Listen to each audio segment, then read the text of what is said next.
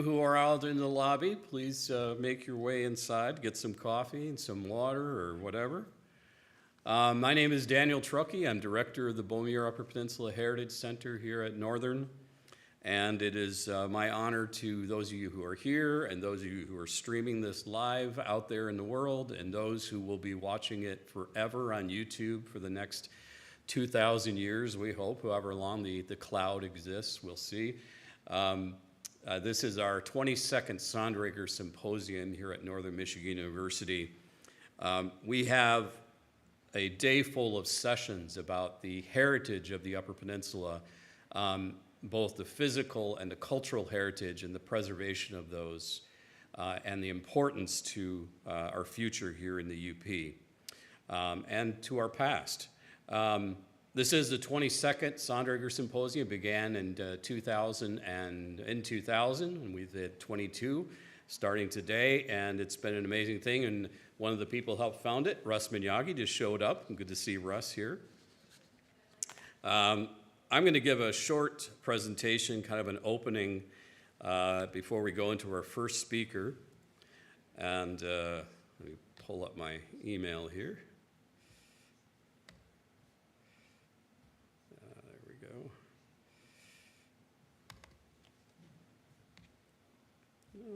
That's not what I wanted.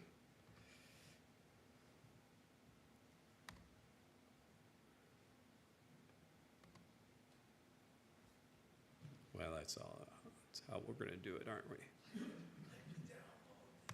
Ah, yeah. There we go. Thank you. We got a lot of stuff going on here all at the same time.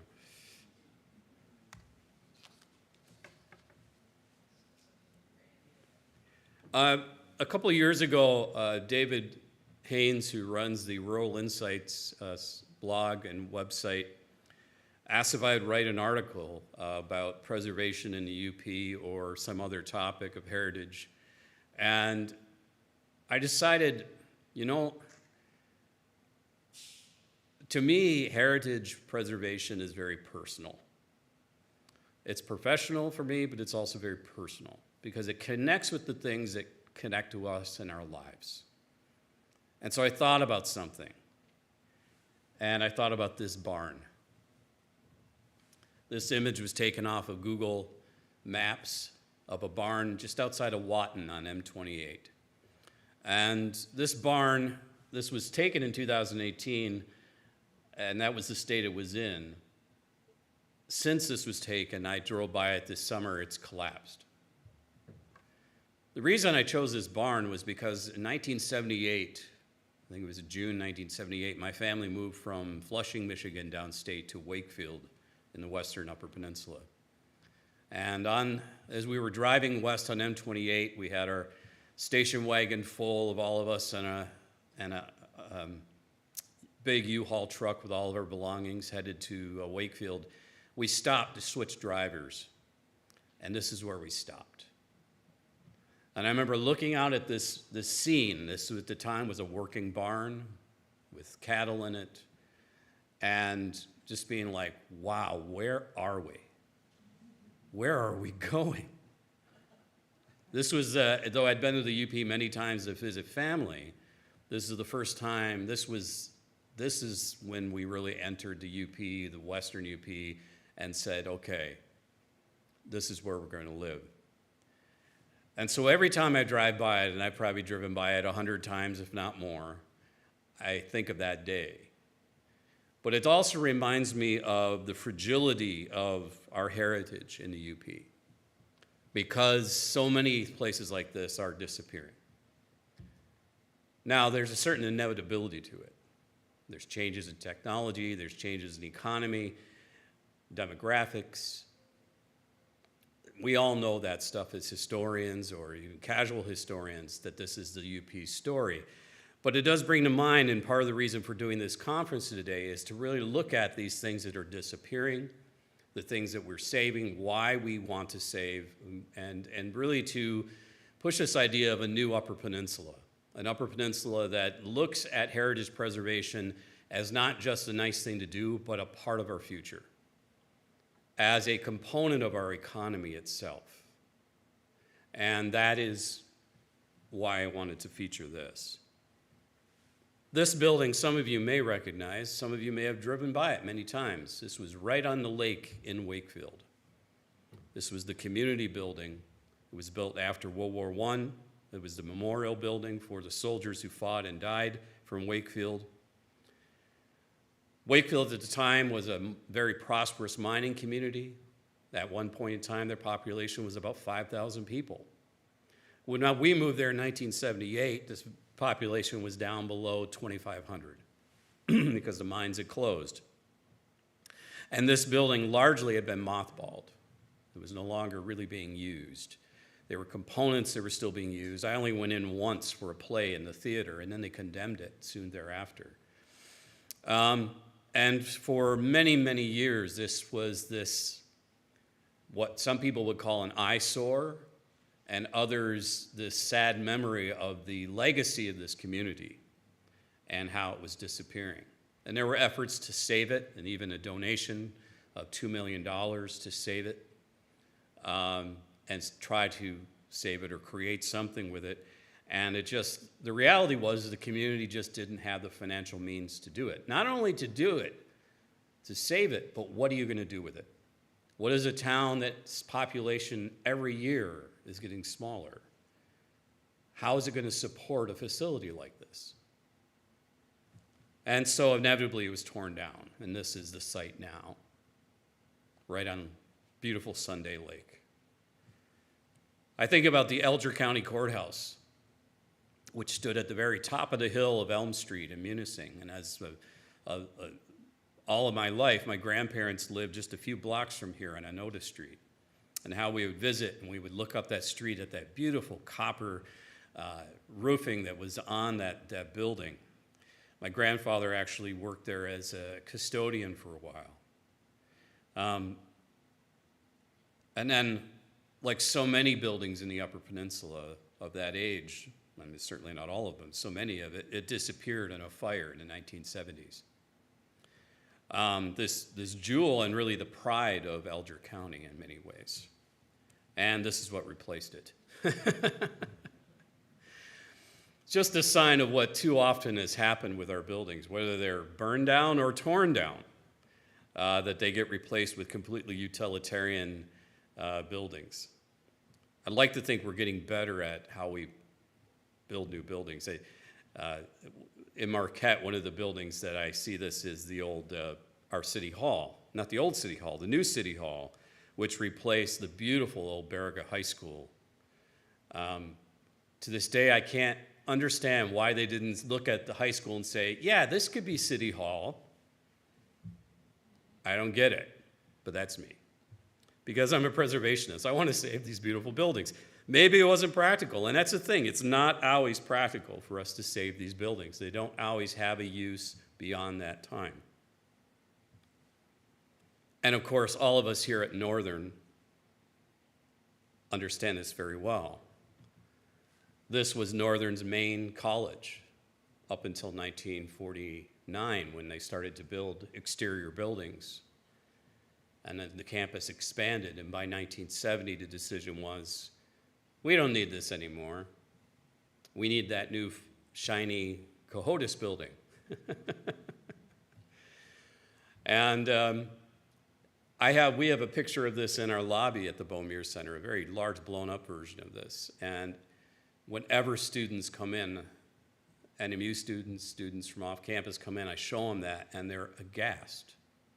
Not just fascinated, aghast that this was torn down.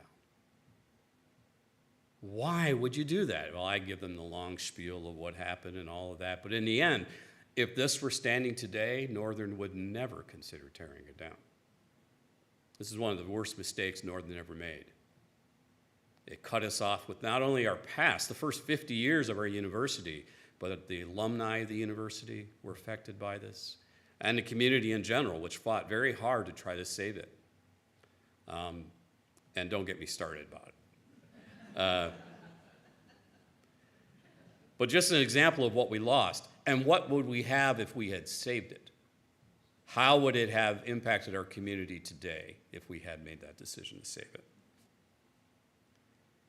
With that said, the UP has a lot of success stories. I think Calumet is probably one of the greatest examples of what can be done with regards to preservation, heritage preservation.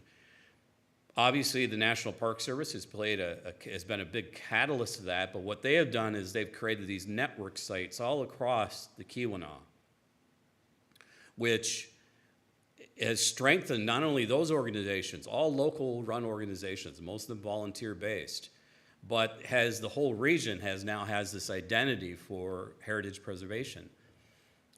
Before 1990, Calumet's future was very, very, very fragile and was, as certain as any other community in the UP that was in a similar situation. And now, I wouldn't say that Calumet and Laurium are thriving metropolises by any stretch of imagination, but they're thriving as what they are. They are destinations for people. And this, I think, is an example of what we can do and what more communities, I think, in the UP should be trying to do. Marquette has done a great job in preserving its downtown, but we've lost a lot as well in Marquette. Today, you're going to hear about the city of Negaunee and their efforts at historic preservation and developing a historic district. So, and Tina is going to be talking in just a little bit about Marquette's cultural trail, looking beyond just the physical, because it is more than just the physical. It is also the heritage, the stories, the people about the place that is important as well. This last summer, however, we were reminded of the fragility of places like Calumet. This fire took place right in that same block in the picture I took earlier. We lost 3, if not 4 historic buildings right in Calumet. And that was a huge loss for the community. Fire has always been the worst, the biggest issue for preservationists. There's not a lot we can do about that except try to secure our buildings, but fires are going to happen. But we need to think beyond that and think about how fire can be incredibly damaging, but just as much was the fact when they tore down the Italian Hall 2 blocks away from here with a wrecking ball.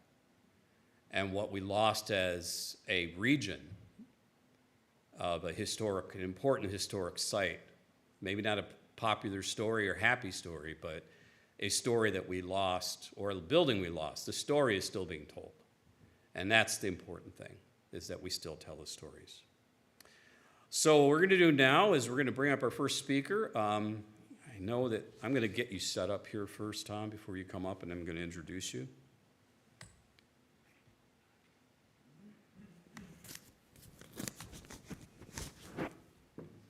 Here, no, let me introduce you, Tom. Okay. All right. Thank you. Our first speaker is Thomas Straka. Thomas Straka is a professor emeritus at Clemson University in South Carolina. He's a professional forester and forest economist by training. He earned a BS and MS in forestry at the University of Wisconsin-Madison and an MBA at University of South Carolina, and a PhD in forest management at Virginia Tech. He's experienced as a forester working for International Paper Company and was on the faculty of Mississippi State University. His interest in charcoal kilns is related to the forest that supported the charcoal burning industry, which my family was involved in back a long, long time ago. He has researched charcoal kilns in the few areas that still contain concentrations of kiln remnants. One of those is the Upper Peninsula. And so speaking about these vanishing ghosts of Michigan's Upper Peninsula charcoal iron industry, Dr. Thomas Straka. Thank you. Good morning. About a year ago, I wrote an article for Upper Country. That's the Upper Peninsula Studies Journal. And I wasn't trying to do it. I didn't intentionally do it. I couldn't have written a better article just listening to your introduction, because it turned out to be about historical preservation, and it turned out to be tourism. It was just an underlying theme that was there, and it was serendipity listening to you. It was also opportunities lost. And this is a well-suited topic by chance. And the vanishing ghosts are charcoal kilns. In the late 19th and early 20th century, there were hundreds of charcoal kilns throughout the Upper Peninsula. They were part of the heritage. I don't think I used the word heritage in my paper. I used culture.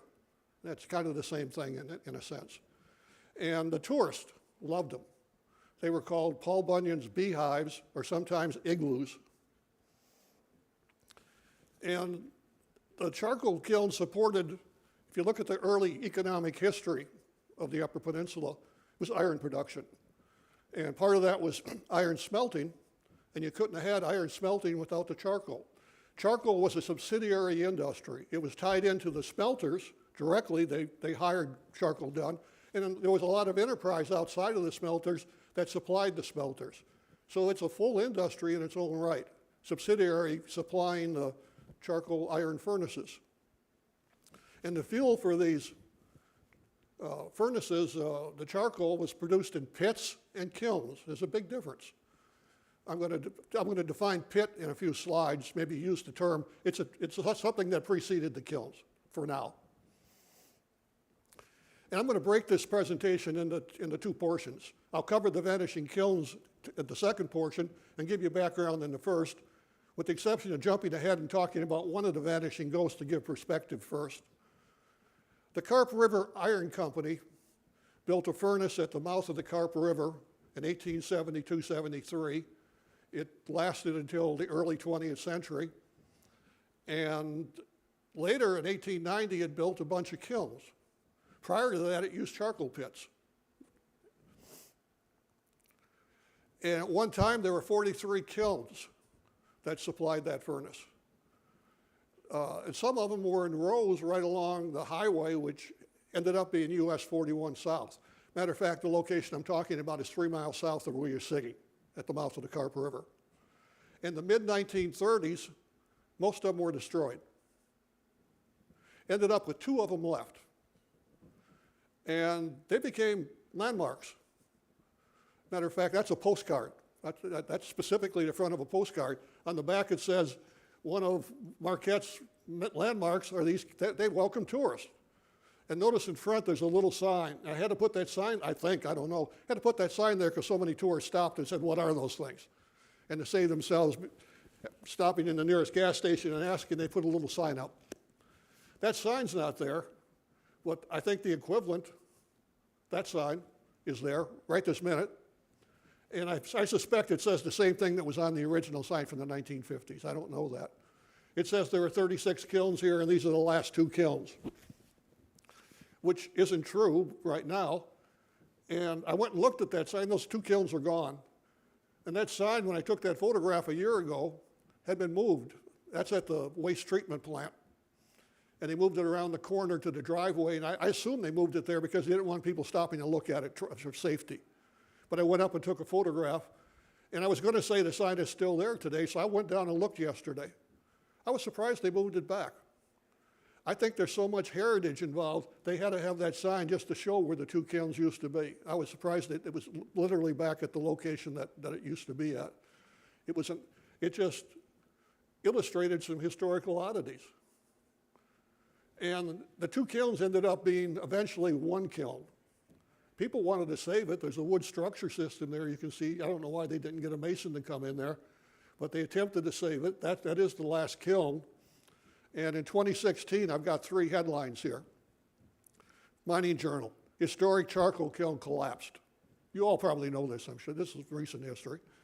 And the Iron Ore Heritage Trail Organization has, we got to save the kiln, we got to preserve it. And the Mining Journal says in 2020, history preserved. And I think everybody knows it's down there right now. There it is.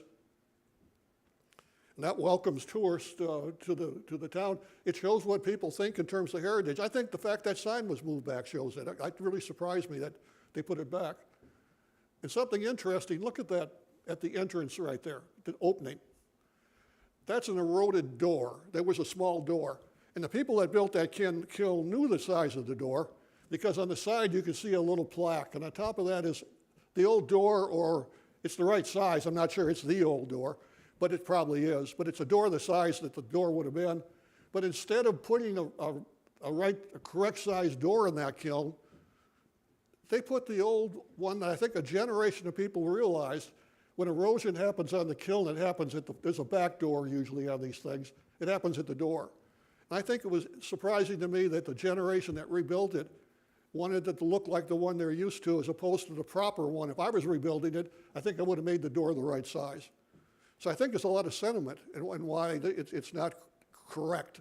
It's correct in terms of what they remember. There have been lots and lots of articles. I could have a dozen in the newspapers from the 1940s and 60s when the kilns were all along the roads in good condition, the 70s too. And they all say, there's a great opportunity to build a historic park. There's a great opportunity to save these kilns. And the other topic Dan mentioned, this is about opportunities lost too. But the opportunities were well recognized. These are always in the Sunday newspaper. And the reason is they made a big story out of them, a page and a half, lots of photographs. I just plucked a little part out of each one. These are in Stevenson, Michigan. But the effort was there. The recognition was there, easy to find in the newspapers. So quick background to start with. There were, I chose 1870s as a representative time period. There were 12 charcoal iron furnaces in Marquette County. You see 3 at some places. Most people consider a charcoal furnace a stack, and sometimes you had 3 of those, and there were 3 furnaces by proper definition. So there were 12 in Marquette County. There were 7 others in the Upper Peninsula, in Alger, Escanaba, Delta, and Menominee counties. So there were 19 charcoal iron furnaces right then. In addition, there were 2 that used coal or coke. And if you look at that, that's 2 out of 21. That's roughly 10%. They produced 20% of the output. They were big, and they failed. Coal didn't work in the area. I'll tell you the reasons in a second. And by the 1880s, they were gone. And from the early 1880s until the 20th century, well into the 20th century, it was 100% charcoal. So when you're talking about all that iron production that took place of smelting in the Upper Peninsula, you're talking about charcoal. The coal was even several furnaces were built for coal and failed, and they've converted to charcoal.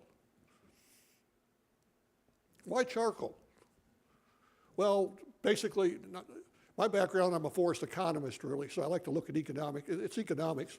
It's a lot cheaper to ship pig iron than it is to ship iron ore. Why ship the iron ore to Ohio to be smelted? Why not smelt it here and ship something that weighs a lot less? So there's economics there. And coal was unavailable at first, and when it became available, it was too expensive. It never worked in the Upper Peninsula. It just never worked. And besides that, the charcoal was preferred.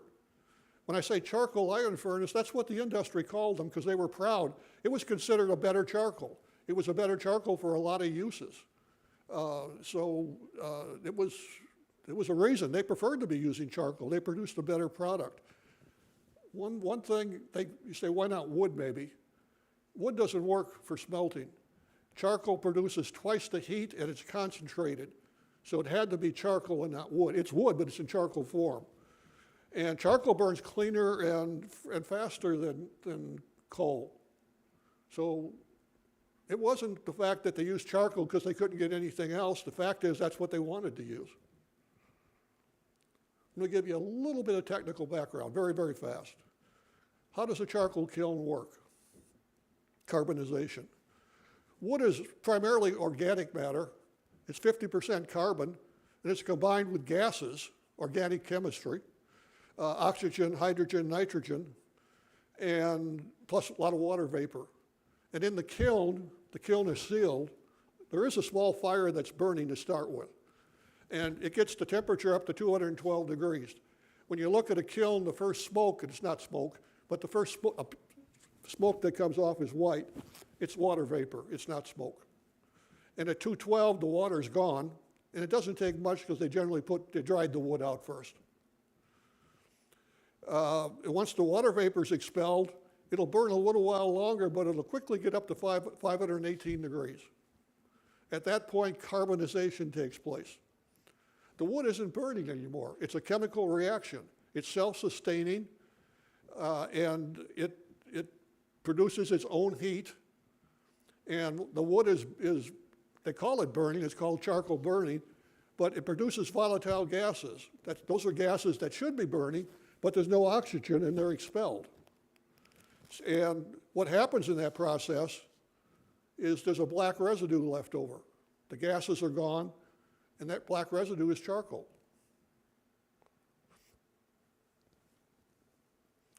The trick is, I said, it's 50% carbon in terms of volume.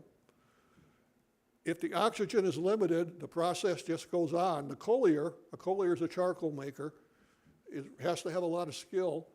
He makes sure the oxygen is just a little bit. It's almost anaerobic. And if he fails, a fire starts very quickly because it's hot in there. The wood quickly becomes ash. That's a big deal because the charcoal maker wasn't paid for how many cords he put into a kiln. He was paid for how many bushels made it to the furnace. He didn't get paid. So it was very serious business. Now I'm a forester. I'm a forest economist. Forest economists also teach, research forest policy and forest history as part of our social science background. So I got interested in charcoal because it's wood and it affects timber supply. Look at that, that's charcoal. That might not look what you're used to, but the wood that goes in the charcoal briquettes is that. And it's ground up, some fillers that help it burn better, more uniform, are added to it. Look at the wood structure. If I could pick out one of those pieces and show it to you, I could actually show you the rings. The rings are in there. That is wood. It looks like wood. And I'm not going to give you the math. I could. Forest economists like to use numbers. It's only addition and subtraction, but I'll give it to you in words. It takes so many bushels of charcoal to make a ton of iron. It takes so many cords of wood to make a bushel of charcoal. And it takes so many acres of land to make that bushel. And you can convert that back, and I'll give you the bottom line. Thousands and thousands of acres were clear-cut, cut over, decimated due to the charcoal production. When you think of the cutover of the Upper Peninsula of the Lake States, Michigan, Minnesota, and Wisconsin, you think of the lumberjacks coming in and cutting lumbering. And yes, that's what you should be thinking of. But what you don't think of, and it was really important, and if you're doing the forest history, you got to get into it, the charcoal burners were taking a tremendous amount of wood. They loved the small wood. They stuff so they could pack it tightly. They like 4-inch trees, small cordwood. They like to take what's made in paper now. If they had to take lumber, they cut it into smaller pieces. They came in behind the lumberjacks and finished off the tracks because the small timber was left. And they went in the tracks with small timber and cut it. So I'm interested because I'm interested in timber supply and forest devastation. And if you study it in the Lake States, for example, you'd better cover charcoal production. Okay, I said I'd define pits. The technology, the people that did this came from Europe, mainly Italian Swiss. And I kind of wonder, I see a lot of references to Italians in the Upper Peninsula, and I haven't researched this, but I'll bet you if I did, I'd find this out. The people that built the kilns in the country are probably, because they were highly skilled masons and they knew how to build them in Europe. I know in the far west, they were definitely Italian Swiss that built them. But that technology comes from before kilns. They were developed about the time it happened in the Upper Peninsula. People used charcoal pits. That's traditional manner. The wood was put in the tiers in a mound shape, maybe about 12 feet high or 15. It was covered with dirt, first leaves, then dirt. The leaves kept the dirt off the wood, totally sealed up like a kiln. Then it was burned the same way and produced. Matter of fact, there was a lot of argument when kilns were first developed. The pits developed better quality charcoal. The only thing you could say is because there's dirt involved, it was a little dirtier. But a lot of iron masters actually preferred pit charcoal because I think it was the colliers were had so much ability because that was the traditional manner. They didn't do as well in the kilns. And that's a charcoal pit. C3, the wood was usually in 4-foot sections, so you could build even tiers. See the 3 tiers going up? In the middle, they built a small chimney with wood. They had to do that because you had to put kindling in there and they lit it. They had to get the fire going. And so there was a small chimney in the middle. Look at the side closely. See the leaves there? And then the dirt's over it. Notice the dirt is black. Actually, it was. You say, why is it dirt? When they first built the first kiln, it was brown dirt. They had to be level. The fire has to burn uniformly down. You can't have it at a tilt, so it had to be extremely level. Put a lot of work into developing the hearth, 30-foot circle. And once they put the kilns where the wood was, right in the center of it, and it took a couple weeks to do this. So once they made a kiln and got the wood out, they'd use the same site and build another kiln and another kiln and a pit and another pit and another pit. And they took the dirt off and used the same dirt to put it back on. It got mixed with charcoal dust, and very quickly it turned into something that was black due to the fact they were reusing the dirt. It's called charcoal dust. I've made pits. It works a lot better because the charcoal's light and it's a nice covering. So if you see any pictures of charcoal pits, I'll show you one. Usually the dirt is black because it's been reused. Matter of fact, there's one ready to be covered. Notice how tight it is. They took small wood, called lap wood, 1 to 2 inches, and stuck it in between. You wanted it to be as tight as you could make it. There it is covered up. And the dirt does look black, doesn't it? Now there's a little hole on top. There's a chimney going down. These things have to be vented. If one side's not burning as much as the other, you put some holes in the bottom with a shovel handle. And that one is ready to light. Kilns. Let's get into kilns now. In the Upper Peninsula, everywhere, not just the Upper Peninsula, there were 4 kinds.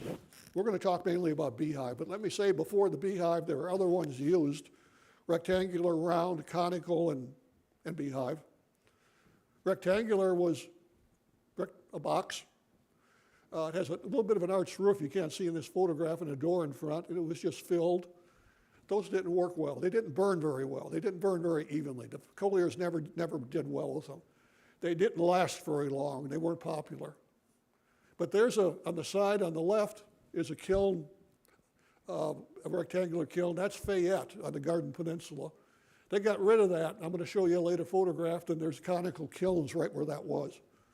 But they were in the Upper Peninsula and didn't last long. Then there's round kilns. There's vents on the bottom. There's an arched top. I chose Ashland only because I got a postcard that shows really good detail. I could have showed you many of these in the Upper Peninsula, but they're grainy photographs and you can't see the detail. So the only reason I switched, and Asheville's pretty close, but they look just like this. I like this one because the detail is in it. Then there's conical.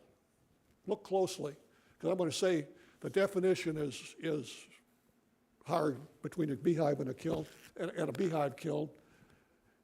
That looks like a cone, doesn't it?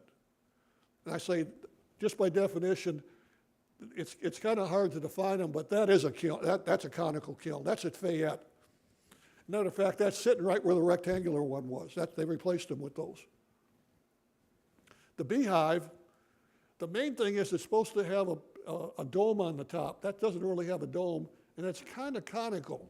You could argue that's conical, but being the sides aren't exactly conical, and it does kind of have a dome, that's the one at Marquette.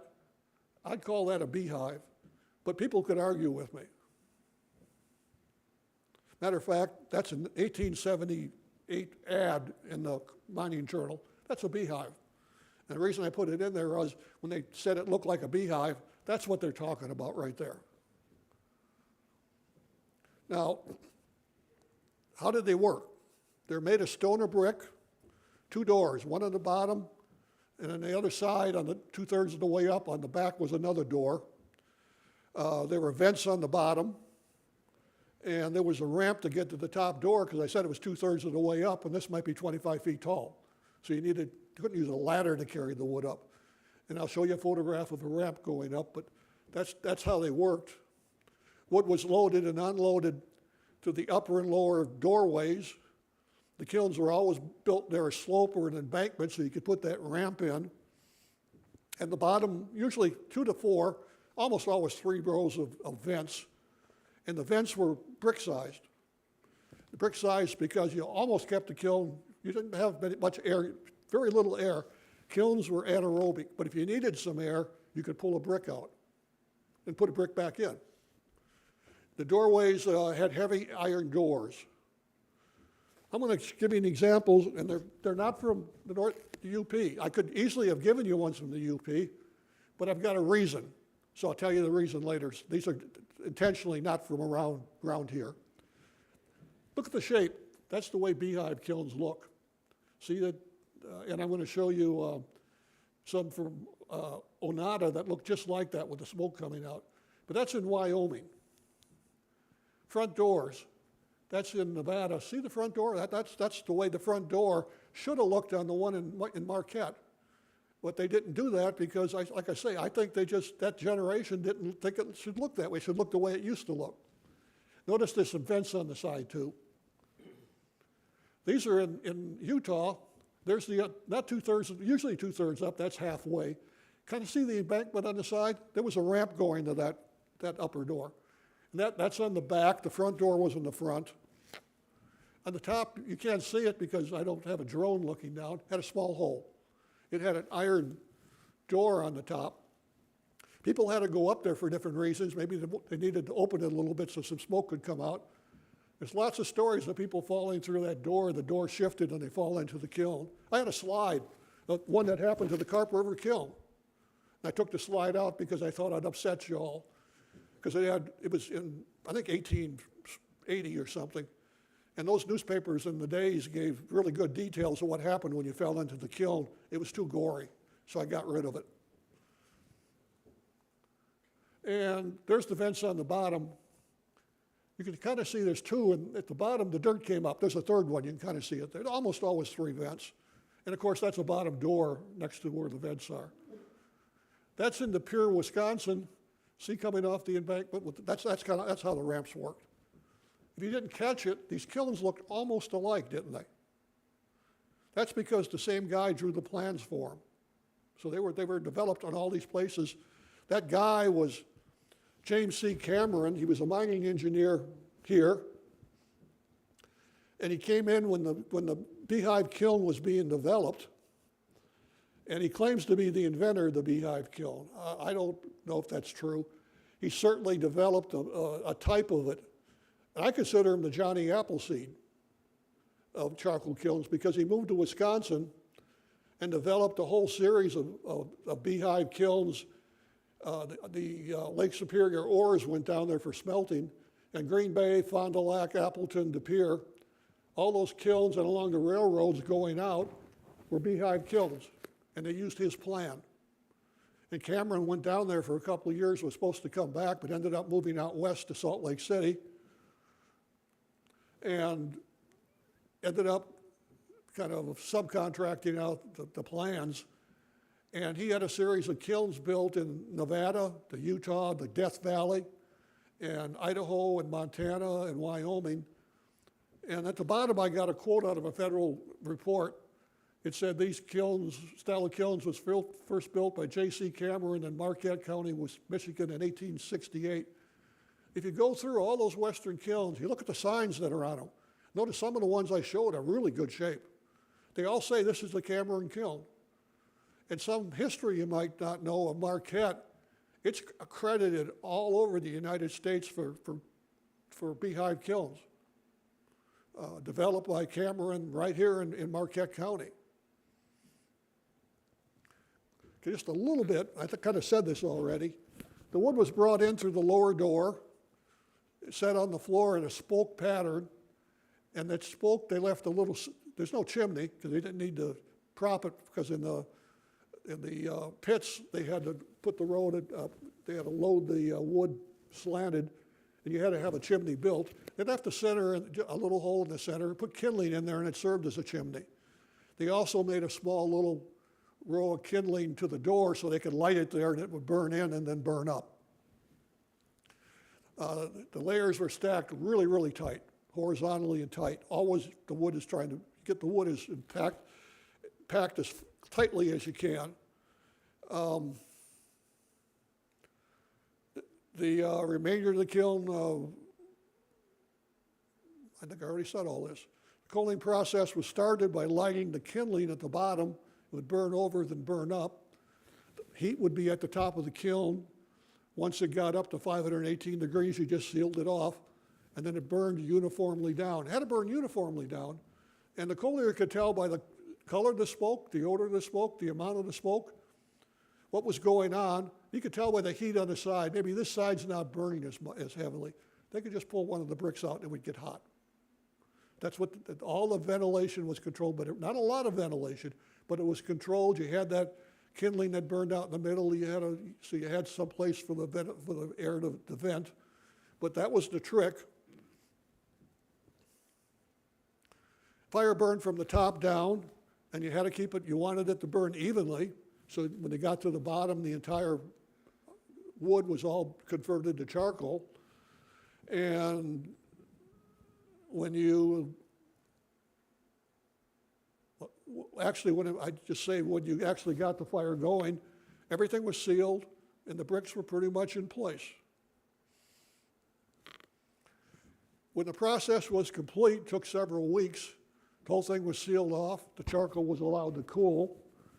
And once it cooled, it was taken out and taken to the furnace.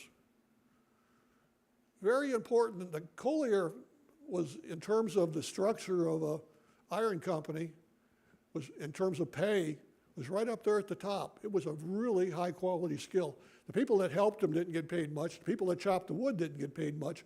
Collier was considered upper management. He was really, really important. And if he didn't cooling the coal was a big part of the process. You had to have it cool. You want to do it as quick as you could because you could get another pit going. And you're trying to have economic efficiency. But if you set it off too fast, it catches on fire. If you put it on a charcoal wagon and it's going in and it catches on fire, you don't get paid. Collier got paid for the charcoal that ended up at the furnace, not the stuff that burned in between. There's a furnace that was on that list of kilns, Bay Furnace, about 35 miles east of here. Onada, not the one there were two Onadas. The first one was a big village next to the furnace. A teamster was taking wood through the town. It caught on fire. He quickly unhitched the horses to save the horses. The wagon caught on fire. It was a windy day. The whole village burnt. A catastrophe. I don't know what the collier had to pay for that because he's responsible. Big deal for the collier. A charcoal wagon was special. The planks on the bottom weren't bolted to the bottom. They could pull them out. They took horseshoes and bolted them to the planks, leaving a little space at the notch of the horseshoe where you could put a chain in there. And the teamster carried a chain.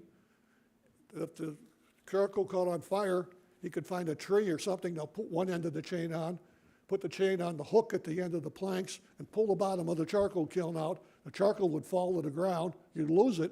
That's cheaper than losing the wagon. And actually, that worked well at the furnace. You could also pull it out and unload the charcoal with it. So cooling was, you don't think of it a big part, it was a big part. Everything was by the color and odor of the smoke. I actually go and volunteer, and I could do it because I've done it for 20 years. I like to actually go to charcoal pits. It's done a couple of places around the country. And I can tell by the color, the amount, and the odor of the smoke exactly what's going on in that kiln and when you might have a leak, which is important. Let me just jump here to show you the kiln. There's one. See the wood horizontally, see the kilning in there, see the guy with the ramp fixing to put it in the upper door. When I start talking about kilns, that's the way they looked. People wanted to save these things. Like I say, I could find a dozen articles. Only two places, I say opportunities lost. Fayette and Marquette are the only two places that really made an effort. I don't know if this is the slide. One of my slides I talk about suggested effort. It never amounted to anything. Lots and lots of articles that said, we got to save these things. That's Wilson. That was some of the best ones. That's the way they looked along the road. I'm going to show you a picture of that kiln today. I took the photograph from the road. That's how close they were. That one is in Stevenson. I showed a different version of it earlier. These are all articles in the Sunday paper, and underneath they talk about historical preservation and tourism. We got to do something. There's a great opportunity here. Okay, the vanishing ghost. In 1978, I had there was a survey done, and it looked at all the engineering structures around the state, and charcoal kilns were included. The existing ones, there were pictures taken of them. I went back and took a look and seen what they look like today and what opportunities were lost. There are two areas, Marquette, there's the places I looked at. And I already covered Carp River, 1872. Charles Schaefer, called the Alger County Charcoal King. He was involved with the 1890 kilns. Actually, they were there because there's a state prison nearby. And there was 1,000 cords of hardwood, and from the newly opened Marquette State Prison, and that's where the kilns ended up along the highway. That's the one, the last one that ended up not surviving. That's the one that ended up being resurrected, as I called it. Another one, though, 16 miles south of Harvey, was the Mangagum charcoal kiln. It was part of probably 16 kilns that were behind the Carp River firm. It's 5 miles southeast of right here. If I got anything in quotes, it's from the survey. These kilns are 20 feet in diameter at the base and 20 feet high, rough coarse stone.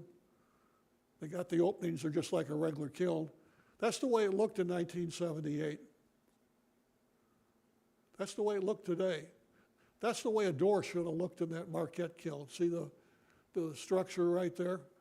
And that door I showed you on the other one, that was the upper door. There's the upper door, it's gone. Opportunity lost. You know, not all charcoal kilns were in the survey. The northern furnace, 5 miles south of here, mouth of the Chocolate River, there were a dozen more kilns right there. And I looked at that with a satellite image. While they weren't included in the 78 inventory, just to make a point, there are ground level foundations still there. Matter of fact, that's somebody's yard. There's 3 of them there. I knew there were more. You could tell that he has mulch over the end. I knew they went off. I didn't know there were a bunch of foundations in the woods. When I talked to the landowner, he showed me. That's the way it looks in his yard. So in the survey, they wouldn't have considered that a foundation. I consider that still a foundation because you can see it. And in the woods, that's 3 foot tall. There was at least 6 of these things in the woods. So they're hidden in plain sight. There's plenty of, I could find hundreds of these within Marquette if I was to go out and look like that. Another area really intense with kilns was along the Detroit, Mackinac, and Marquette Railroad. Today it's not the railroad, but a trail. There were 35 kilns within 20 miles of Marquette. And the biggest location was the Onata Station. And the kilns were built in 1881 and acquired by Charles Schaefer. Charles Schaefer's all over the history of these charcoal kilns. He was an entrepreneur. He worked on furnaces and he worked on charcoal kilns. There were 14 kilns at this location. In quotes again, what the survey said, there were one kiln and one room and a building 15 by 25. The structure still standing is 25 feet in diameter, approximately 25 feet in height. The definition of what constitutes a kiln is subjective. I found a lot more foundations. I'm not going to argue with the survey because they had their own definitions of what a foundation was. I think even the ones in the yard would count. That's out of an artist drew that for a book of interesting things along the railroad. Think back to Wyoming. See the way they look? See that those are probably beehive kilns. Tourists love these things. Think of what that looked and smelled like if you were on the railroad. There's the big one today. It's got moss on it. They're really pretty out there in the woods. You can see that, walk right off the woods and see that. There's one of the, probably the one he called the Surviving Foundation. That's one of the nicer ones. Nearby, 3 miles, and usually these things are exactly so many miles apart because there are railroad stations, is Rock River. He didn't include Rock River because it's a Forest Service interpretive site and protected. Originally, there was a set of circular kilns and 10 other beehive kilns for 12. The embankment near it is really pronounced. I found significant foundations and remnants. Right there is one of the kilns. It looks, you can see, the Forest Service considers that enough to make an interpretive site. There's a foundation. Some of them aren't in very good shape. But these are all within Marquette. You can go out and look at remnants right now. They're still there. And there are mainly opportunities lost. In the southern part of the state, around Escanaba, there's the Fayette kiln I talk about and some other ones. The second resurrected one is Fayette. And they were next to, there they are, they're conical. You can tell, sometimes it's obvious. Those are conical kilns. That's where the rectangular ones were. That existed there before they made the state park, and people talked about saving them. By the time they did it, there's a small original one. The bigger one is the one that's there now. I don't know why they didn't try to save that smaller one. There it is today. It's conical. The rest of them, they're along the railroad. This is Daggett.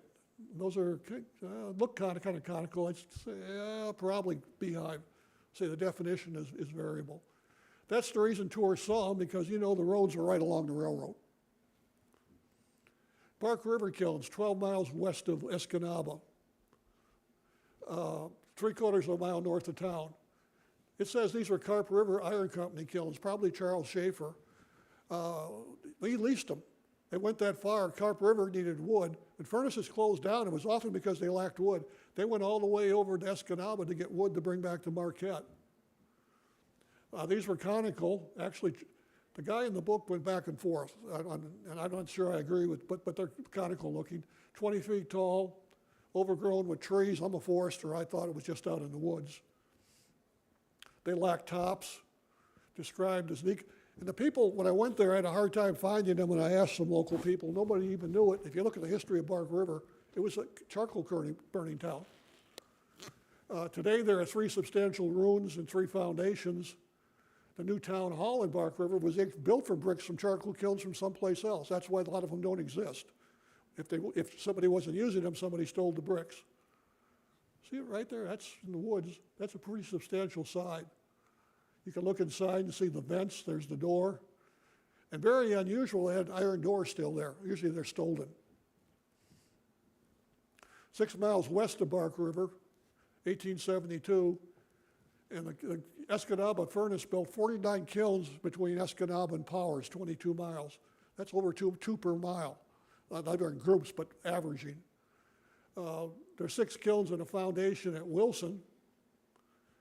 They were some of the best standing in the state, 25 feet tall.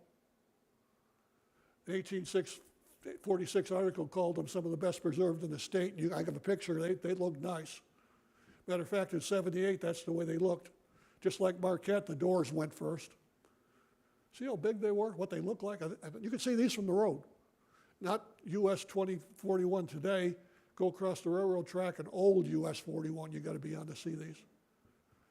Look how they looked. That's what the tourists saw. There they are today. There's trees growing out of the top. See the vents at the bottom. I took that from the road. There they are in a row. There's the back. That's what happened to them, unfortunately. Stevenson, down 25 miles down the road, and all these are along Chicago and Northwestern Railroad, which is also 41. Location is 2 miles to the east. And I'm surprised, that was one I showed you earlier they wanted to make a park out of. I think they're interesting enough, they figured they'd get people to drive 2 miles over to see them. They produced for the Menominee furnace. They said there were 5 kilns standing in the ruins of a 6th, conical. You can tell that these are really beehive. 25-foot in diameter, 20 feet high, remarkably good condition. That's in 78. Notice the door looks like Marquette. That's not a good picture, but that was from 72. You can tell they look pretty nice. That's it today. There they are in a row. I call that's pretty typical. I'd call that what you called earlier is opportunity lost. Look at that right there. I know I've gone a little bit long. Questions? I went fast at the end. I was going to go faster, but I was watching my watch. Actually, you're right on time. So we have a question back here. I was struck by the ruins in the forest. I love that kind of searching and hunting and finding them. And it would be great if there was a website with a map with little kiln icons showing where the foundations are so that I can go out and see them. That could be done. Matter of fact, I was surprised. I mentioned most of these are private property, if you caught it. I didn't stress it, but they were. I had no problem with any landowner giving me permission to go out there. Matter of fact, it was the opposite. Oh boy, will you tell me something about them? And if anybody wanted to do something like that, it'd be very easy to do. I mentioned earlier I was talking to somebody, I said, I'm tempted to tell stories. I'm going to tell a story.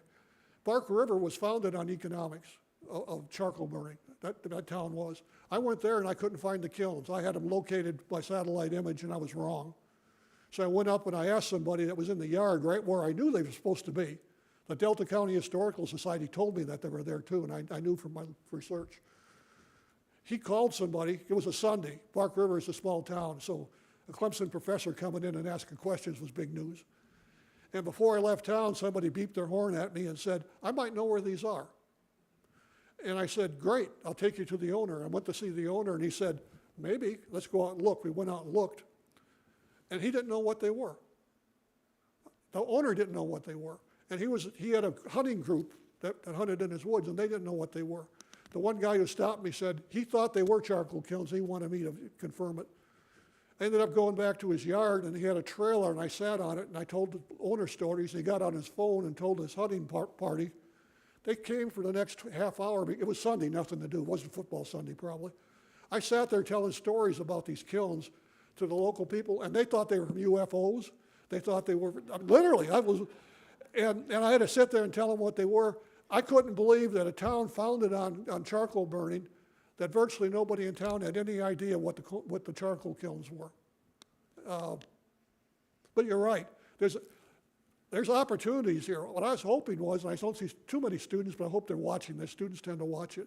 Somebody picks up on some of this and calls me up in South Carolina and said, will you help me write an article? There are so many things like that that could be done. Very interesting. Annette, your comment about tourist destination. Yes. Annette, your comment about tourist destinations. I wish my friends from Chicago had been here for this because they told me that their parents, who were sailors, would come up from Chicago to Fayette, to the Garden Peninsula, to see the charcoal kilns. So, in fact, they've been a tourist destination for a long time. And then a question, why did the charcoal kiln industry decline? Lack of wood. I mean, it was forest devastation. When you go through and you read the literature, fully able to operate smelters. Smelters were expensive.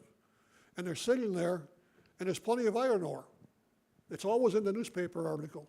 And more times than not, it wasn't any demand for iron smelting.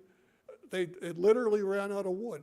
The charcoal became too expensive. They pulled it in. Remember I said Charles Schaefer was pulling wood in the Marquette from down to Escanaba. That's how bad it got. And what happened was, a big reason that the smelting declined was forest devastation. You think that, no, I teach forest conservation, and you always start out, the wood is inexhaustible.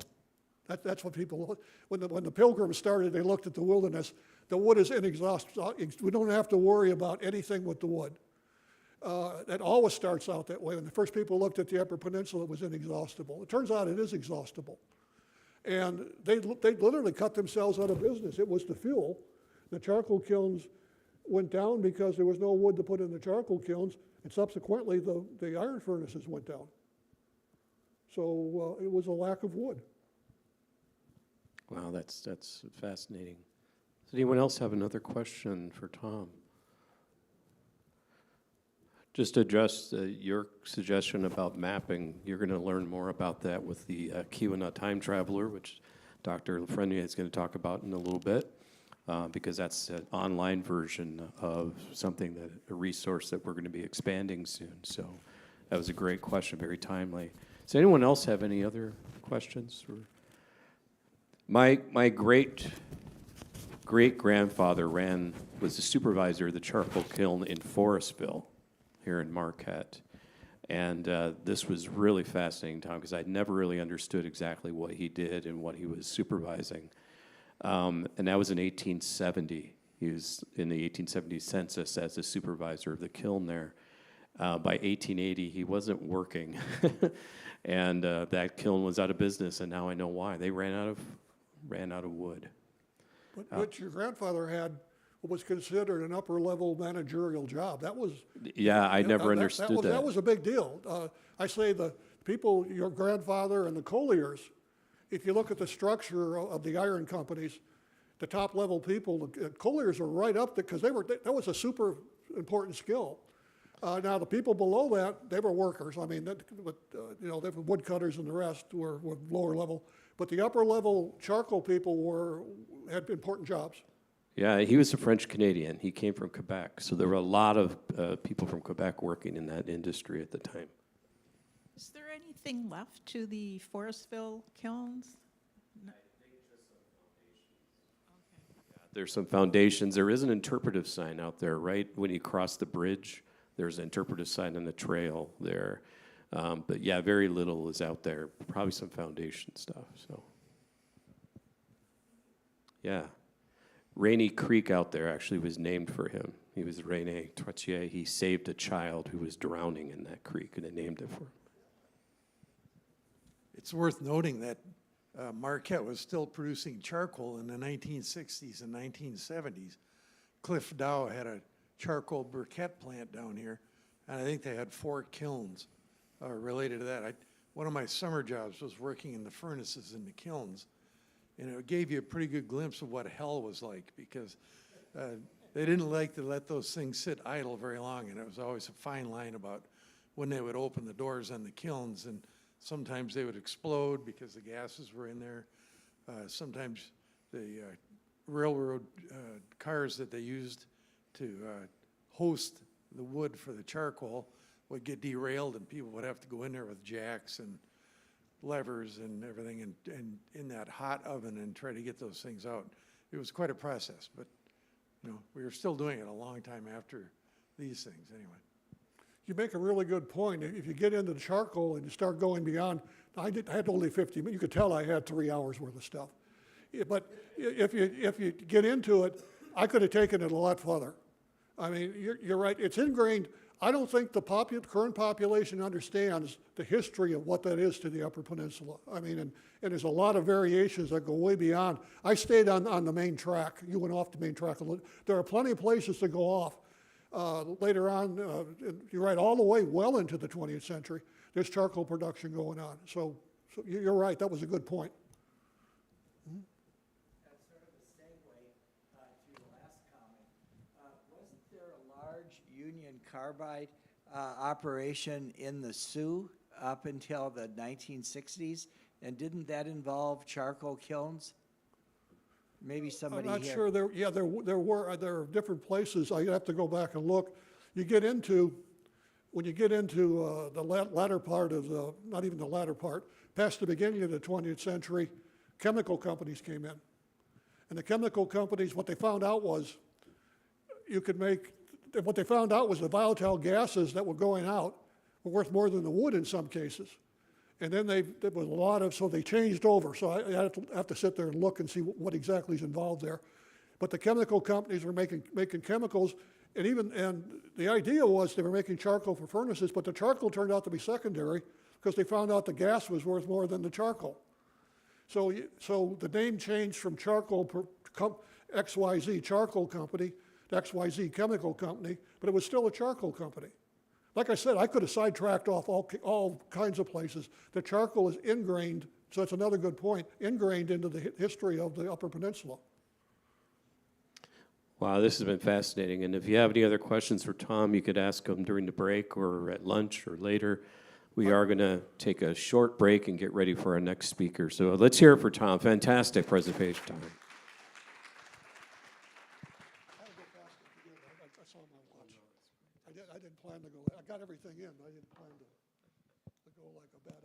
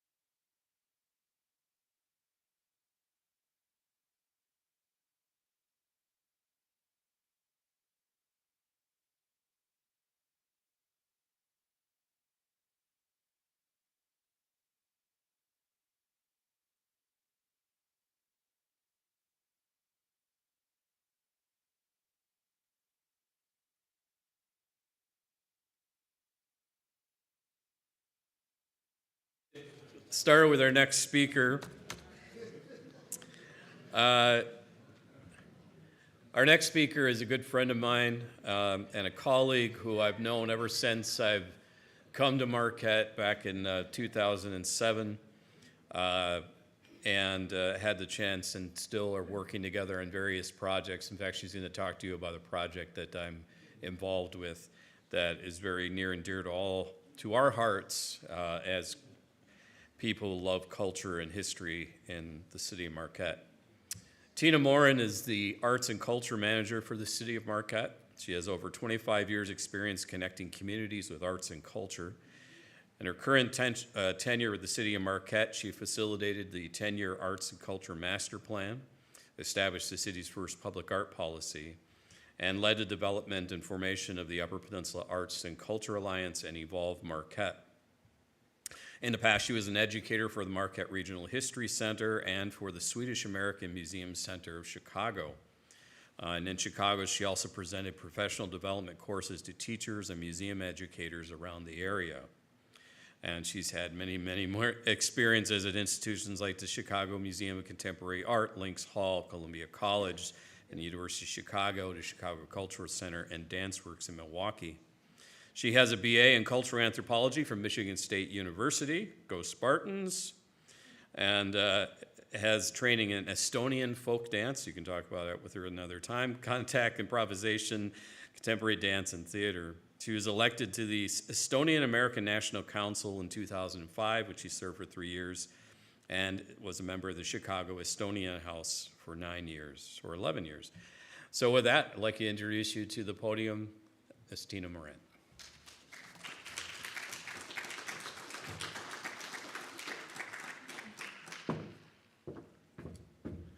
Hi, I was telling Dan that I was really nervous. You know, it's NMU presentation, and when I speak for people in the city, often, you know, not everyone is interested in history and the arts, and so it's very nice because you're a very interested crowd, and I think that's why I was a little nervous, because you're actually going to pay attention to the words I'm saying.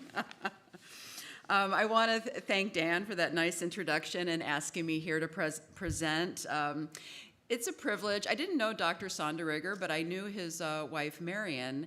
And when I worked at the Regional History Center as a school program educator, I was able to do her oral history. And she talked about being a little girl in the summers in Marquette and cooling off on the large at McCarty's Cove in the ice house and those big blocks of ice when she was a little girl. And just, you know, thinking about all the people that we're talking about today that just lived and played and worked hard here in Marquette. It's so interesting. So I'm here to discuss the city's Cultural Trail project. And, you know, basically it's a 7-mile interpretive public art trail spanning the 7 miles on the multi-use pathway from the Carp River Kiln, which I am more excited about than I have been, thanks to that presentation. Just that fits so well, because that's where it starts, to Presque Isle. And I'm going to share today why this project developed, why we think we need this trail, what's been accomplished, and what's coming up. I'm not a historian.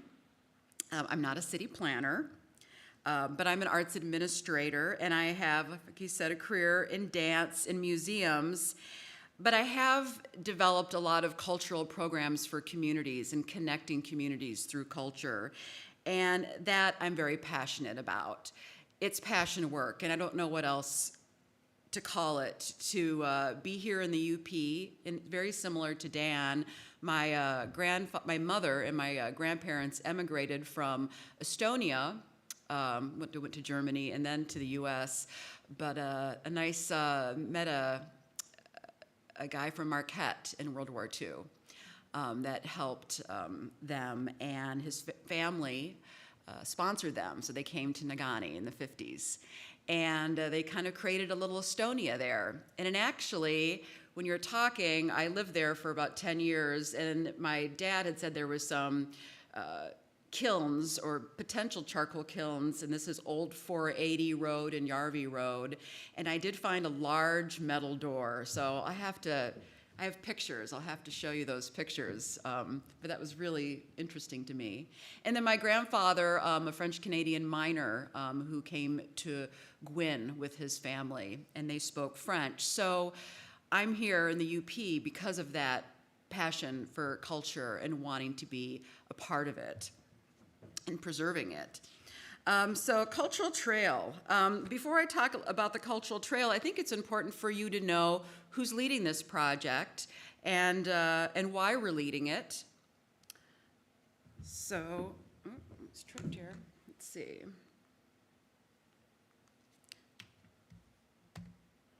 I know, yeah, I have to escape out of this. Oh, I got it. I think she was gonna come help me. I do that, and then I do,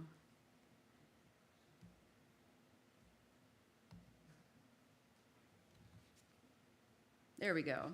So I'm a part of a department called Community Services with the city. We basically are made up of 3 divisions: Parks and Recreation, Senior Services, and Arts and Culture. Arts and Culture has been an office or a department at one point of the city for over 20 years. I think it's pretty unique that we have a little town that actually invests in arts and culture. And we have a 3-person office, me and Amelia Pruitt and Tristan Luama, good Finnish name from Marquette. And we work in the lower level of the Peter White Public Library. There's a gallery there. If you're ever there, please stop and see me if you want to talk about this project. We lease from the library. Our 20-year lease is was up. We signed a 5-year lease that we're now 3 years into. So we're not affiliated with the library, but we love renting from them. Beats that City Hall building, which I'd rather not be in. That was funny too. I really liked that. I'm advised by an Arts and Culture Advisory Committee of really interesting and creative folks in Marquette. John Teichman actually works here at Northern in admissions. Fun. I have a fun job. And we're guided by a master plan.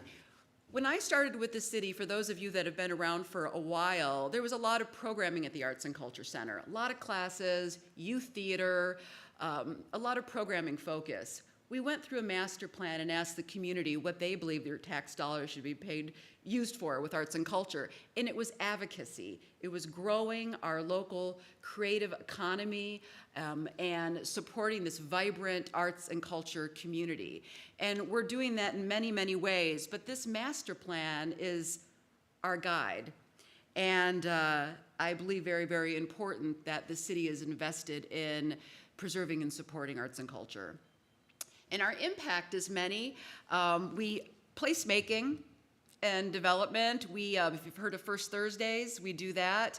The mural on 3rd, we helped to make that happen and find the grant funding to make that mural happen.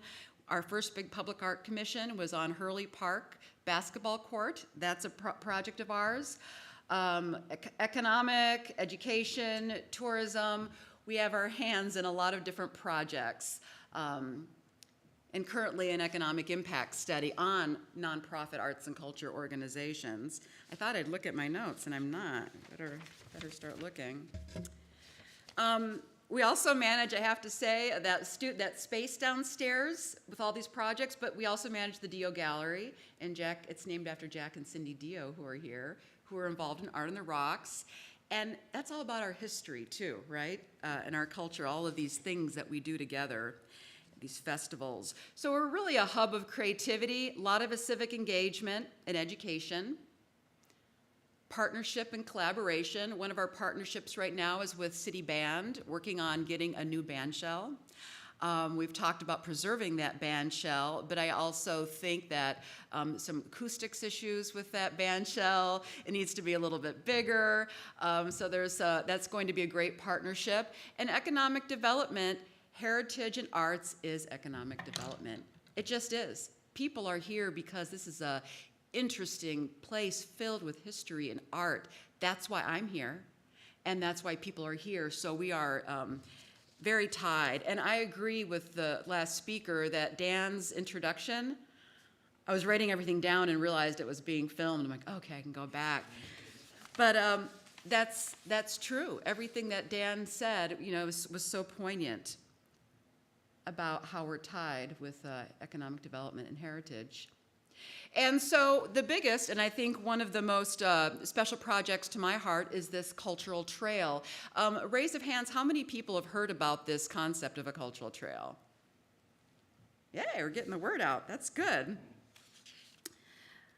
Cultural trail. And the cultural trail embodies all of those cornerstones that I mentioned. It is education, it is economic, and it is community engagement and partnership, because I will not be writing that verbiage, that narrative for the cultural trail, but all the partners that we have to work with to make this happen. One of the biggest one is the Keweenaw Bay Indian community.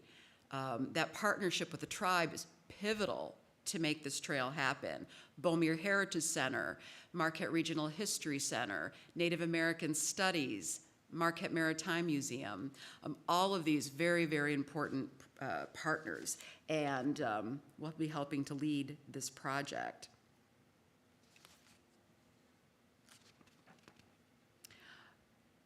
So a little bit about that trail. By definition of a cultural trail is a bike or pedestrian path relating to culture and heritage, connecting resources, landmarks. The Iron Ore Heritage Trail is a very good example of a very successful cultural trail. The Iron Ore Heritage Trail is partnering with us as well. Carol Fulsher is on the committee, because all those paths in the city intersect. The North Country Trail, the Iron Bell Trail, Iron Ore Heritage, and the city's multi-use pathway. But this is where it began. This is the history and the background of the trail, which I feel is really, really important. And it's really a nice example of what Dan was talking about with that vanishing, what was it, opportunity, but the vanishing, I forget how you said it. I wrote it down, the vanishing history, right? Almost, it didn't vanish, but it was being forgotten. So I got pulled into this Father Marquette restoration accessibility project my second year living here.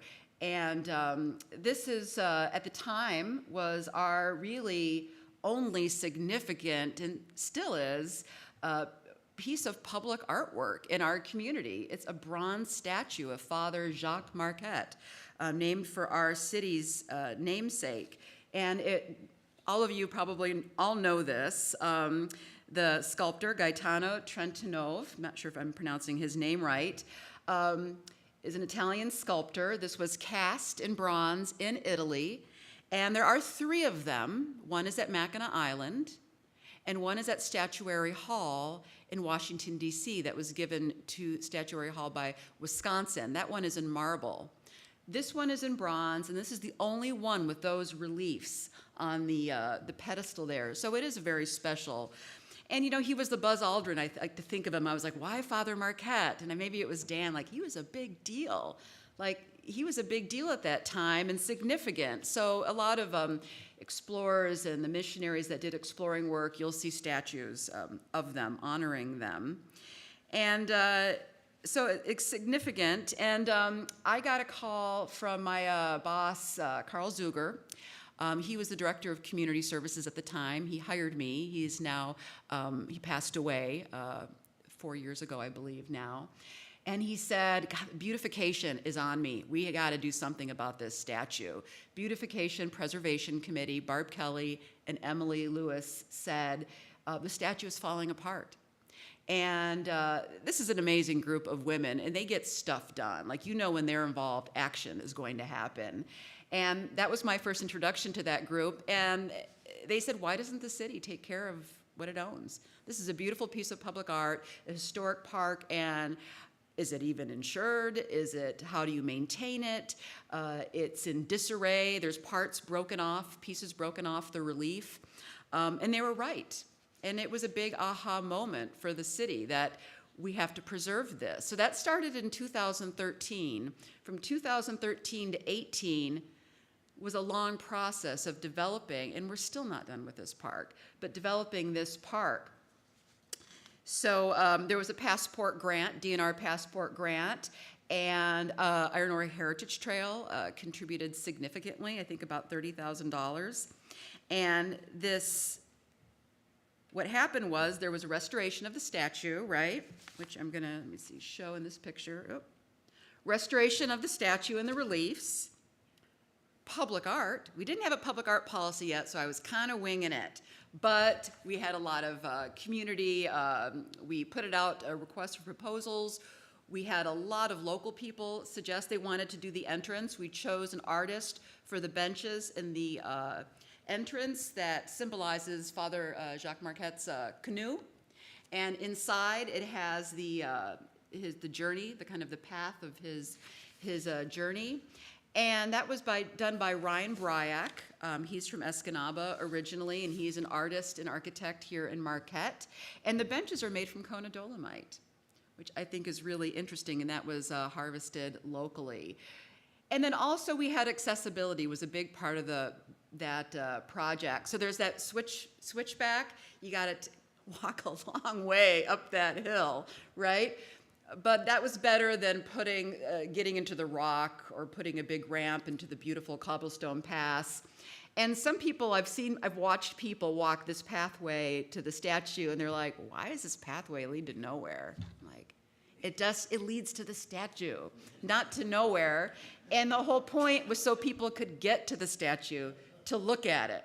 So it does stop, and they're like, where does this go? I'm like, right there. So we're getting there. So now we have this beautiful park. The plantings and the native plantings around the landscaping too, that was a part of it, they're getting ignored. You know, the weeds have seeded. We have missed the boat. We need to invest in that hillside and the plantings. It was native plantings, but I think we don't have a lot of staff with the city to take care of this. So the resources for managing this are hard to come by. But there are 2 beautiful flower bed gardens above that are maintained by the beautification committee, and they're gorgeous. So yeah, 2013 to 2018. I'm looking at my watch, I gotta talk faster. So I'm up there, this is where I almost have to show. I'm up there and I am just like, I'm all passionate, I'm all excited about history and everything, and I'm like, look at this view. This is gonna be a respite for people. They're gonna come sit on these benches, and that was the view right there. And this is 2016, I think is the day that I was standing up there, and I'm like, the Hampton Hotel really bums me out, but at least we have the rest of the view. And Carl Zuger looks at me and says, Tina, you don't go to planning meetings. I'm like, no, what's going on? And he's like, that won't be there, so you need to change and start looking inward instead of outward, because we're going to have Marquette one place, the next one, the condos. I'm like, well, where's the view going to be? I'll show you in a second. And from the History Center and from around town in the Iron Ore Heritage Trail, I remember these pictures of the industrial port, right? The coal, the tanks, the working ore dock, the dirt, the stories from the oral histories I collected. And, the comparison, like, look at the forward thinkers in Marquette and all the community groups and city officials had to do in the 70s and 80s and 90s to make that beautiful green space and to clean that up. And so the idea that, it's getting covered up again, we just got it uncovered and cleaned up, was very distressing to me. And I think the last presenter talked about the lost opportunity. I'm like, we're going to have a lost opportunity here to talk about this. So it was very distressing, and that's when I started thinking about what are the stories we tell within the city. Why Father Marquette? What are the other stories that are untold? What are the stories we tell on the lakeshore? And all of the big pieces that were missing. Dan also mentioned it with the barn that was coming down, Then there's that reverse of development, like, what are we losing if we do develop and build things? There's something that we lose there too. They work together, preserving our heritage, but also preserving our natural shoreline. and our viewscape, I think is really important. When you work with kids in history, and I've always worked with kids in history museums and talking about artifacts and history, you're always saying, and I got sick of saying it, imagine no cars, imagine no telephone lines, imagine. I'm tired of saying imagine. And I found out, we're gonna have to say, imagine what it was like. And that really struck me. So positive things is we have over 90% of our shoreline that we have access to. There's a lot of things, when I think about our community, there's a lot of things people can complain about, but I am pretty impressed with what the city has accomplished. Protecting the shoreline, expanding public access, removal of 2 coal power plants, and even the road relocation from McCarty's Cove to Presque Isle is huge. So very fortunate. And if we're developing densely, I think that's fine, but we even have a new pier going in, or it's in now. So a lot of opportunities. So where do we go from here in 2018? Research. So this is that's the view. That's your view up there now. You can look at the ore dock, or you can turn, and that's your remaining view. And if you see that rock right there, there are 2, those gardens are a name for 2 people. The 2 people that started those gardens are no longer with us. Tammy Diadowski was on the beautification committee, younger than me, passed away, and she was a part of making this. She didn't live to see the red ribbon cutting.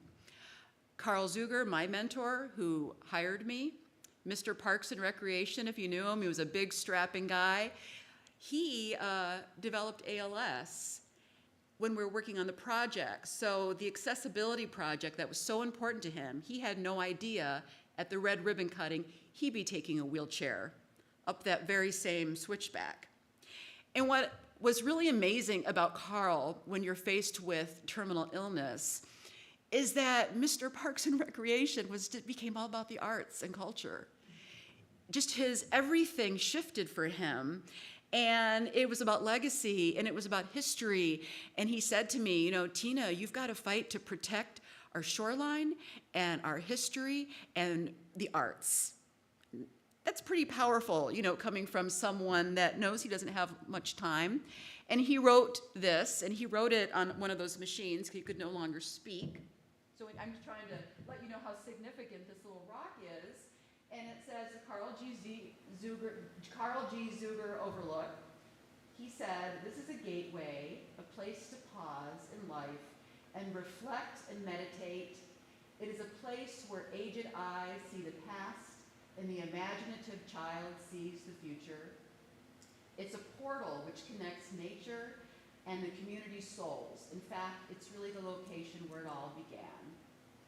And so I thought that was a nice sentiment for that overlook. So then I go start researching, and I talk to Dan, and I talk to the History Center, and I talk to Superior Watershed Partnership, and I ask, what do you want out of a cultural trail? What would that mean to you if we had an interpretive trail along the shoreline? Most cities have to build a multi-use pathway, millions of dollars. We have the pathway. Holly Greer had that vision, the first woman mayor. And we've got to tell the indigenous history. Basically, it is untold outside of museum walls. There's no interpretation. And the immigrant history. But the thing that really struck me talking to Dr. Martin Reinhardt, who's a treasurer at this university, he said to me, he's been my education and gives me the books to read. Now you've got to learn about this. He's been really wonderful. He said, Tina, where's the center of community for you? I'm like, well, my grandfather's farm out in Nagani that I just sold. No, but where is it in Marquette for you? And I'm like, I have no idea. Is it Matson? I'm like, well, that's a nice park to go to do things. I don't know. He says, I don't think a lot of people can tell you where the center of our community is. Do we need to recenter? And he talks a lot about recentering and the Ojibwa, the central fire, and how that fire, that first stone, was the center of the community. But how through time, and it's okay, the center of our community changes, and it will continue to change. But maybe he was right, you know, with all of the divisiveness. All of this actually is, the Redmond stuff is starting to crop up with the high school and the mascot issues. Divisiveness, climate change, people getting anxious about development. Where is our center? And maybe this is an opportunity for a community conversation about where our center is. So northern, oh, sorry, clicked out of it for a second. So we did research, and NMU is a wonderful resource in our community. The urban geography class, papers here, did a research project. We've got students that are hungry to do research. They researched the economic benefits of cultural trails, and they talked to Indianapolis and all these communities that have them, and boy, it was big. Once those trails went in, business went up, because you're branding your community with heritage and history and showing people where to go and where to experience things. So Urban Geography did a great job, and they actually presented to Parks and Recreation, who included it in their master plan. And then Native American Community Engagement class, under Dr. Martin Reinhardt's mentorship, they did a study, and Dr. Manyagi is cited all throughout that study. That's what's the nice thing about a small community, is you get to meet the people that are doing this original research. And really, it was all of them, but especially the students that did the study of the Anishinaabe impact and shared Dr. Manyagi's research to me, that made us realize what this trail maybe needed to be. So they brought out the Hinsdale map, which showed 6 villages, or 6 places, summer camps, villages, where the Anishinaabe lived here in Marquette. And for a non-historian, I don't consider myself a historian, this was really enlightening, because all of those little triangles, the red triangles, are at places that we all naturally go to, right? Lighthouse, Presque Isle, that what we call Founder's Landing. I don't know who decided to call it that, but that Founder's Landing area, Matson Park area, Carp River, all of those areas are areas where people are naturally drawn and industry is drawn. And it's because of that lake and because of what the lake produced for us. So there's cultural trail sites, and I have to say this is a draft. Every week this is changing, and once the committee starts meeting regularly, it's going to change a lot too. But we had to decide, in order to get grant funding, on some locations. To give you're going to ask $100,000 from the National Endowment for the Arts, you better know where you're going to place those signs. It's pretty serious business. So the yellow dots reflect where some of this interpretive signage is going to go, and I'm going to go through each one.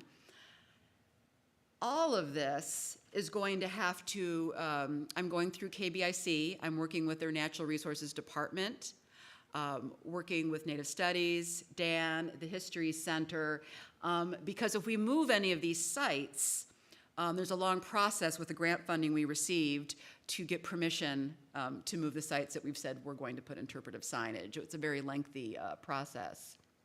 But this was the most significant one, which, again, today was perfect timing.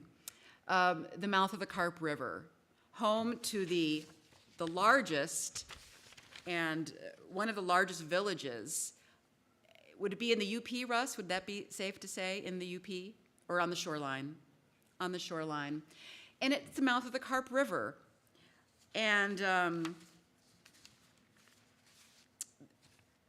believe there's one further with the Chocolate River, but this is the one. We'll do 5 here on the Cultural Trail. And Gitchinamizibing, mouth of the Carp River, is also the location of a very large garden where the prison now stands, and a quarry. And now our wastewater plant, still a really important place for fishing. And the name translates to suckerfish, the great suckerfish. And I think of these people fishing here in the summer and gardening, and I didn't know this. And I'm sure most people that go to see that kiln don't know this. And it's not about getting rid of the kiln, right? It's about all of these stories. They all count. And I think it's really interesting that this location where Dan is standing, perfect person to hang out with at these types of places, that's the place where we would like to put the interpretive site to tell that story of that village. And it's diagonal from the beehive kiln, which I think is very interesting as well. And right when you're spending more time there, right when we activate that site, what happens is you start looking at, oh, look at the wastewater treatment plant. Wow, why is that big pipe there? It's so unsightly. They didn't place it under the bridge, the big pipe. It's right there for everyone to see. It's going to, I think, get other projects are going to start happening to beautify that area. So that's one. Another interpretive site is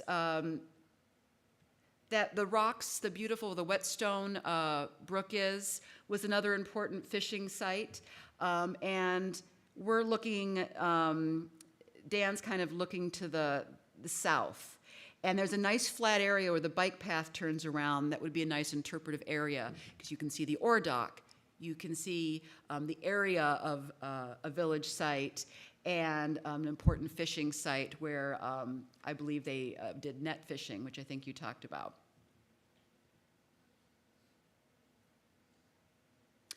The new pier project. That's in progress. I haven't taken a picture of it, what it looks like now, but so that was a concept drawing. So here's my vision for the new pier. You can tell the city planners what you think, but some people want to name it a person's name. I won't say what name is being suggested. I really highly suggest we don't name it a person's name.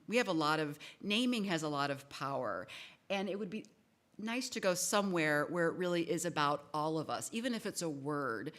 We have talked about this for a land acknowledgement. When I asked KBIC, where do we put the land acknowledgement? And they said in the most high-trafficked area you possibly can, so people actually read it. So this is a potential site. If we name it of a local person, potential business person's name, that's not going to happen. At what point, I think this could be really a great opportunity, potential center community opportunity, not sure, but these are things we shouldn't move fast on. We should really consider. A lot of consideration, a lot of transparency, and a lot of talking. Matson Park. Wow, the fishing. Fish, fish, fish, fish, the whole shoreline. And they just did a study up at Tech with KBIC, and fish was like the predominant word that came up when they talked about their culture. They're a fishing people. And I'm thinking that word's going to keep coming up for us too. Fish and the lake. And you think of all of the fishing, Phil's Fish House, and all of the fishing that went on in that Matson Harbor, the fish shacks that were there. So I don't know if that's a final place, but it's a nice flat place. And you can get to it, and bikers aren't all around you, and so I proposed that, but again, these aren't final. Lighthouse Park, also at the foot of Ridge, was an Ojibwa. There's pictures of wigwams if you go to the History Center there. Snagging Point, another fishing spot. Also an important maritime point. The city also now has a new city park there called Lighthouse Park with an Airbnb that you can rent. This was one site, and again, we'll have to work with the Maritime Museum and the community. That would be a very nice site because, again, there's a view. You're not looking at anything built. You're looking at the view. It could be a very nice interpretive site. And then I'll go a little faster. Shiras Park, the new, some of the areas along the new shoreline with the, between Picnic Rocks and Presque Isle. This is an area, so by the Dead River was another important site, rich with blueberries, the mouth of the Dead River. And this is close, there's a parking lot there. I think this could be a potential site as well, where people could drive in. And then, of course, Presque Isle Park, our gem. There's a lot of history out there. Lead Metal Point, is it Lead Metal Point? I think that might be the name. And that needs to be interpreted as well. I think that when we interpret these places, it's going to, people get more empathetic with something that they know, and they'll be more likely to protect it if they know that this is an ancient place. There was a neat sign when I was in Vancouver, Washington, on vacation. I'd never been out west, never been west of Minnesota, and I went there last year. And they would, in their parks, would say, "You are walking on ancient paths. Please be careful."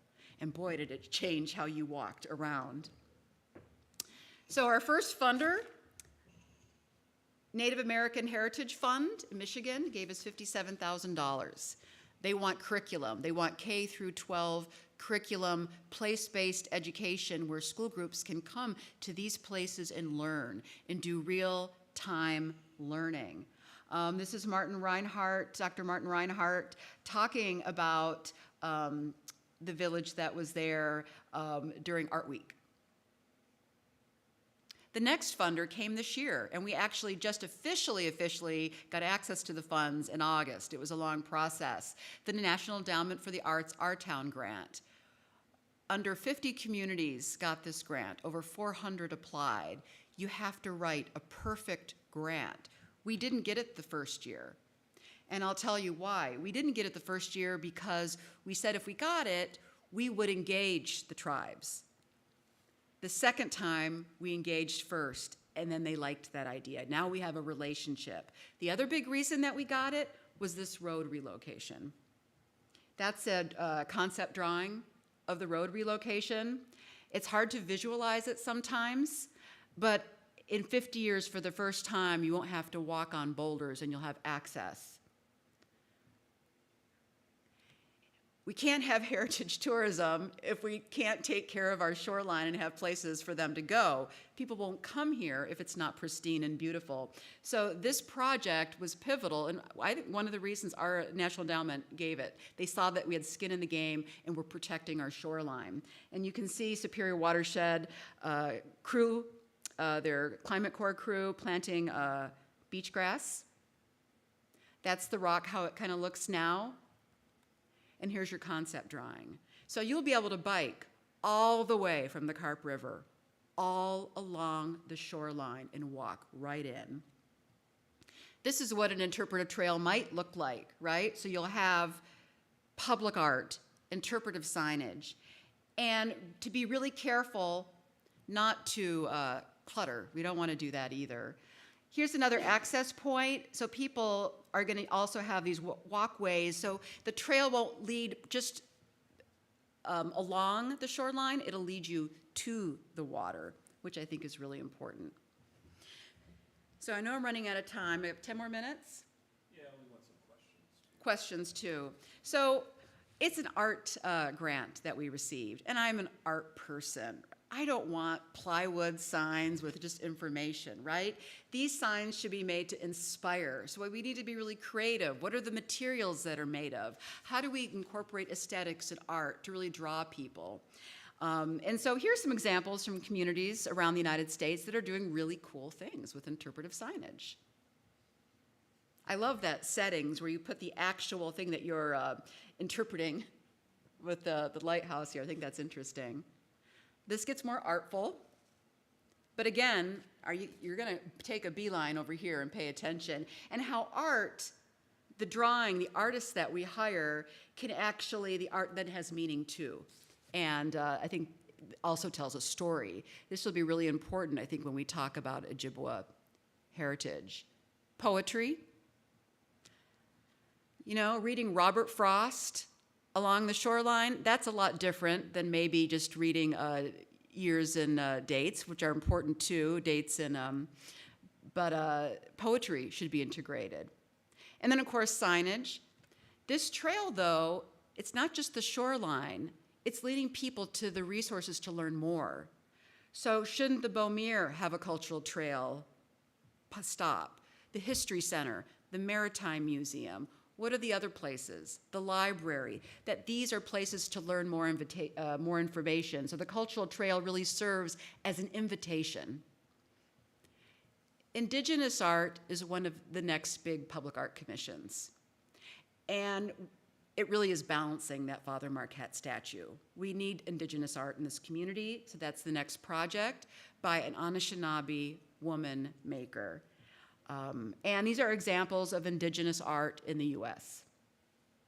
The middle one's actually by an Ojibwa artist who belongs to KBIC. He works downstate, and he works in stone, and he goes, that's not what we would ever work in, but I want it to last, our art to last. Here's a great example of when you don't have an Anishinaabe person making the work that represents them. The original sign, which is in studio, we might hang it up in the pavilion. There's been a couple signs, but the sign on the left here, the canoe is wrong. You know, it was inside out. You put the white on the inside, the outside of the bark on the inside. And then you have a vision. It's a really beautiful painting, but of a very stoic Indian. So you've got some stereotypes working here, and no fault of the artist. Heart was in the right place. He did an excellent job. Lots of people got their picture taken in front of the sign. Very sentimental to the community, but it wasn't accurate. So we hired, we had a call to artists. We worked with Native Studies, and Sherry Aldred Loonsfoot applied. Her depiction's very different. The canoe is correct. It's her just vision of Lake Superior, and it's a woman, and she's picking berries, or going along the shoreline. And there's macaques with berries. And this is the original painting in City Hall. It's just a different feeling.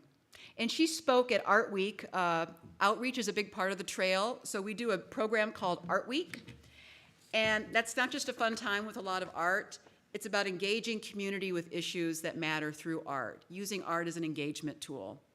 So we had all kinds of conversations along the shoreline, and Dan was a part of that.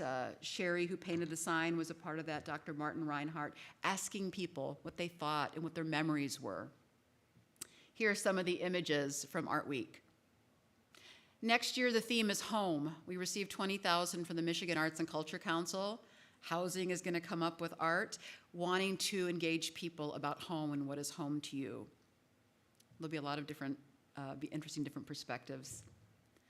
We had a sunrise poem at Art Week where Dr. Reinhardt and his daughter, Bidaban Reinhardt, wrote a poem. And very different from Carl's view at the Rock about this is where it all started and dreaming of a new life, right? And this one's about ancestors and spirit lines and connecting to the land. So again, new perspectives. So there we are now. It's cool. It's different. So stay with me. This is what I want. City manager thinks it might be a good idea.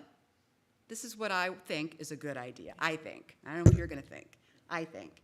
And I'm trying to tell the story so you can go and tell your people, get involved in the community master plan, what you think. This is city-owned building. I say it's a cultural center. I say that we make it beautiful. And we make that entrance to our city about heritage, about culture, about art. A friend did this. We didn't pay for this to get done. But this is an example of what it could look like. What if we really reimagine that entrance to our city? Right now, it's interesting, because people don't often work, sometimes it's hard to get everyone to work together. We have 3 different parks on the deed. We have Lakeside Park, we have Lions Park, and we have Father Marquette Park. It's one place. And we kind of need to address that, I think, but what if it was one place? What if this was your urban trailhead coming into town, and we tell you, this is your pathway, this is our community. Maybe it's solar, maybe it's an example of how you can live off the grid, and you can learn about climate change and history and the resources in our community. And when people come, you invite them to be good stewards of this community and be good residents, and how they can get involved. That's my vision. Well, see, I did apply for a grant for this, an MEDC grant for $600,000 for this in the band shell. I thought it was interesting. They did give it to private business owners. 3.9 million went to the ORDOC. Great couple. They're doing great things. That money needed to redo that building. But I think, again, where we think about putting money in this community, especially tax dollars, do we do it with public investment that's open to all, or we do it to private investment for that quick fix? This is kind of a long-haul vision for economy, and looking at other grants right now, and I'm hoping to find people that will share this vision with me. So I guess it's questions time. I didn't give you much time. But Fantastic, absolutely. I'm on board. All right, Russ, you have a question. this is the scary part. Russ can ask a question. No, it's not so much a question, it's just an addition. I would point out at the Father Marquette Park, that rock that's there, that's several billion years old, and it is what is at the bottom of the Grand Canyon. Okay? So That's a blow me away fact. Yeah. The other thing is that at the Carp River, okay, and where the prison is, that was the beginning of an Indian trail that took Native Americans down to Escanaba and was eventually developed as a road so you could escape from Marquette during the winter when everything was frozen. That'd be addition. The other thing is that Gaines Rock that is along that trail, Gaines was a African-American family, and you might look into some funding for a marker from some African-American That's a great idea. organization to highlight that, because there's nothing in Marquette, as you had with Native Americans, Right, that speaks really to that that. highlights African Americans. There weren't that many, but they were here and did play quite a role in the community. So just some ideas. That's wonderful. Thanks, Russ. Just a second here. Charles? Oops, sorry. Here you go, Charles. I want to mess up your plans. I want Father Marquette to return to where Father Marquette originated in Marquette, Michigan. In which park? Well, it's not in Father Marquette No, Park. I didn't hear what you said. I want him returned to his original position in Marquette City. Oh, by where the Maritime Museum is, in that area. That's right. You know, the beautification had quite a lively discussion. It got very contentious between members of the beautification when they were raising the money for this, because some people felt it should be moved to their original site. But you'll have to call them about that, or a city commission meeting. But that's interesting. I've heard that. There's other people that would agree with you. Any other questions or comments, thoughts? Oh, up here. Tina, is there any thought about one of the places on the trail being that center of community or being a connection to the center? You know, I think that the committee made up of the stakeholders I mentioned are going to discuss that. And I think there's got to be a lot of community outreach to discuss that. There is an idea for a central fire. And KBIC is very interested in that as well. And that's for everybody, right? Does that go at Matson Park?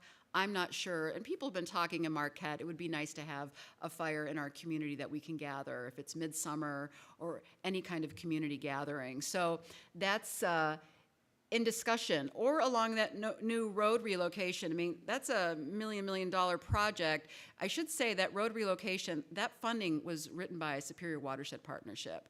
That really, I don't think gets enough credit when it comes to the funding that they're bringing in to do projects like that.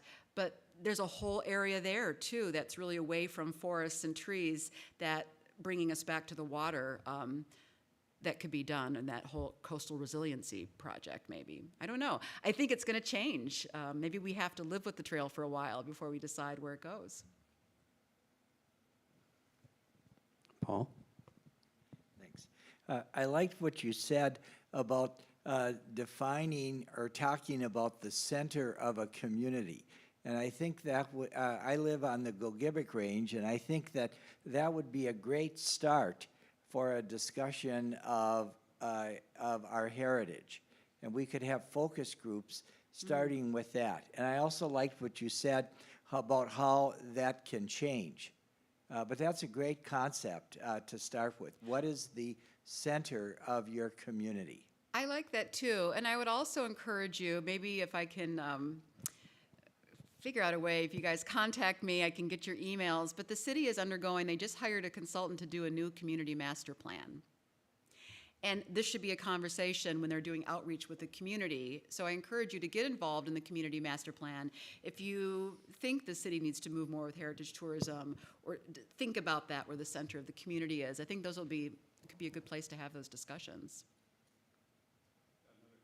Yes. Yes, Tina, I'm reluctant to bring this up, but Fred Reedholm used to always say that the statue of Father Marquette's sculptor was faced with a problem because nobody knew what Father Marquette looked like. The whole Peter White thing, hey? The whole Peter White thing, and it, for those of you who haven't noticed, take a look at the statue's face. Thank you. Yeah, but then you know, the same artist, that nice marble bust of Peter White. Can you imagine how, I want a marble bust of myself.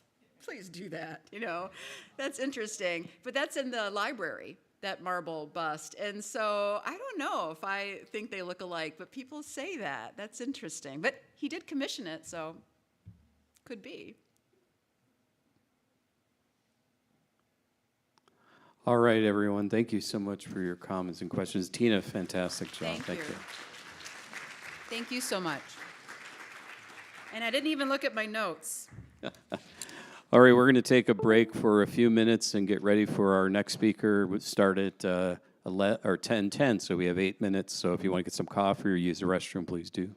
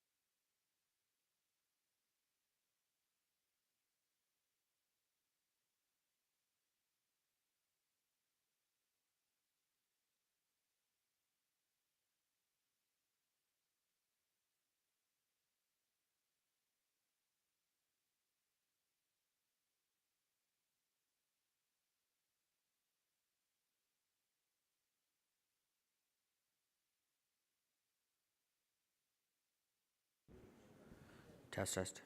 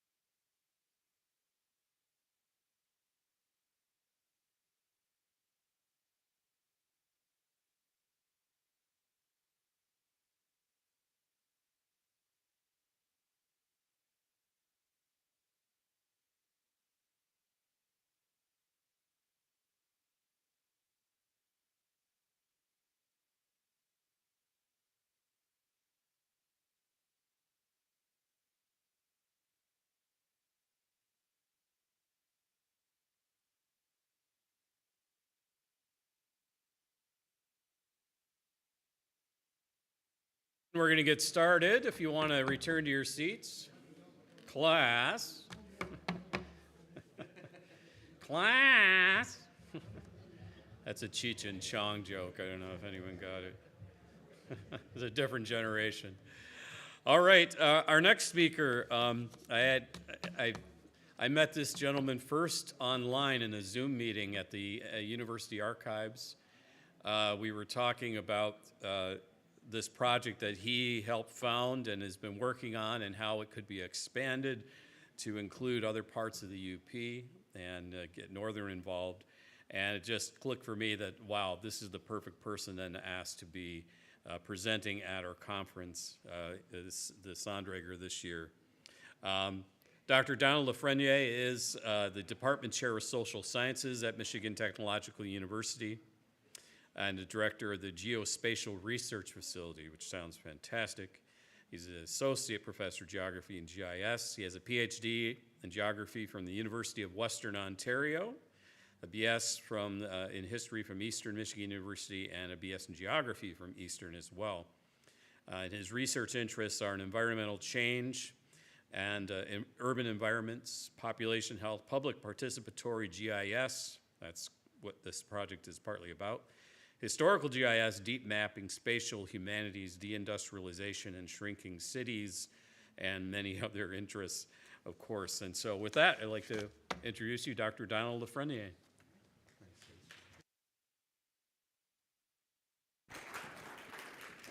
Thanks, everybody. Can you hear me okay?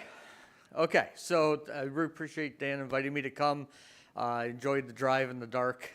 Looking forward to the time change coming over from Houghton today. So I'm very excited to introduce all of you to the Keweenaw Time Traveler. This is very dear to my heart and is something that a lot of us have been working on. So it's really exciting to kind of introduce this part of the UP to this project, because I think there's some energy and interest in expanding this to this part of the UP. So the Keweenaw Time Traveler is what we call an online deep map. And what it's really doing is trying to enable the interpretations of past lives and environments in the Keweenaw by connecting both the public and researchers with ways of understanding and recreating the past of the region. And deep mapping, this idea is this academic idea about trying to represent the complexities of sort of not necessarily everyday life, but the complexities of the ways in which we live, right? Understanding that people live in places and they have relationships with their environments, and that changes through time, okay? And we've seen some of that already in the presentations today. And so that's really what the Keweenaw Time Traveler is trying to do, is to link people to the places they lived in, they worked and went to school through time from about the 1880s through to the present. So you all know what a Keweenaw is, so I don't need to get into that. But as we try to tell our funders, it's a really important region because it's the oldest and one of the largest copper mining regions in the world.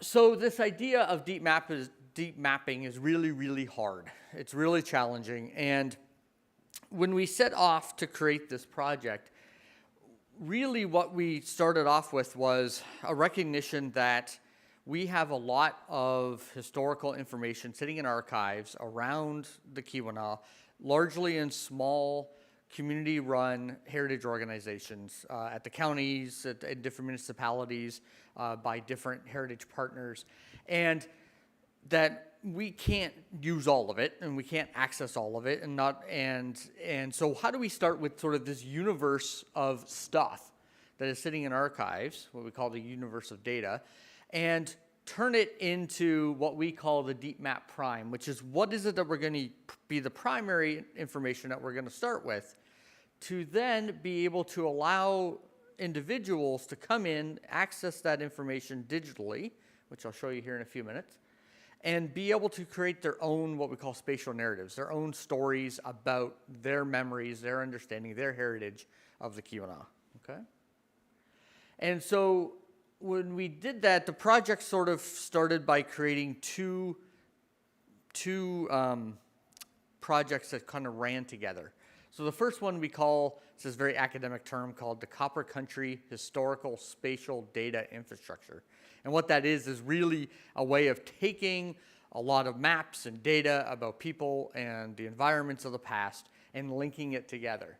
And we do that to be able to study lots of different things. So yesterday I had a master's thesis defense of one of my students who was studying how children, the risk to children in industrial cities, using Calumet and Laurium as our example, how living in Calumet and Laurium was risky to children over time in their health and their well-being. So that's the kinds of projects we do using the historical spatial data infrastructure. The concert part of the project is the public-facing piece, which we call the Keweenaw Time Traveler.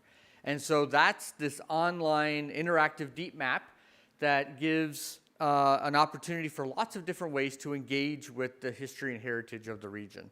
So you can explore maps and data through time. You can search for where people, for individual people, addresses, historical places and place names, as well as stories. And we're going to talk a bit about these stories, but there's tools built within the Keweenaw Time Traveler for anyone, anywhere, to tell their own story, linked automatically to the places and the time and the people that are embedded within those stories. Okay? And so all of that is what we call public participatory deep mapping. So when we started the project, we first started off by sort of making this call for citizen historians. And this here is Antonia Burrich. She's our Citizen Historian of the Year, and I forget what year that was. I don't think we put the date on the plaque, but it was something like 2017. And what we did first was build a number of applications that engaged folks with helping us get information into the Time Traveler. And so doing things like transcribing information that you can find in historical maps that computers can't do very well, classifying how buildings were being used, and how different buildings, what the building materials, so the architectural styles and different materials that go into a building. And we did a lot of work at, we went to a lot of festivals. We were at Pasty Fest and Bridge Fest, and we have all these festivals, as I'm sure you do here in Marquette, in the Keweenaw. And we would engage with all different groups, different ages. We did things like scan-a-thons, where people would bring in their photographs historical photographs of the region, and we would scan them and help them map those photographs. And really just got people to understand how using maps and information is one way of understanding the heritage of the region. So this is a really big project with a lot of partners, and so our home is the Historical Environment Spatial Analytics Lab at Michigan Tech, which I direct. And then these are some of our partners that we work with very closely. So a number of the heritage sites and historical societies in our region, as well as the Keweenaw Museum of the Carnegie Museum of the Keweenaw, and the Keweenaw National Historical Park Advisory Commission. And it's a project that involves a lot of people with lots of different types of expertise. So I'm here as the director of the project, but really this is a project that involves a lot of different people. And so there's been, to date, about 60 students who have worked on the project, about 8 faculty members, and then a lot of public contributions. And so this is just the sort of active, very active group that's working right now, but this has changed a lot over the years.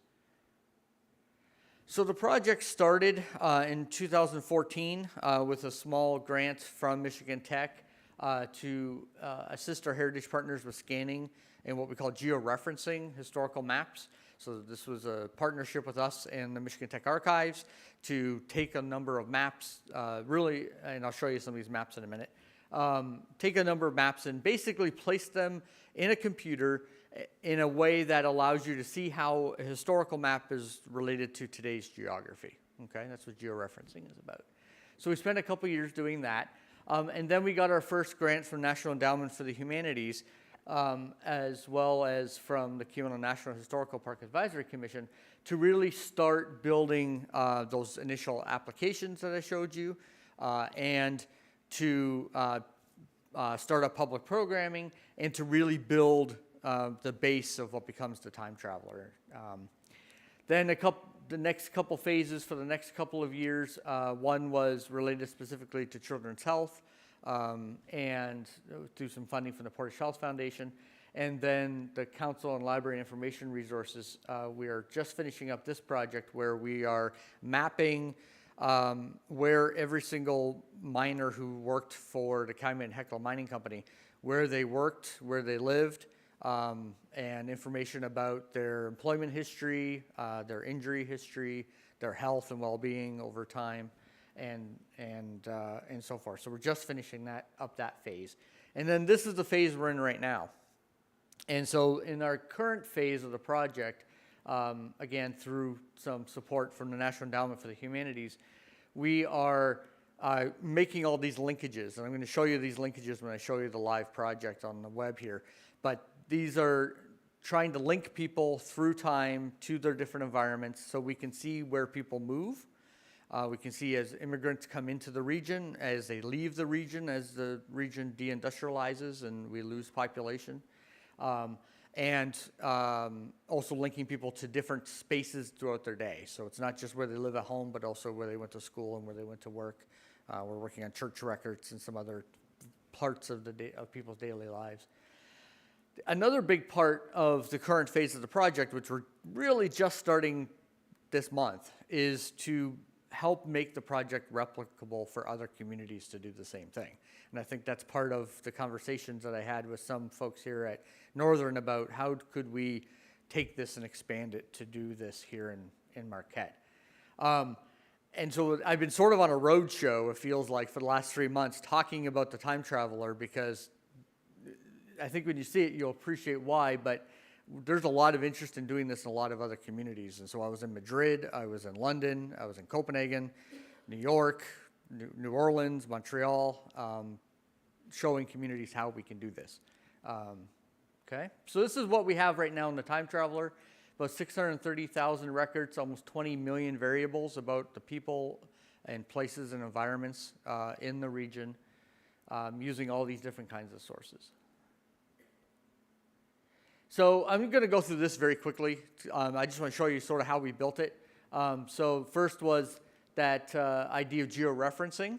So this is putting historical maps on top of present geographies. So we did that for about 1,100 different maps, using primarily these maps called Sanborn fire insurance plans. And these were maps that were made to assess fire risk in the late 19th, early to mid 20th centuries. We then did something called digitizing, basically computerized the built environment. So this is all the buildings, railroads, factories, structures. And we did that through a three-summer high school internship program where we were teaching high school youth how to use computer mapping technologies and learn about the heritage of their region at the same time. And so this is us working with the youth both out in the field and in the computer lab. We then brought in city directories. City directories are like historical phone books, but they were before there were phones primarily. They listed where people lived, worked, and their occupations. And so we brought in 7 different time periods for Houghton and Keweenaw counties and did some computer science wizardry that I don't understand, but computer scientists know how to do it. We had to then parse those things and get them into, again, the computer scientists make this slide. I don't even know what all this means. But basically, we brought it all together and were able to map most of the people from the city directories. And then the big challenge was bringing in the census. And so we partner with IPUMS USA, and IPUMS is at the Minnesota Population Center, and it's a large research think tank that is actually trying to take all of the paper records for all of the censuses around the entire world and make them available for communities to use. And so the U.S. Census from 1880 to 1940 is already mapped for every single person. Or it's not mapped, I'm sorry, but is already digitized so that we can pull down the census for anywhere in the United States between those time periods. The challenge is no one's ever mapped it before. And so we had to come up with a new way of figuring out how to map historical censuses in, hundreds of thousands of people at a time. And so that was what we worked on. That was primarily our pandemic project. And so we mapped everyone basically to 4 geographies. Most people are mapped to their individual buildings that they actually lived in that were derived from that high school internship program.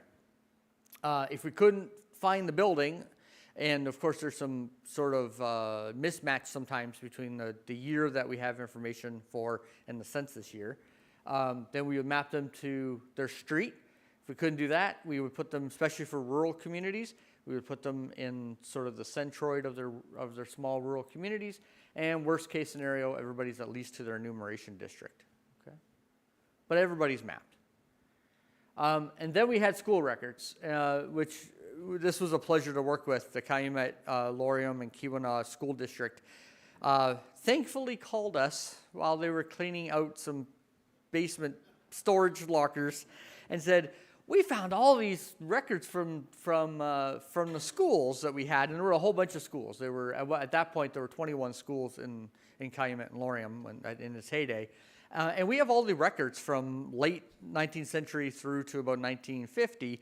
What do we do with them? I was like, well, first of all, they got to go in the archive. So, they got to get in the archive. But can we, scan them first and map them all? They're like, yeah, let's do that. So we did that. And so we mapped every single student, and both to their school and to their home. And this stuff has really neat information. Oh, no, this is the school record. Yeah, the school records. So we have the students' names, their ages, their date of birth, all their grades. But then we also have information about the days missed, if they're vaccinated or not, when they left school, primarily to go to work, or to come home and help the family. And then there's usually some information about sort of the students' behavior and demeanor and that kind of thing. And so this was really the genesis of a lot of the work that my master's student just finished working with. So we brought all those in, and then this here on the right, which I'm sure you can't see too far back, maybe I have another image of it. No, I don't. Is the Calumet and Hecla mining employee records, which we're working on right now, which has a lot of demographic information about them, but what's really neat is it tells us where they used to work prior to working for CNH, which is really interesting. You don't normally get that information. Where they used to live before they moved to the Keweenaw. And then it's not on this particular image, but their entire employment history, as well as some basic health information about those workers and their families. So then we linked all this stuff together through something called probabilistic record linkage, which is basically running computer algorithms to figure out that this John Smith is the same as this John Smith, and this Jane Doe is the same as this Jane Doe, and link all this information together.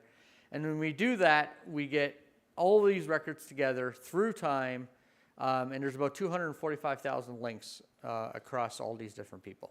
Okay, so this is like a big data project. All right, so now let me show you what it looks like. Now we did all that. Here's a big QR code if you want to follow along. And I'll put this up as well. So let me load this up here. Okay, so this is the landing page for the Keweenaw Time Traveler. So when you arrive, you basically have two options. You can search for someone, if you know who you're looking for, or an address, or a story, or a place, or you can just go and explore around. So I'll just explore around a little bit just so I can show you how this kind of looks. It always looks a little funny on a projector, so I have to just adjust this. Okay. So these little black dots here are just kind of showing you where there's more information available. Here, I gotta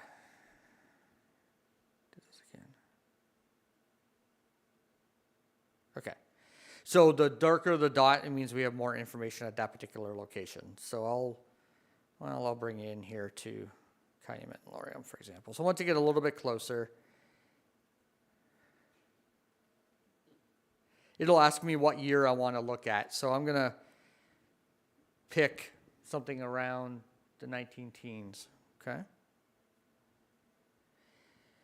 Okay, there's a lot going on here, right? Okay, I'll just zoom in. So this gives you a little bit of an idea about the kind of maps we're looking at. So these maps here are showing you, these are each individual buildings, and the colors here tell you what the building's made out of. So the pink color tells you it's made out of brick, the yellow is made out of wood, the blue ones are made out of stone, for us primarily Jacobsville sandstone, okay?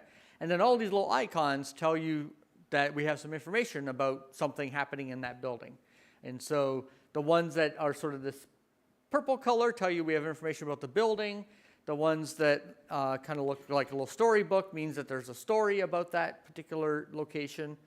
And then these ones here mean that we have lots of information about that particular place. It usually means we know something about people and the building, and maybe there's a story there too.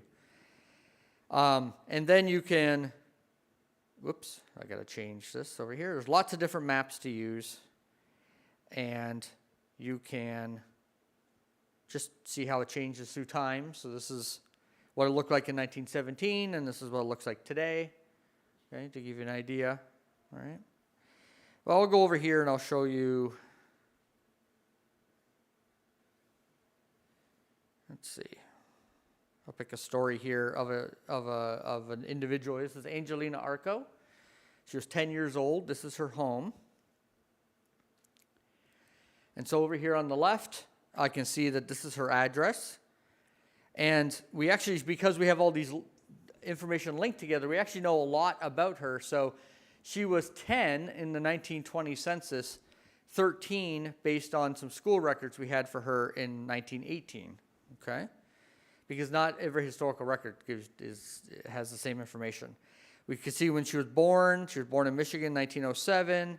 Her father's from Yugoslavia. She's single, she's only 10. And she's a daughter. And she attended school, and we can see that she was in grade 5 at the Webster School, and Bertha Humphreys was her teacher. Okay, and we can continue to go on and get some more information about her. Okay, but what we can also do is come over here to related content, and we can see the rest of her family.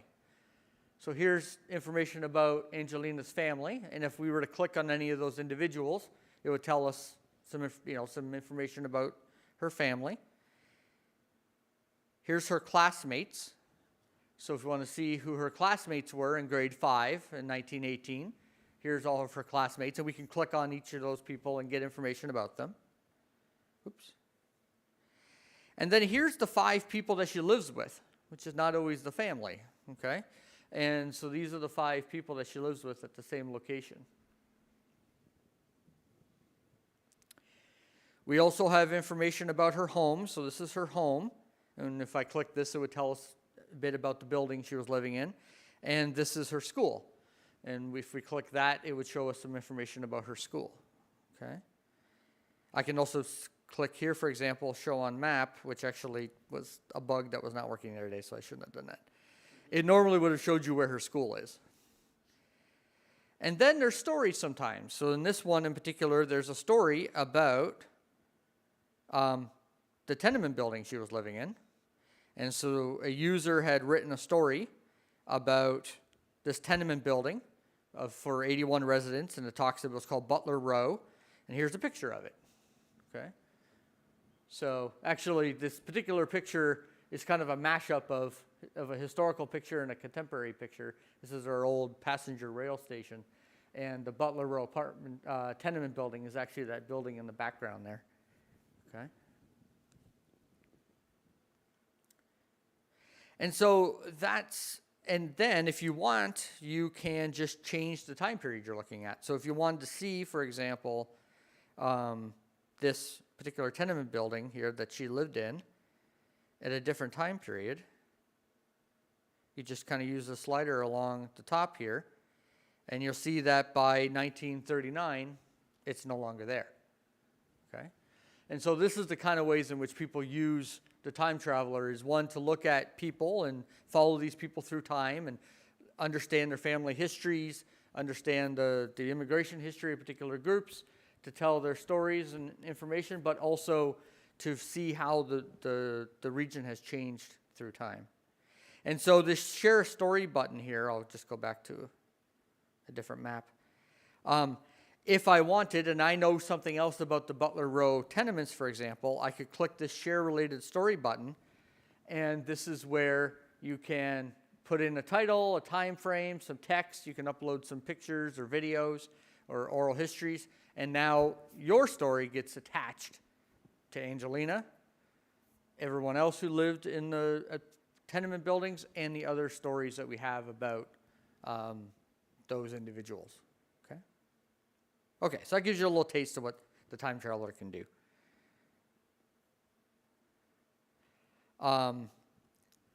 Something we're really excited about with the time traveler is this ability to tell spatial narratives and storytelling, because we think, you know, and I was listening to the story about the trail, you know, you're talking about the trail, and I'm thinking to myself, yes, right. We could take the app and we could tell stories as we're walking along this trail, and people could tell their own stories. And that's sort of where we're at with this sort of the next phase of the time traveler, is we just launched this week a mobile version, which finally works. It's so exciting. So if you open it up on your phone, this is the kind of thing you can do. And so this is just an example of, this is actually our sort of economic think tank hub thing called MyTech. It's right at the Portage Lake Lift Bridge in the Upper Loop.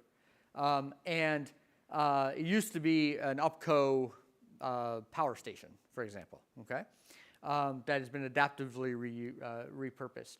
And so you could, when you're in the app, you can click the button here, and it will use the GPS in your phone and put a little dot on the map so you can see where you are. And then you can pick a historical map and see what that location looked like when you were there at whatever time period you want to look at. You can see what was there. So if you're standing at a ruin of a building or a vacant lot, you can see what used to be there. Or in this case, you're standing in front of this building that's like an economic incubator, you can see it used to be a power station, okay? And then you can tell stories. And so this is the story of, for example, the powerhouse that someone told, Carl, I'm not sure how to say Carl's last name. Yeah, Fronchek. And he, I'm guessing, really enjoys the architecture of this particular building because he included a bunch of pictures of it, okay? We also have already found that people are using it for something that's not explicitly what we think of as heritage, but I think it is, right? And so this was actually out in Frida at the old iron dam there in Frida, and they went out in the Red Ridge Dam, that's what it's called, and they went out and took pictures and put it in the time traveler about getting engaged. Okay. Okay, so just to wrap up, so we have time for questions. The time traveler, again, is really kind of got two aims. So one is this sort of research and preservation capacity building, and so it's supporting a lot of different kinds of research in things like immigration and architectural history, environmental history, but also heritage preservation and interpretation. We used it a lot with high school and middle school curriculums in the region to teach the history of the Copper Country. It's all intended to be sort of publicly and research accessible, so all the data is open source and available if you know how to kind of use those technologies. It's been from a scholarly perspective, we've done a lot of work with it, a lot of publications about how we built it, how you use it, different ways it supports different kinds of scholarship. Lots of students work on it. Like I mentioned, about 48 university students and 65 high school students have learned about GIS, public history, heritage, and spatial humanities through the project. We've had about, 17, it's hard to quantify these things, but something around 1,700 one-on-one conversations at festivals and public talks and workshops like this. Lots of different stories about it on the radio and TV and so forth. We've had about 300,000 different classifications and transcriptions in those apps that we had at the first phase of the project. About 1,300 different stories are now being told or have been told and are available in the Time Traveler. And we get about, last year we had 58,000 different people using it on the website, which is really neat. So what are we doing next? Bringing those employee records, like I mentioned, and working on continued refinement. The version I just showed you just launched over the summer. It's very complex, and we're continuing to find little bugs and things, so we're still kind of working on refining that user experience to make it a little bit better. We have a lot of educational programming coming up. We have a curriculum development workshop with local educators here in the next week or two, and some other. We do a lot of sort of intergenerational learning opportunities. So we go to various retirement communities, and we work with seniors who work with teens who. The teens get to learn about the history of the region, and the seniors tell their stories, and we take those stories and put them in the Time Traveler, for example, so we can get those oral histories and knowledge of the past. And then the main thing we're working on this year is a number of webinar series and documentation and dissemination so that we can help other communities build one for themselves. And so that's really our efforts this year, is to create a webinar series that tells you how to do the technology, how to work with your local archive, how to the sort of technical information you need to know, how do you link people together, how do you map them, how do you build the whole thing, okay? So this is all of our partners and funders, and so thank you very much, appreciate it. Wow, fantastic. This is so next level, it's off the hook. I'm going to start with this gentleman here. Could you trace that 15 or 12-year-old girl through her whole life? Not her whole life yet. We're working on that. That'd be cool. But to the 1950s. Okay. Yeah, to the 1950s. But we're working with very slow beginnings with the History Center in Lansing to bring in death records. Okay. So that we can follow people to their end of life. So I have a student right now who's doing it with some of our local cemeteries as a starting point to see how we do it. But yeah, that's the long-term goal, but we're not there yet. That'd be so neat. Yeah, yeah. I have a couple questions about the 1,300 stories you mentioned. Yep. Do you have any word limits on the texts? Theoretically, yeah, but it's pretty big, like thousands of words. Do you have any editing process to kind of prevent rambling narratives? No. That's the question that comes up every time we talk about the project. So if I can expand on that for just a moment, which is to say that was a really big decision when sort of the public historians on the project and we have a bunch of computer scientists who are sort of experts in like making apps and things usable for people, sort of human-centered design. And we really struggled at the beginning of the project thinking, okay, we hope this grows and we don't have the capacity to curate everything. We don't want to curate things. We want people to feel comfortable telling the stories that they want to tell. But the question always comes up is, what if somebody says something that's wrong? And so in our region, there's a very contested story about something that happened at the Italian Hall in Calumet. And it's still part of the contested narrative in the community now. What happened that night? And who was at fault? And it was during the strike and the big labor strike in 1913. And so we said, well, not all history is authoritative. People have different ways of remembering the past, different ways of telling stories. Nothing is wrong. So what we've done was we built the storytelling interface so that everything can be put into it. We do have some algorithms that look for profanity, if somebody uploads a nude picture or something like that, it will pull that out. And then there's a flagging function. So if another individual comes in and finds something that seems inappropriate, they hit a little flag button, we get an email. It gets automatically pulled off the site instantly. And then we get an email, and we basically then manually review them. But we get like less than 2 flags a month. It's really pretty rare. But editing we don't have, and that's one thing that we're trying to figure out a way to do that, because we also made a conscious decision to not require a login, because we all hate logins.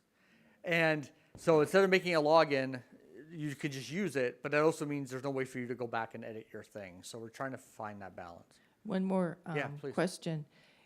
If you have recordings of oral stories, do you have transcripts of that story available? No. Because I know personally, I sometimes don't want to be hostage to somebody's 10-minute long story. I'd rather Yeah. glance through the text and get the key points. Yeah. Okay, thank you. Yeah, no, it's good. I mean, for some of the oral histories that we've been working with our archival partners, like the ones they've had in their repositories and we're bringing in, those we have transcripts for. But, you know, if an individual just tells their history and it ends up in there, we don't have a way to do the transcription. Good question, though. I'm Marcus Robbins, University Archivist here at Northern. I wanted everybody to know that the Upper Peninsula Digital Network is working very closely with Don to hopefully bring Northern into this project. Like Dan said, it's light years ahead of what we're trying to do with the Uplink project. But we do have faculty on campus that have committed to working with us and to work with him to try to upgrade Uplink to something like the Time Traveler. So which leads me to my question, Don. How did you get the grant funding that you used? Was it used in part to do backfill or pay for faculty? You had 88 faculty working on this project. I assume it was from multiple disciplines. Right. Did the grant Yep. pay for you to do this? So did you have release time? Yeah. How did that work Yeah, exactly? most of it goes to students, and that's just my philosophy on these things. But there was funding that did fund some of my time, especially at the beginning when we were getting it going, some of the computer scientists' time, and some of the historians' times, yeah. And then a different question, much of the material that you noted that was up here, we do have in the archives, but a lot of it we don't. One good example are the employee cards for the Calumet and Hecla. Sure. The similar records do exist. Unfortunately, they are not here at the University Archives. They're in another institution. Right. And that institution is reluctant to let us use those or digitize those materials. Do you have any suggestions on how we might overcome that reluctance? Yeah. That's always a hard one. There's, as an archivist, you know, I know you struggle with this all the time, is the argument we made both to our funders and to our archive partners, and some of them were also reluctant for us to come in and work on making these records so publicly accessible. The argument is to say to your reluctant partner, you're going to make the stories and this information that unless someone knows where these collections are, they're not going to be able to access them. If we make them accessible and people can learn about them, they're going to want to learn more. And they're going to come into your archive, they're come into your museum, wherever they are, and they're going to want to patronize you because they now have an interest in this case, I'm assuming it's like iron workers of some type, right? Iron mining workers of some type. That now they want to learn more, right? And that's one thing we try to do a lot. It's not there yet, but eventually you'll be able to see the actual archival record that all those come from. You just click on it, and when you're in that left-hand pane, and you'll see the actual archival record. And already, from the limited amount that we have in the public site, people are already calling the MTU archives, the Houghton County Historical Society, and saying, like, where, you know, can we see more? What else do you have?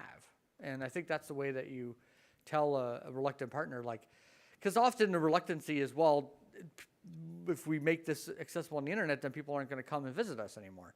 It's like, in fact, I think it's the opposite. Okay, it spurs curiosity, gives people access to historical information that they otherwise wouldn't seek out. They wouldn't know that was available. They wouldn't know how to engage with it. And that's really what we're trying to do, is by mapping it all, it makes it under something that people can kind of wrap their hands around. So, yeah. We have some, couple more questions here. Thanks. I think what you're doing is fantastic. Thanks. And in terms of the resources that you're using, I know in my own home county of Iron County, Wisconsin, during the 1930s, there was a project to map out the ecology of the entire county done by young people who were on relief. And I'm wondering if that was done in Houghton County, because the maps that were made are at the Iron County Register of Deeds office. I hope they're still there in Hurley, and they're incredibly detailed maps of cherry trees and elm trees that were done by young people. I don't know if it was part of the NYA or whatever, but you may want to check on that source. And then also the reports of the Dillingham Commission, which studied immigrants in the around 1910, 1911, are very detailed for the mining communities of the Lake Superior region. And I'm wondering also, when you're looking at censuses, do you have census information from the 1890 census? Because some of you may know that there was a fire in the Commerce Building about 1921, and most of those census records were destroyed. So do you have those? Yeah. So first of all, thank you for those resources, and I was not familiar with that particular report, so I'll get the name from you again afterwards, and I'll have to look that up. 1890, no, we don't have any census records either, and so that's a gap. Well, the whole country has that gap. And so the city directories somewhat fill in that gap. We don't have as much information on the directories as the census would have, but at least we still kind of know where people were living. So yeah, we suffer from that same fate with those census records. And also, too, the research that you're doing, to me, is so invaluable, and not merely from a historical aspect, but if we want to know what's happening to our communities. The sociologist in me would like to knock on doors and ask people, where do you live? Where are you from? What's your educational attainment? What kind of work do you do, et cetera?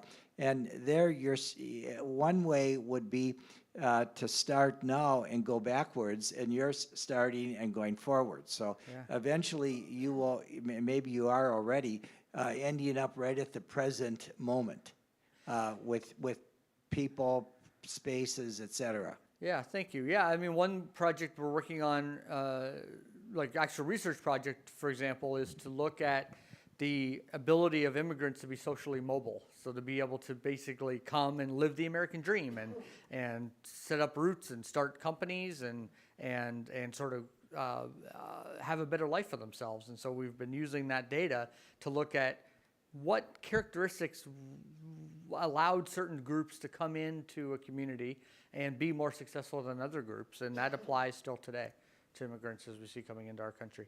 So, yes, sir. I'd just like to make a general comment. I've always thought that the Copper Country has done a wonderful job, even before any of this, and this is absolutely fabulous.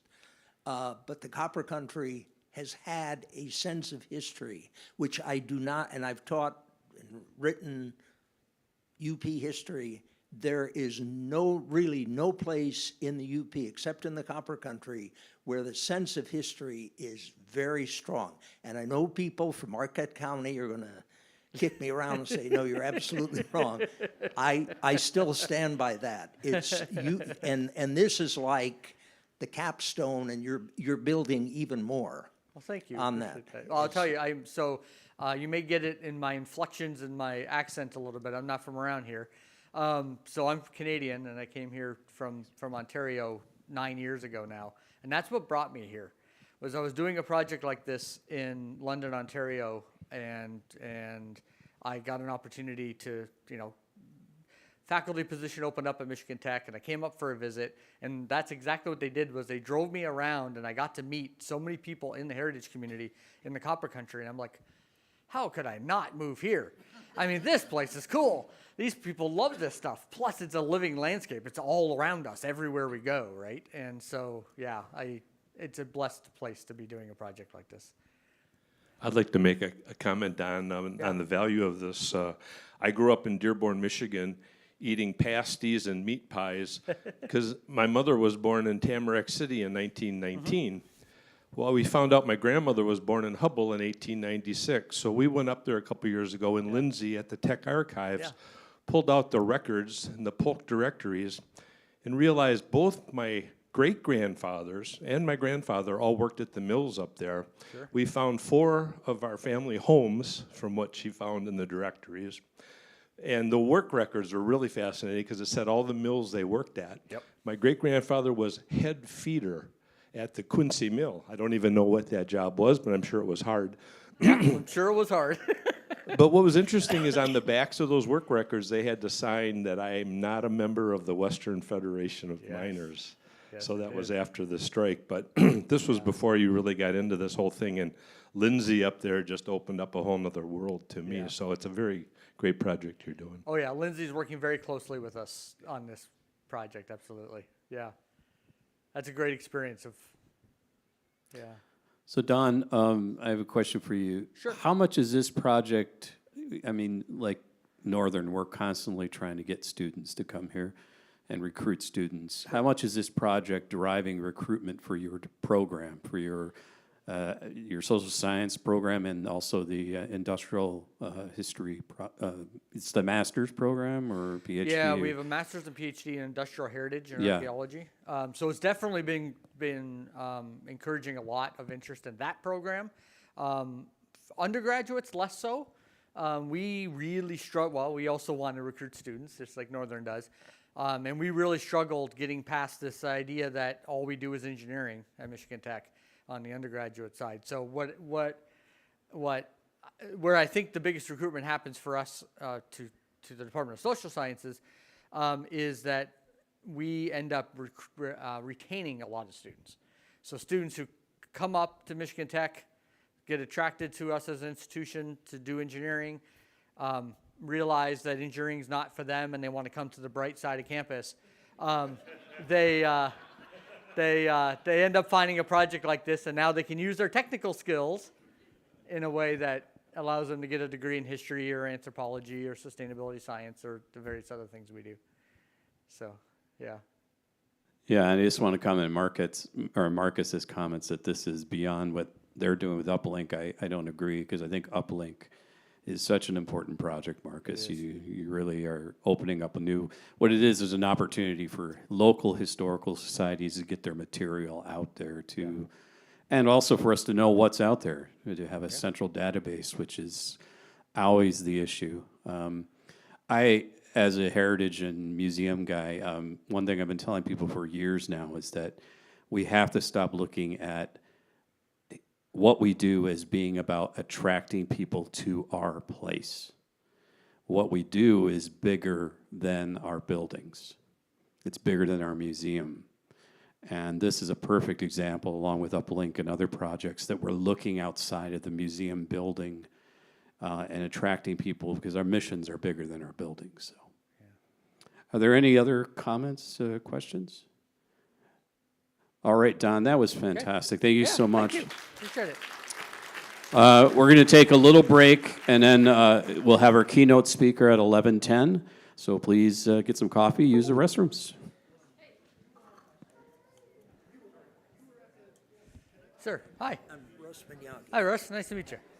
I used to teach at Northern, retired. Okay. And probably you could consider me the historian of the UP because I've written the history of the UP. Okay. And I cover the whole thing. But certainly, I'm not going to say I know a great deal about the Copper Country. You guys have it together. I'm doing an article. I don't know if you've seen our. Sometimes we're interested in publishing articles. I still edit rural, not, no, that's a different one. Upper Country, a journal of the Lake Superior Basin. Oh, no, I've not seen it. Okay. Okay, it's online. Okay. And you can find it. Yeah, yeah. And we're probably into our 10th year now. Okay. But just kind of an alert. Then there's also Rural Insights. Have you seen that? Yeah, I've seen that. Also, I've seen that. okay. Yep. I'm doing an article on Italian farmers Okay. in the Lake Superior Basin. Okay. And I found a cluster of them between Hancock and Calumet. Absolutely. I live on one of their old farms. Yep. Will this, then I'll get online and Yeah. talk to you about it. Yeah, you can- And maybe even send what I have together, because Yeah. I've gathered it through census data. Sure. But this would I can go online and And get see this, exactly where they were. Yeah. because that's my big question. Yeah. I have a general idea, Yep. and I did, and you're familiar with my interviews of Italians Yep. from the 1980s. Yep.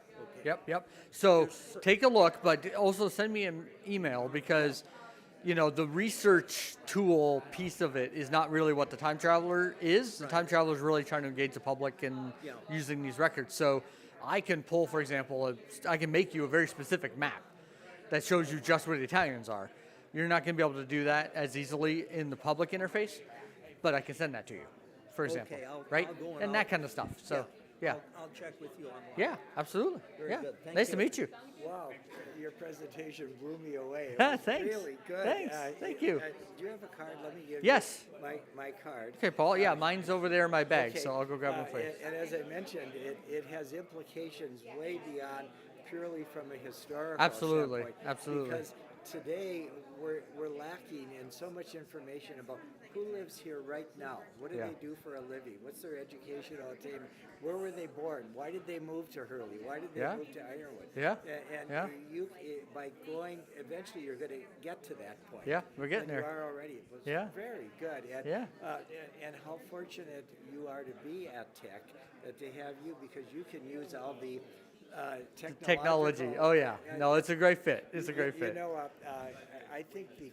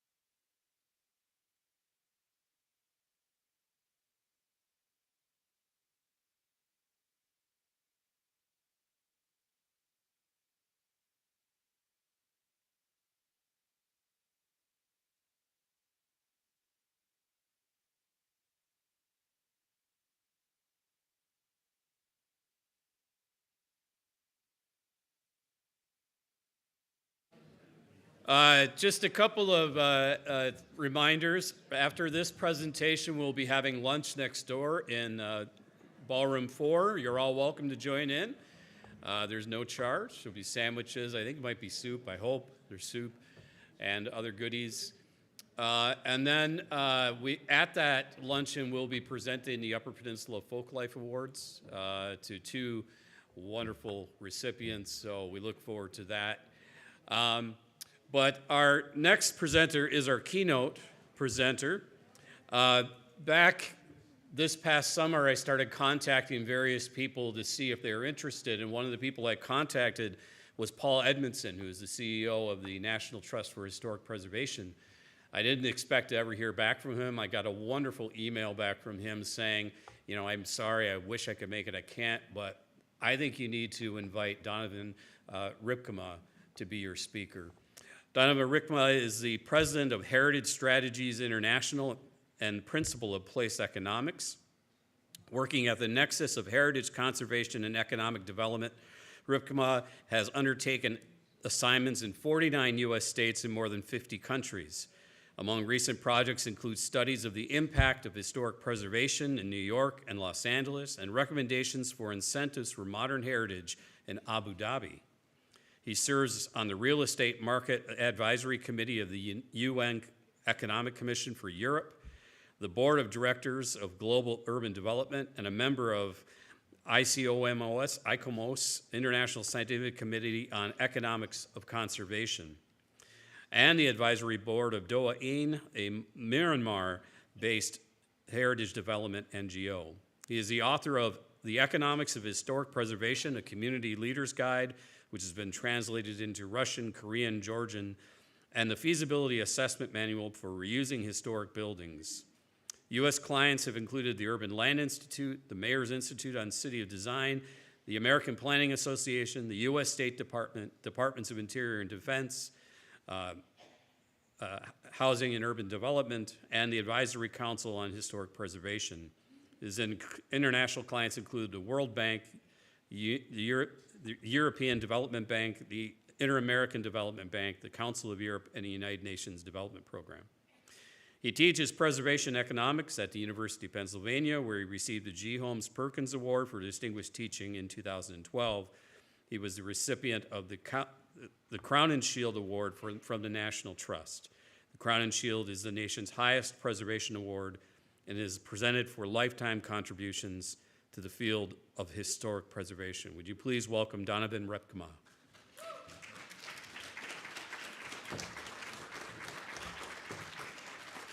Thank you all, and thank you for being here. And I'm thrilled to be here. Although my daughter, son-in-law, and two grandchildren live in Ann Arbor, and so yesterday morning I drove from Ann Arbor up to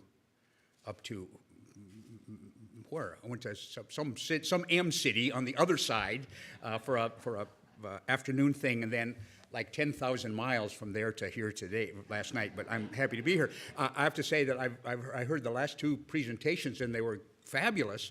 But the second one, I know a lot of you are scholars and just in awe of all that you're going to be able to tap there. It scared the hell out of me. Here's the reason. I remember in grade school, the principal saying, "This will go on your permanent record," and I always dismissed that. There's no such thing. Well, obviously there is a permanent record, and now I'm frightened that my youth will come back to me. So I'm most pleased to be here and greatly appreciate being invited to this wonderful symposium. And I want to begin my remarks by making it absolutely clear that I am not a tourism expert. I am, however, a very, very frequent traveler. In normal times, pre the plague, I spent around 230 nights a year in hotel rooms, although in the last 2 years, not so much.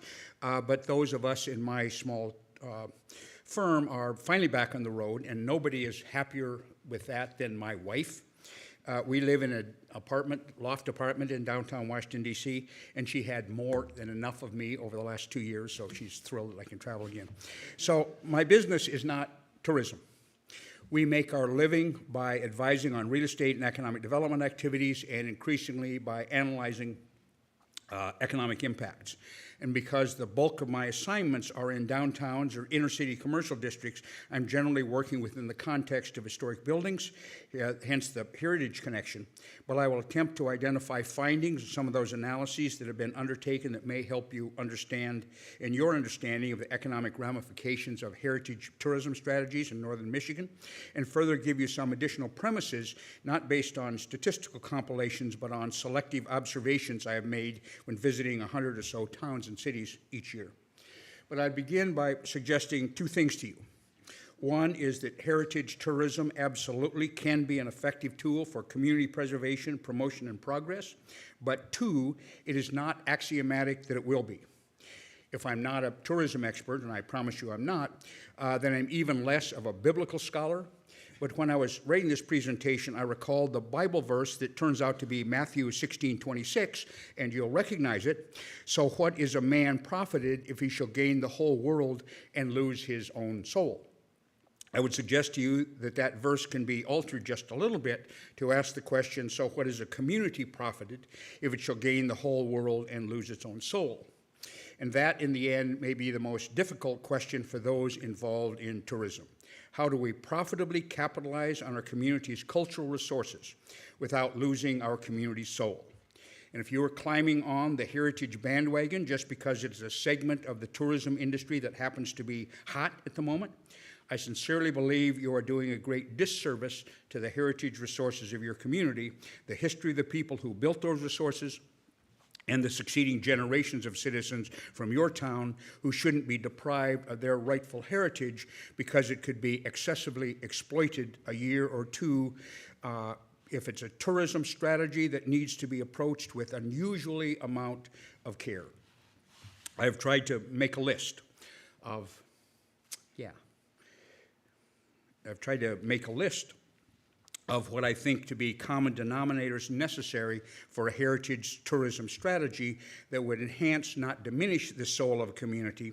So here are some basic premises upon which the rest of my remarks will be based, and there are 5 of them. Premise 1, heritage tourism has to be a long-term, sustainable strategy, not a short-term solution du jour, quick-fix tactic. Second, people are tourists in order to visit a place.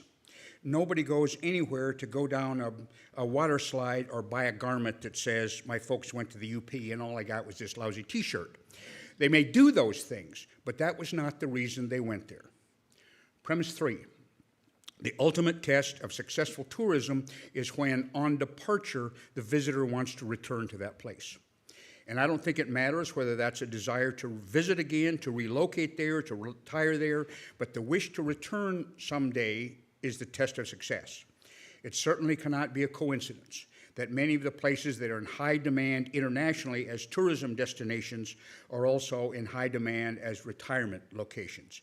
Cuenca, Ecuador, Algarve, Portugal, Georgetown, Malaysia, Chiang Mai, Thailand, and other places you could probably name. Premise 4.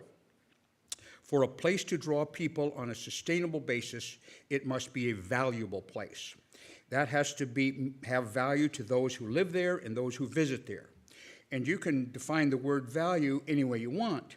I once was on a panel with a British guy who spent his entire life in tourism, and what he said struck me, and it was this: build it for the locals and the tourists will come. Build it for the tourists and only the tourists will come. Premise 5, to survive, we have to make sure that there is a merger between place and community. Heritage tourism is based on assets that are not owned by the tourism industry. The tourism industry did not create those assets.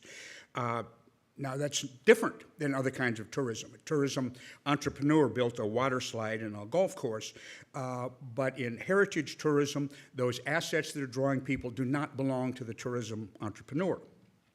And so they are the community's assets, and therefore a community at large absolutely must have a place at the heritage tourism strategy table.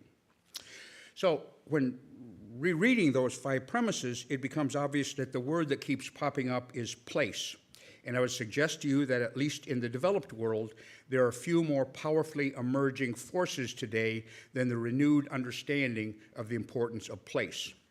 And I'd further suggest that if we're going to have successful cultural tourism, successful historic preservation, successful economic development, we have to spend a lot of time considering our place, what it is, what's important about it, how to maintain that which is important, and what are we going to be doing individually and communally to secure our place in a very rapidly evolving history.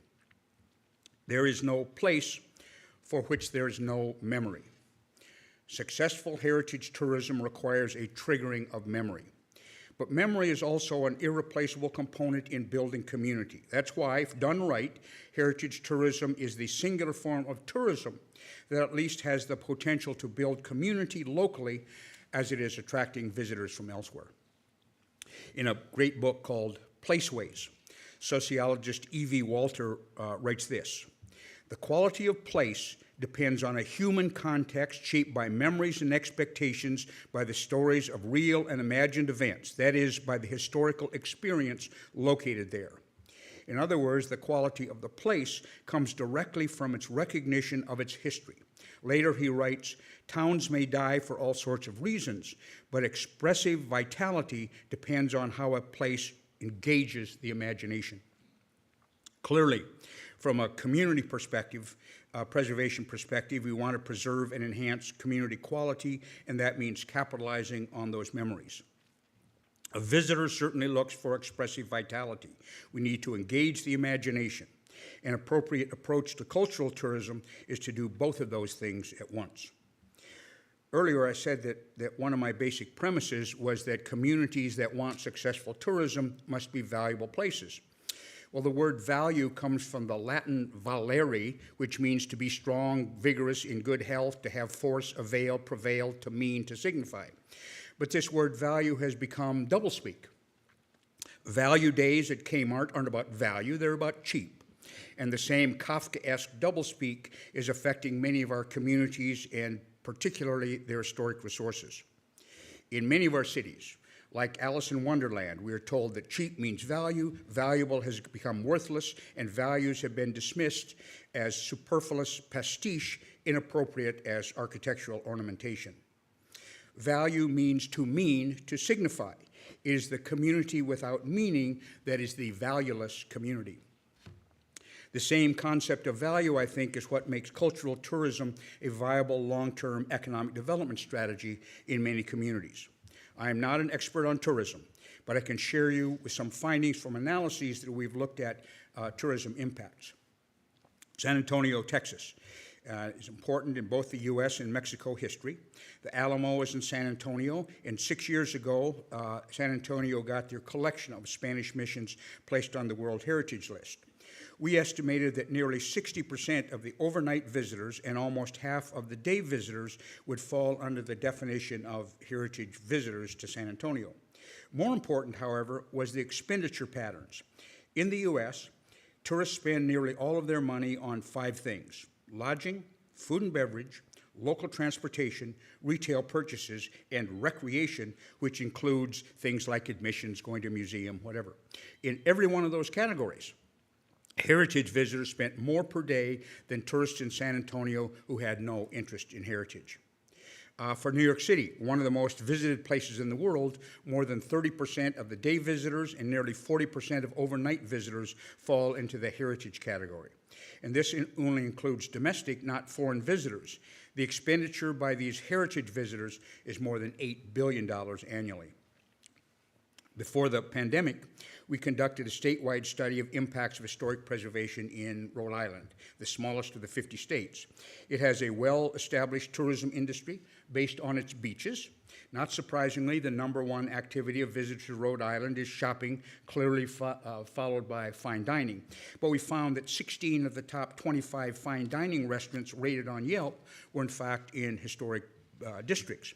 So it's clearly not just the food, but the character of those places where the food is being served.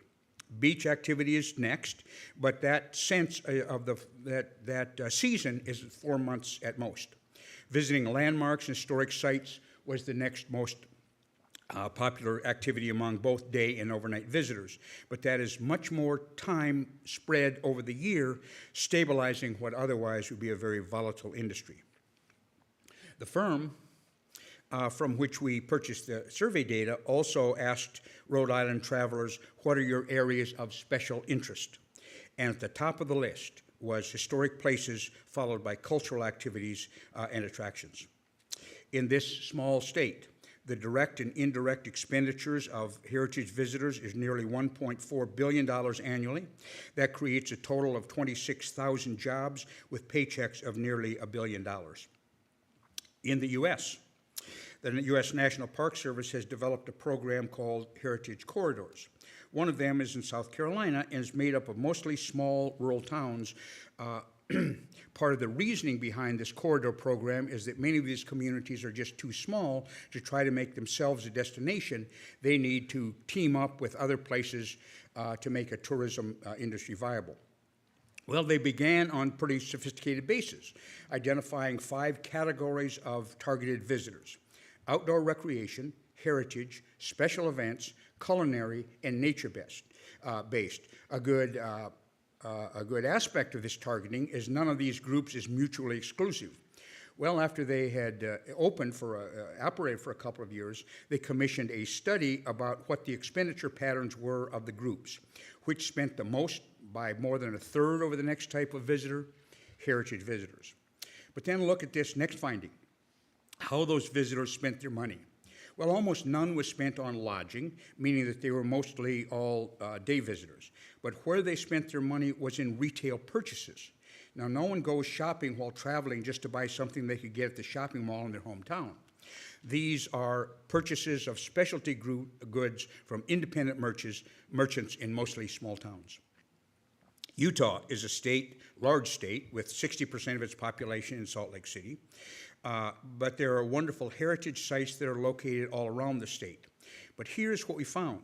Those historic sites in rural and small towns in Utah were often the magnet that attracted the visitor, but those sites weren't the major beneficiaries. They only received about 7% of the daily visitor expenditure, the rest going to hotels, gas stations, restaurants, and shop. It was the historic site that brought them there, but they weren't the ones who reaped the major benefits. The U.S. Department of Commerce surveys international visitors arriving by plane, and they distinguish between cultural travelers and other travelers. They identified cultural travelers as those who visited art galleries, concerts, plays, heritage sites, historic sites, or a national park. Well, what did they find? Well, approximately a third of all visitors were cultural visitors. But what did they find between those visitors and other tourists? Cultural tourists spend an average of 21.3 nights in the U.S. compared with 13 for other visitors. 470,000 more U.S. visitors visit an historic place than an amusement park. 785,000 more visitors to the U.S. visit an historic place than spending time on the beach. For every visitor that stopped in a casino, 3 visit an historic place.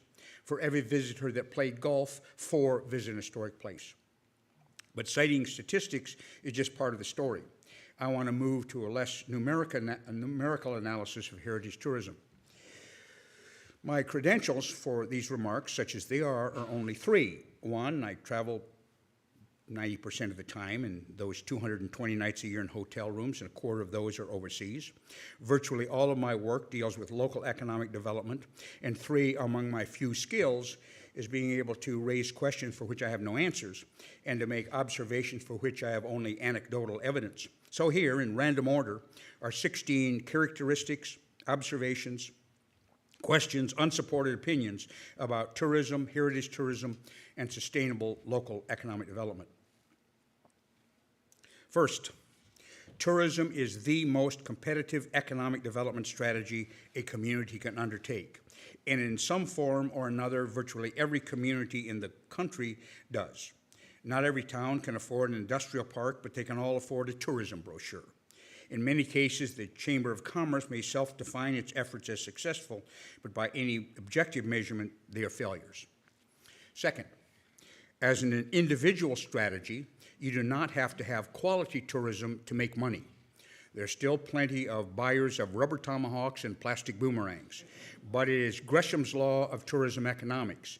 The lower quality will drive the higher quality out of circulation.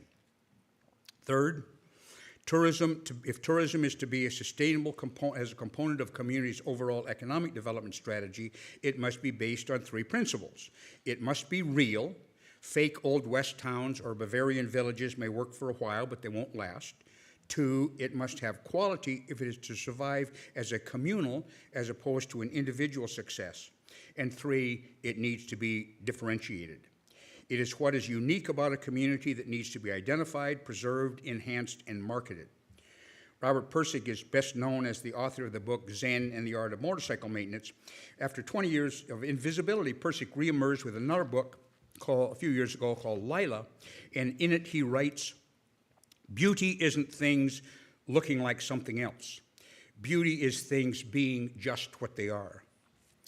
Next, choices have to be made even if that means foregoing short-term profits.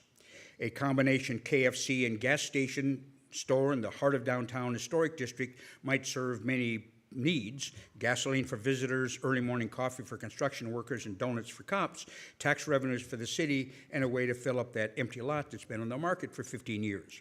But to the extent that KFC adversely affects the differentiation of your downtown, it will be too expensive in the long run to allow. Even more than general retailing, individual tourism-related businesses are not independent, but highly interdependent. Targeting the customer, marketing to the customer, meeting the needs of the customer, responding to changes in customer preferences require group, not individual choices. As in every business, everybody is not the customer. To proceed on that assumption is a sure way to fail. Next, a community that imports more than it exports will eventually dry up and blow away. But services can be exported as well as goods. Tourism is an export that can stem community withering. One of the ways to alter the export-import ratio is referred to as import substitution, creating and buying locally what had previously been brought in. Think about jellies in restaurants. I can get half-ounce packages of Smuckers anywhere in America. Maybe it's only in Marquette that I can get Grandma's blackberry jam. Think about what that simple decision of the restaurant owner, use a local jam instead of Smuckers, would mean. First, jobs are created in Michigan making the jam. Second, the dollars that used to go to a Smuckers factory somewhere stay at home. And third, that business has reinforced the three principles of sustainable economic development. It's real, its quality, and its differentiation. Every product used and sold by every tourism-related business in town should be examined for the opportunity of import substitution, not out of some goofy and dubious shop local at home strategy, but rather as a fundamental strategy in heritage tourism efforts. Carrying capacity. I originally come from western South Dakota, cattle country, and their ranch land is sold based on its carrying capacity. Carrying capacity is how many acres it will take to raise a pair, a cow and a calf, for a year. In western South Dakota, that would typically be between 15 and 30 acres. In Nevada, they have land they call 40 and 8 land. For a cow to survive, it has to be able to run 40 miles an hour and have a mouth 8 feet wide. But when land is used beyond its capacity, here's what happens. The first year, there are extra profits. More calves are available to be sold in the fall. But starting in the second year, 3 things begin to happen. First, the cows and the calves both get smaller, too many cattle eating too little grass. Second, because their nutrition declines, fewer cows give birth to healthy calves. And third, the ability to produce grass declines because it's been overgrazed. I would suggest to you that a community dealing with tourism has a carrying capacity. How many visitors per year a community can host without giving up what brought tourists in the first place is very finite. Embedded in tourism planning process, the estimates of carrying capacity and then implemented even against the cries of more tourists, more tourists, more tourists. Heritage assets are particularly vulnerable to overuse. It makes no sense to exploit them to a level where they are no longer able to productively contribute to the local economy. Next, tourism is a very labor-intensive industry, largely at the lower end of the pay scale. Every community needs to address how it intends to respond to the labor needs tourism will generate. and that is even more true in places where the cost of living is very high. We will have to look for non-traditional workers to make up the needs, segments of the workforce that have been underutilized in the past. Very few communities can survive on tourism alone. Those that do were most adversely affected by the pandemic. Every business that serves tourists should also look for ways to better serve their local community. Some of you may know about the Main Street program, and Michigan has one of the great state Main Street programs. Main Street is commercial district revitalization within the context of historic buildings. One of the early steps in becoming a Main Street community is an evaluation called a resource team. The first Main Street resource team I ever participated in was in 1981 in Manitou Springs, Colorado, a tourist town between Colorado Springs and Pikes Peak. During the walking tour, one of the team members searched in every store downtown for a tube of toothpaste, an item certainly everybody needs. The only kind available was the tiny tubes, only good for traveling, and then only if the trip isn't for 2 or 3 nights. There was not a tube of toothpaste in downtown Manitou Springs for the people that lived there. They had to drive to a shopping center in Colorado Springs. Well, something's wrong there. Tourism is often sold as a costless form of economic development. Well, they come and they spend their money and they leave. We don't have to build new schools or water lines or add sewer capacity. It's all gravy. Well, that just ain't so. Tourism has real costs and not just economic. Among those costs are traffic congestion, displacement of local businesses and residents, loss of sense of community, local antagonism towards visitors, and more police, public facilities, parking lots, and streetlights. This does not mean that tourism strategy should not be pursued. It does mean that these costs should be measured and weighed against the tourism benefits. So what if a community has profited if it shall gain the whole world and lose its own soul? For decades, we have tacitly equated economic growth with population growth. In some places in Michigan, the net population growth in the next 10 years will be nominal. And as an economic development strategy then that presupposes population growth becomes a zero-sum game. That for me is you have to win, you have to lose. That is certainly a very questionable public policy. Tourism, along with the quality of local education, increased productivity, and the internet are some ways there can be economic growth, more dollars in local pockets, without necessarily having population growth and its parallel requirements. Slow population growth notwithstanding, people continue to move from one point to another. If it is desirable that a community grow in population, then the tourism strategy should be part of the means to attract people as residents, not just visitors. Everything about the environment of being a visitor puts one in the psychological mindset to be persuaded to be a resident. They are relaxed, interested in your community or wouldn't be there, are in fact escaping from where they live and work now, and both spouses are generally present. Those visitors are the best frame in mind they will ever be to be attracted to your community. If population growth is part of the economic development strategy, the tourism component of the effort should be structured to further that strategy as well. The U.S. state of Vermont has an organized effort to attract visitors as full-time residents to compensate for both a labor shortage and an aging of the population. The visitor needs to receive more, not less than is expected. To oversell what you have to offer will only work once. The long-term adverse effect will be costly indeed. Finally, sustainable tourism must be a community-wide strategy even among those who are not directly involved. The hardware dealer, the high school student, the retirement home, the bank, none of which immediately come to mind as tourism destinations, need to be part of the process. One unpleasant encounter with one visitor will be vastly more expensive to a community than 5 ads in Condé Nast Traveler can make up for. Well, here's one more list. That's what I really do for a living. I make lists. Mostly I toss them off as if I actually knew something. But for a moment, I'd ask you to ponder a word rather than a list. It's a curious word in the English language in that it has very different meanings. Think of the word integrity. In one definition, it means the quality of being honest, upright, truthful. But in another context, integrity means soundness, completeness, strength, as in the structural integrity of a bridge. I would suggest to you that if we want a cultural tourism strategy that is sound, lasting, sustainable, strong, it is cultural tourism strategy that has to have structural integrity. Our representation of our heritage resources must be done with integrity. Tell and reflect our own community's unique heritage in an honest, truthful way, both in the story itself and in the buildings that contain those stories. Heritage tourism is a particular challenge because in many ways it is the polar opposite of other types of tourism. We go to the beach or the golf course, the water slide specifically not to think.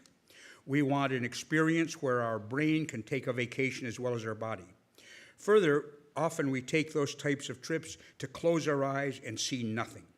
If you picture yourself on a beach, I can almost guarantee you are thinking of yourself lying down with your eyes closed. And there's nothing wrong with that, but that is very different from heritage tourism. For heritage tourism to be successful, it must engage the mind and capture the eye. To be sustainably successful, it must be engaged with integrity. I don't care what you call it. If it's artificial, it's not heritage tourism. The widely respected American author Eudora Welty, in her collection of essays entitled The Eye of the Story, writes this: "It is our describable outside that defines us willy-nilly to others, that may save us or destroy us in the world.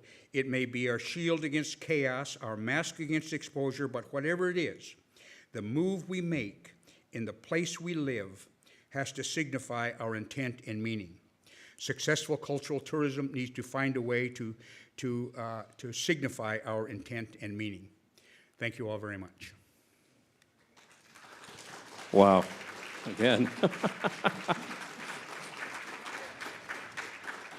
That's not food for thought, it's a banquet for thought, Donovan. I just say that. I'm sure we have some great questions and comments. Who would like to ask a question? I just got really overwhelmed. Should I speak a lot slower? Would that help? Or? We're, working for the city and trying to steward this idea of a cultural trail. But yes, I liked how you said it, doing it authentically and real, and how important that is, and how it's such difficult for people that are interested in history and culture in our community to always advocate. People understand that history, heritage, art is a good thing. But advocating, we're always trying to show the economic justification, and especially right now, the city is undergoing this community master plan, and I just texted someone, okay, all the steering committee has to watch this because we're at that delicate point. And I don't even know how to ask you, like, can you give us some advice? You just did, but you gave us a lot to think about, and hopefully we can engage you in giving our community leaders some advice. But Tina, in your presentation, you talked about heritage and arts and culture being economic development, and you're absolutely right. They're not the icing on the cake; they are the cake. And when you're fortunate enough to have those resources locally, they really need to be exploited in the most positive way. So.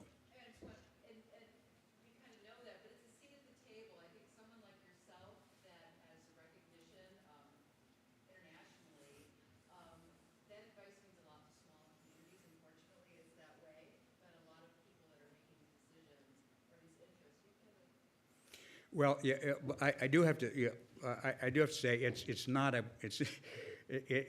uncommon, and what I have to tell you about a recent lesson that I've learned. I'm preparing. In fact, the first live version is next week. A masterclass, virtual masterclass on use of public-private partnerships for the development of heritage resources, and it's the sponsor of this is UNESCO office in Bangkok. And their case study is a wonderful fort, 1850s or 60s fort in Georgetown, Malaysia. And that's the site. And they put it out for tender. They found a very successful person, a very successful business person who came and on a public-private partnership arrangement to kind of run this fort. Well, what did they want to do? The mistake was there was no requirement in the RFP that they have people who really understood heritage and heritage tourism on the team making the proposal. So this developer, good developer, nice guy, had plenty of experience, successful experience. But they wanted to do things like bring in dinosaur exhibits into the fort, things that just kind of weren't related at all. Well, no surprise this, collapsed, 4 years into the 20-year cycle. So it really is critical. If you're going to use these resources, then you need to involve people in that process who really understand what the resources are, how they're used, how they can be adaptively reused, but not exploited so they lose their integrity and their, structure. So, do we have any other questions? As I make my way over, that's part of the reason I asked you to be here, Donovan, and be part of this. And this whole idea is we need to be at the table. We need the communities here to really think of arts and culture and heritage in their planning. Thank you. It was a great program. Thank you. Presentation. How do you strike a balance between becoming sort of a one economic community based on either historical preservation, tourism, versus development of higher paying jobs and so on? A great question. And again, the places that suffered the most in the pandemic worldwide were those that were one industry tourism cities. And so resiliency is a critical element. And if we are over-dependent on one industry, and particularly over-dependent on tourism, we're really vulnerable to that. What I'd say to you is that tourism needs to be a component, but it can't be the component of a local economic development strategy. And because I come from the kind of heritage conservation as economic development world, I think among the things that we have learned is how attractive heritage buildings are on a whole range of economic development activities. In fact, when we first talked about my coming up here, I said, well, and he said, we were told what the subject matter was. And I said, well, I can talk about tourism, but my goal in life, and I got to reach it pretty soon because I'm really old, is that when you say economics and historic preservation in the same sentence, that the automatic default response is not always, oh, you must mean heritage tourism. It really is important, but it's just one of the ways. And so the issue about what we've found in studies now, big cities, small places all over the country, there is any economists in here? Anybody scholarly economist? Oh, yes. Okay, well, there's a even in forestry economics, there is a concept called revealed preference. And we could put up some mathematical formula, but let me give you my stupid version definition. That if I would ask you all, do you like chocolate ice cream better than or vanilla better? Well, I'd say chocolate. Some of you'd raise your hands. I'd say vanilla. Others raise your hand. Well, that's stated preference. I raise my hand. I like chocolate better. But there's another way that we could do that. We could roll in a cart with a bunch of ice cream cones, some of them chocolate, some of them vanilla, and you take one. Well, that's not stating your preference, but it's revealing your preference by saying, oh, I took a chocolate cone. Well, a lot of the work that we do in measuring the impacts of historic preservation is revealed preference. And what we found, big cities, little cities, all parts of the country, and the US and Canada, by the way, as well, is that there is a revealed preference for historic buildings and historic districts by particularly concentrated among knowledge workers and in the kind of creative class workers. Whatever share those industries are in any city's economy, there will be a greater share of them in historic buildings and historic resources. So I think we need to say, not to say, okay, we got some heritage buildings so we should have tourism. I think the question is, we got great historic buildings, how do we use that to kind of tap the marketplace's revealed preference for being in those? So we're attracting people not to go to college here for 4 years or 6 and leave. How do we get them to stay here? How do we tie them in to use our historic resources? It makes us much less vulnerable to just tourism, and we can broaden our economic base to things utilizing. So my argument is not we make the decisions between historic preservation or economic development. The premise ought to be, how do we use historic preservation as the tool to enhance and to provide economic development? So that's a kind of long-winded answer, and there's no easy way to say, here's how we diversify our economy, but really, really, really important that we do. This is, again, this is for what it's worth. You can like the Saudis or not like the Saudis, I don't care, but we've done a bunch of work with EY, Ernst & Young, the gargantuan consulting firm, who's been consulting with the Saudi Culture Ministry. The Saudis have decided, you know, oil only lasts so long, and that's what 100% of our economy has been, so we have to diversify our economy, and the top of the list of economic diversity strategies in the Saudi Kingdom of Saudi Arabia is heritage resources, for people to see them. So they really see this as a means to diversify kind of in the other direction. Wow. Any other questions or comments for Donovan? At lunchtime, everybody wants to go and get their soup and Well, sandwich. I don't know. I think that they're all just like, wow, I don't know how to process all this. You know, for me, I talk about this a lot when I speak at communities, like the Rotary and groups, of the importance of historic preservation in a community. And it reminded me, I lived in Sioux City, Iowa, which had this wonderful downtown with a main street called 4th Street with these huge Richardsonian Romanesque buildings. And then as urban renewal came in, they replaced a lot of them, and including put a convention center in the middle of the street, the main street of town, blocking it off from this one edge of the street that was known as the red light district, kind of the bad district of town. Fast forward to the late 90s, 2000s, guess which part of town is the historic district? The old red light district is now the historic. That's where the shops and the businesses and restaurants and offices are starting to develop, because they saw, wow, people want this, but the downtown is dead because they basically tore it all up. So it's one of those examples. People want that authenticity of the actual thing. They don't want, well, what happened to so many other communities. Yeah.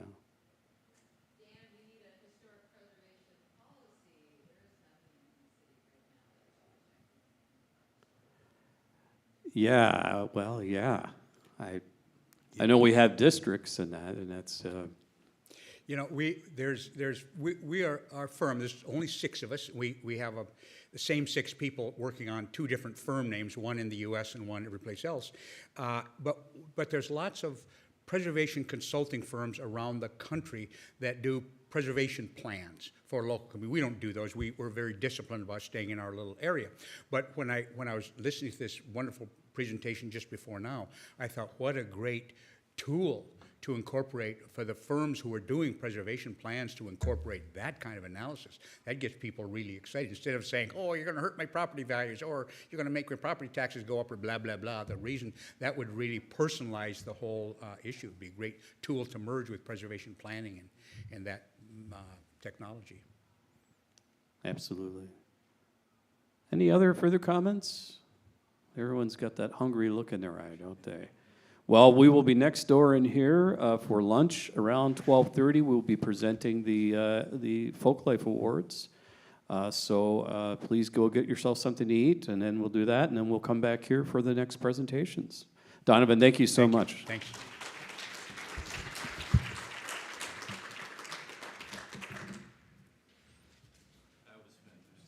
Oh, thank you.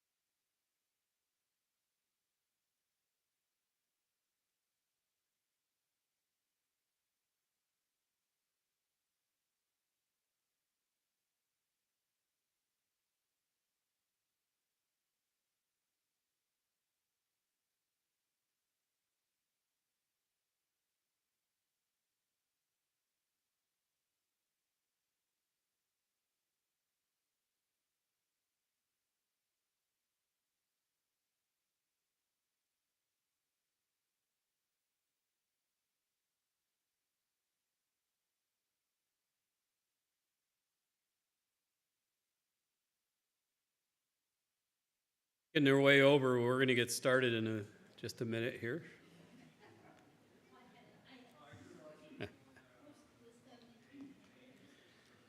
As they say in Ireland, they're having good crack over there, which means they're having good fun.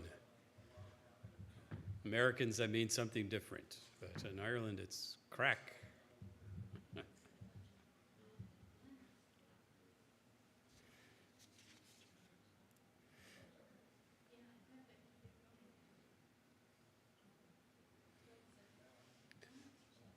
Hey, Tom, did you get to talk to Donovan?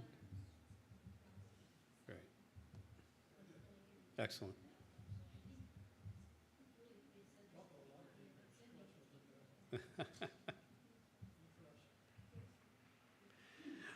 All right, well, let's get started. People will filter in as they go on.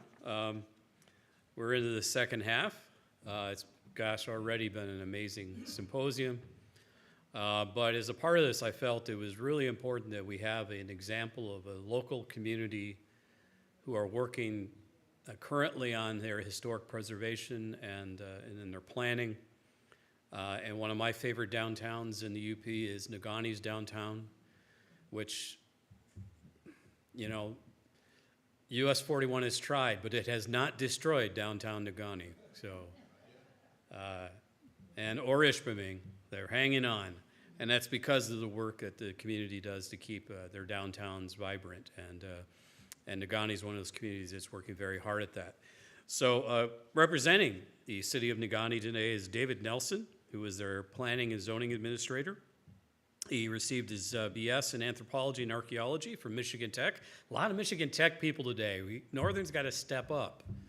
We got to step up. He served as a field archaeologist for 5 years before he came to the city of Negaunee. This presentation is going to discuss their local historic district creation process and the challenges small towns have in preserving their historical areas. So, David, welcome.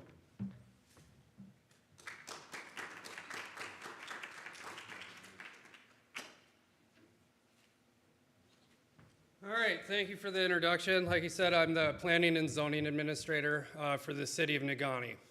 So what that kind of means is I work with, business owners, property owners to, identify grants and whatnot. It's just a small part of my job to hopefully get them to revitalize their buildings in our historic downtown. Conversely, I'm also the guy that will order your building demolished if it is unsafe to the community, which I have done on 3 occasions now in our downtown due to lack of maintenance. With old buildings that aren't maintained, it does seem to happen. So let's start. This is the city of Negaunee. As you can see, it's quite large. Most of the green space that you see in those larger parcels is either abandoned mine land or somewhat active mine pile land. So Cleveland Cliffs, the mining company that is existing down in Palmer, still owns the bottom southern third of the city of Negaunee completely. You can draw a line straight across. Cleveland Cliffs owns that whole southern third. Our downtown, I wish I had a laser pointer, but Iron Street is kind of in this section right here, right in the middle, in between the greens. Everything to the west was abandoned mine land, and I'll get to that a little bit further. So a little bit of general history about the city of Negaunee. It was founded due to the discovery of iron. So Negaunee is always intertwined with that mining heritage. The Jackson mine was the first mine. It was founded in 1845, and it was active until the 1950s. The village was incorporated in 1858, city at 1873. The iron that was produced in the city of Negaunee helped with the Civil War, so that really helps our historical bearing. But the big thing with mining is that in the 50s, they determined that large swaths of the city of Negaunee were no longer occupiable by structures, human, any type of activity other than being vacant land. So what they did is they actually either removed homes, buildings, businesses, or they just demolished them on site. So at a certain time, and this shows the extent of the mining in the city of Negaunee. So every little number on this map represents a previously active mine in the city of Negaunee. So when they determined that the city of Negaunee's lands were not available to even occupy, what they did after they vacated everybody is they basically created an island of the city of Negaunee. And by an island, I mean it was surrounded by mine fencing. Every single street would come to a dead end and there would be a fence. And you couldn't get past it unless you were, you know, an enterprising kid. which some were. So this is some images of our old downtown in the early 1900s. As you can see, you know, it's fully packed with buildings, structures, people. I mean, the city of Negaunee even had a trolley system that ran from the city of Negaunee over to the city of Ishpeming.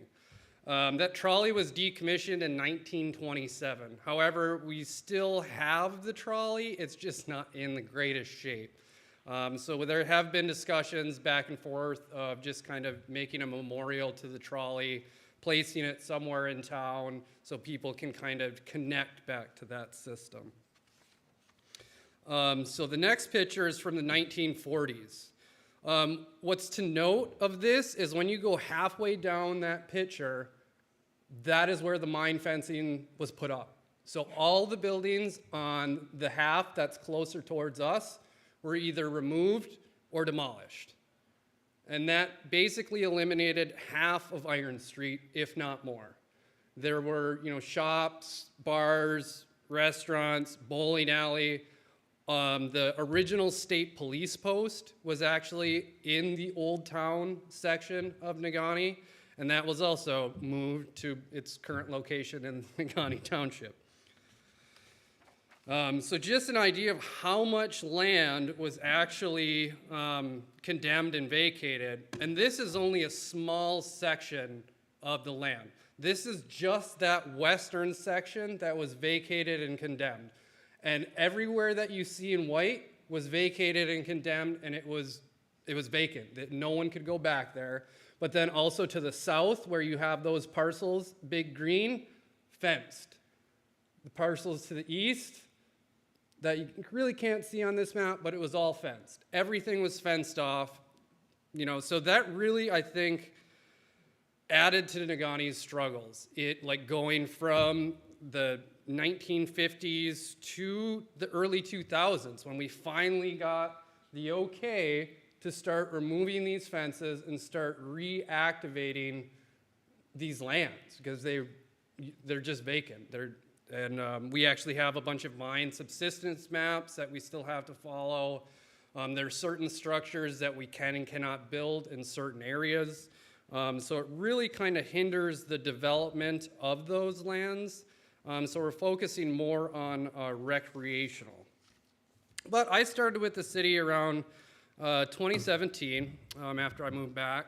And we started the process of getting the core of Iron Street recognized as a National Historic District. Obviously, the city of Negaunee staff is very small and limited, so we contracted that work out to get the nomination into the system.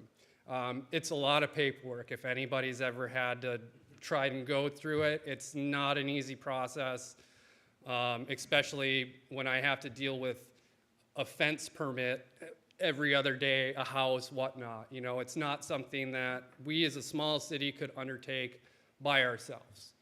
So once we got this done, we started really aggressively trying to revitalize the downtown. So here are some of the local programs that we have kind of started. So the Downtown Development Authority, which is our DDA, was actually inactive. They closed her down, they shut down shop, I believe in the mid-'80s. I'm not really too sure why the DDA stopped working. They may have just become dysfunctional.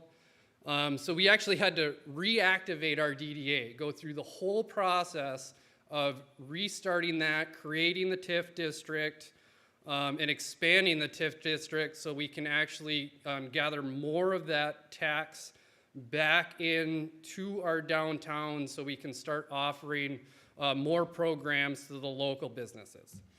We started it's called a community revitalization district, and that is actually the same footprint you saw on our national nomination. And what that entails is if a business wants to do a bunch of revitalization on a building, employ more people, we can score them, and then they get their taxes frozen for a certain amount of years, depending on how they score, how much money they're investing into our downtown, how many jobs they're creating.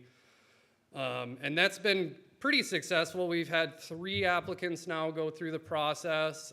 Campfire Coffee was one of them. If anyone's familiar with downtown Negaunee, that's one of our newer businesses.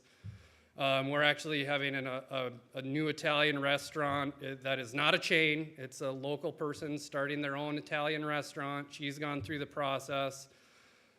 And then we have a couple other interested parties. It is a little bit of a drawn-out process, but I work with them in constant communication. You open up a Google sheet, and I can kind of tweak things, they can tweak things, and then we can work through the process. One of the newest things we've done is this local facade grant program. So we actually utilize $200,000 from the American Rescue Plan Act. They gave municipalities, every municipality got, a chunk of money depending on the size of their municipality.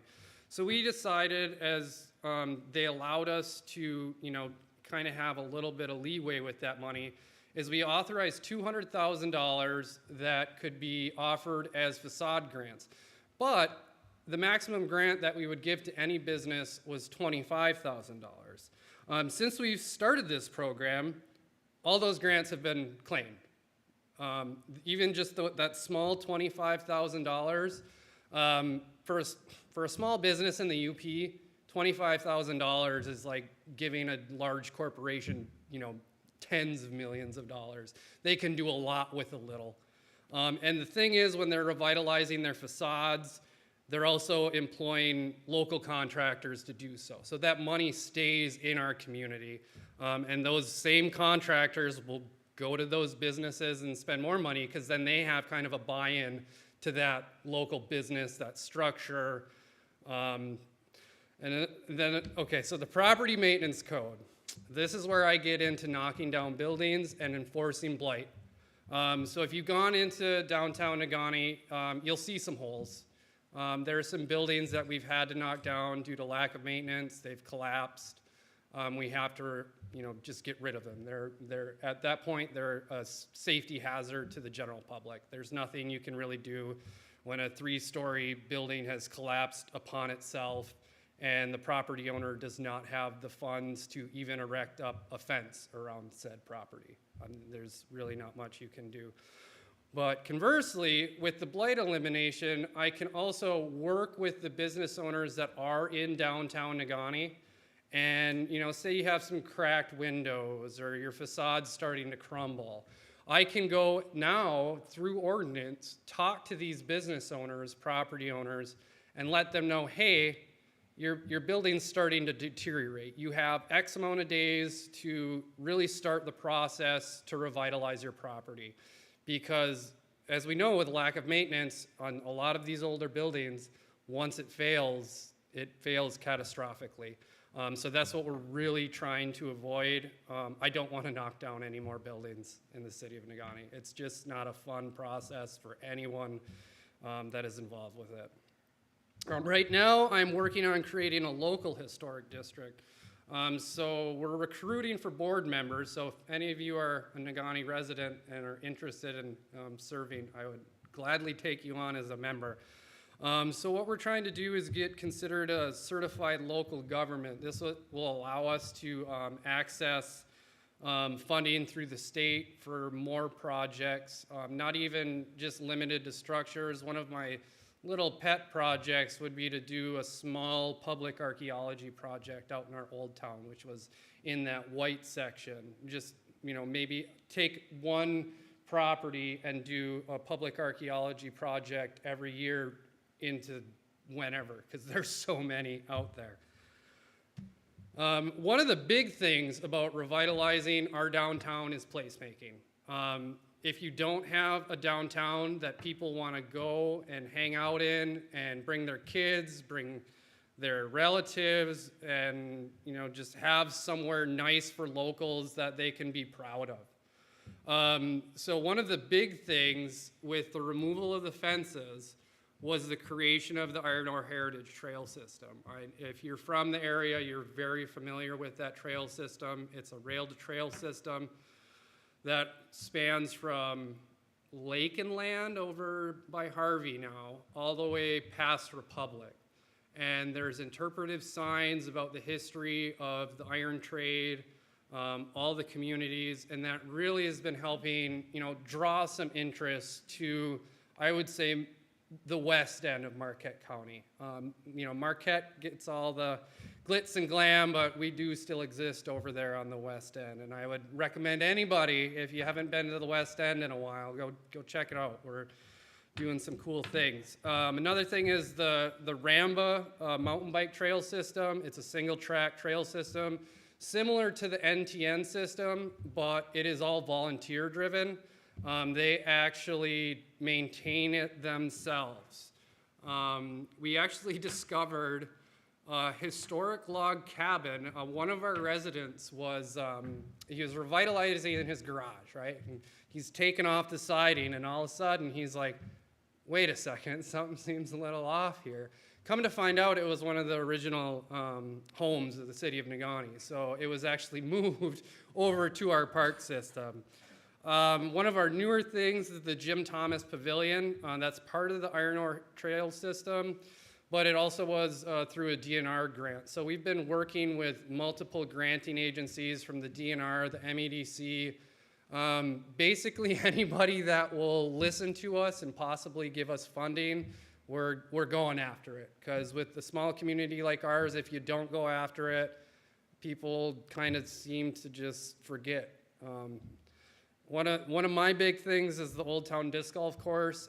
Before I worked for the city, I actually approached the city to build this course, and it actually plays through the ruins of Old Town Negaunee.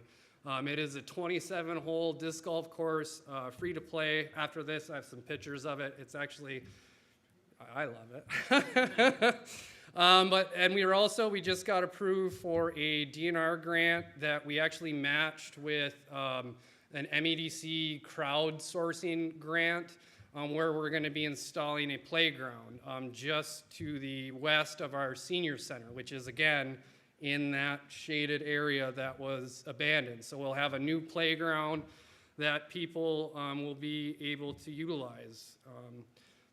Another big thing is our Negaunee Streetscape project. So with everything with COVID, the MEDC had a new opportunity for communities to apply to the revitalization and placemaking grant. So I'm actually going to show you some of our preliminary designs for what we're going to do on Iron Street and Rail Street. So this one, I'll just walk over here. So this is up on Rail Street. This is next to the old Lafreniere's furniture building, which has now been turned into a brewery, and it's beautiful in there. If you like craft beer and like old buildings, go check it out. It's amazing. So this will be right by their entrance, just, you know, a nice hangout spot. But what's really neat about Rail Street is the ORV snowmobile trail and the Heritage Trail is right on the other side of it. So all the trail users can just kind of meet right there on Rail Street at the brewery, which is pretty neat. This is preliminary by our fire station, kind of a more hangout area. This is going to get changed a little bit because, as you can see, the fire trucks are going to need a little bit more access than what's there. And then just some, you know, placemaking thinking just throwing some arches, kind of just making the downtown a little bit more, I would say, cozier, inviting for the residents. So when they come, they feel like more at home instead of just your blank, boring town, I guess you would say. Some of the struggles we've had is private investment. So finding people that have ideas and that want to revitalize an old building in the city of Negaunee. Because you can fix an old building, but if there's no business that's going to occupy it, it's just going to sit there and be vacant, and that doesn't help anyone. So finding those people that want to invest in historic buildings is, we're doing better than we were before, but there's always room for improvement because we still have some vacant buildings.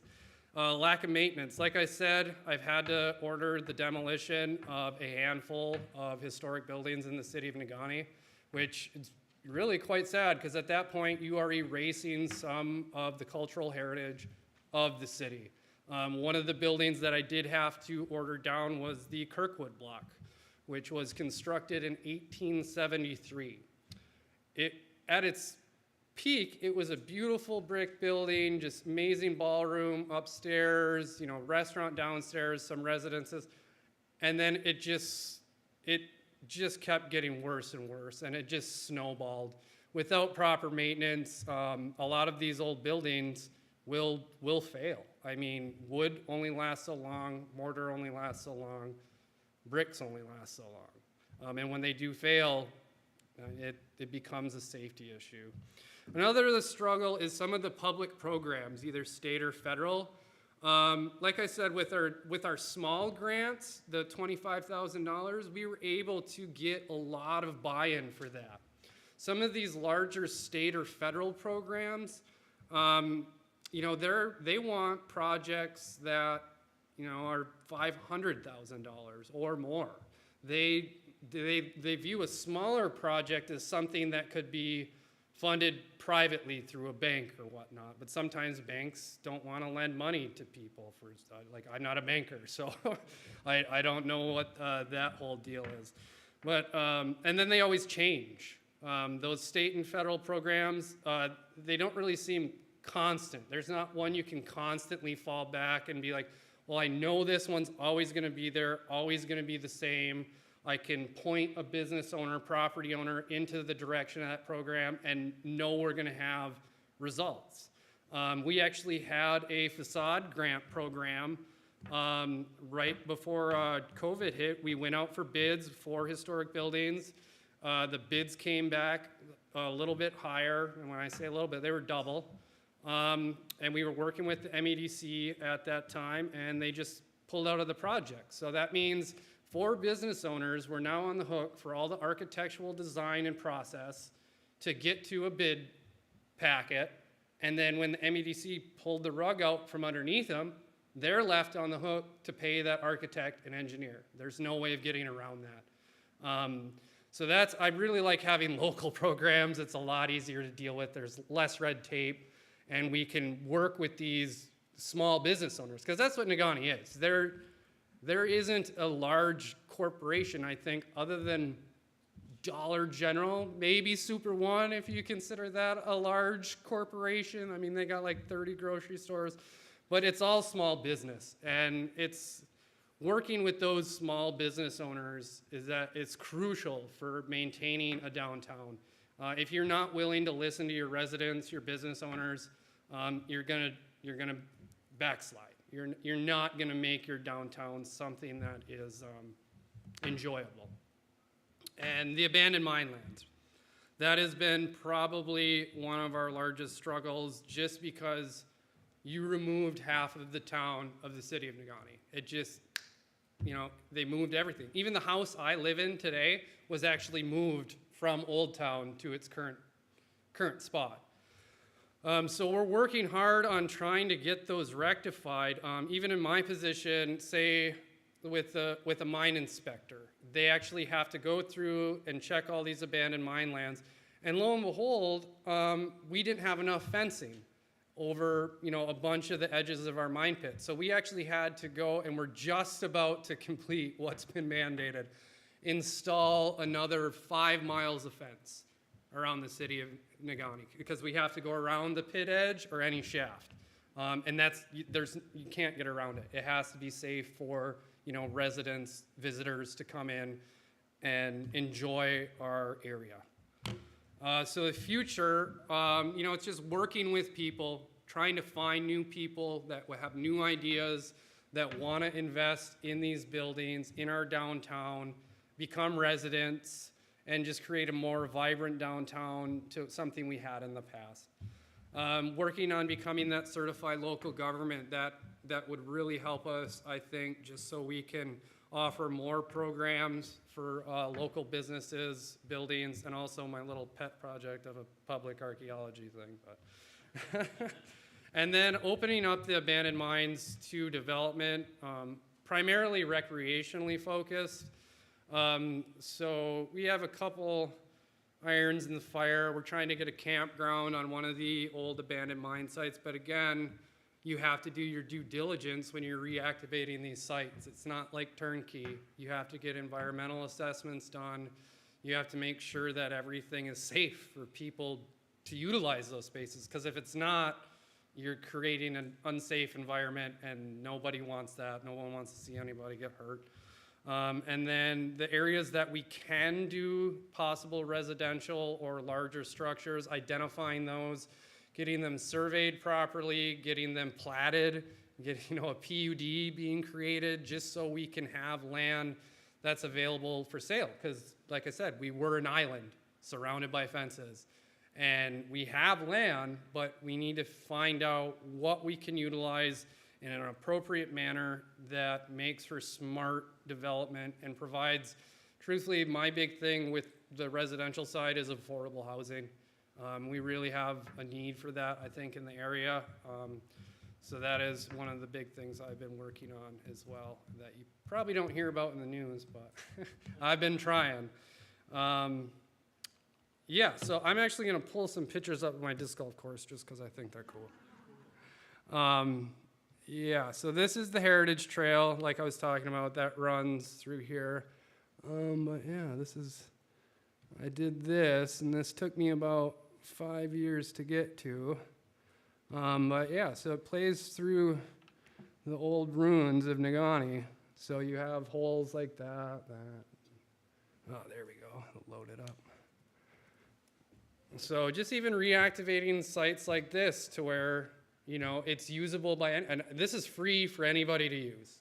And I snowshoe it in the winter with my dog. I see people out with backcountry skis out there messing around. People will just walk the course, just with their families and whatnot, not even playing disc golf. So reactivating spaces to where they're, user-friendly and low cost. Because truthfully, having to, spend lots of money to be in the outdoors isn't something I'm very fond of. I think it should be accessible to anyone and everyone. But yeah, any questions or comments? I guess he has to do the mic. There we go. I just want to compliment the city of Negaunee for starting this, and I know you are a historic site. I'm sorry I missed the first half of your talk, but I know a lot.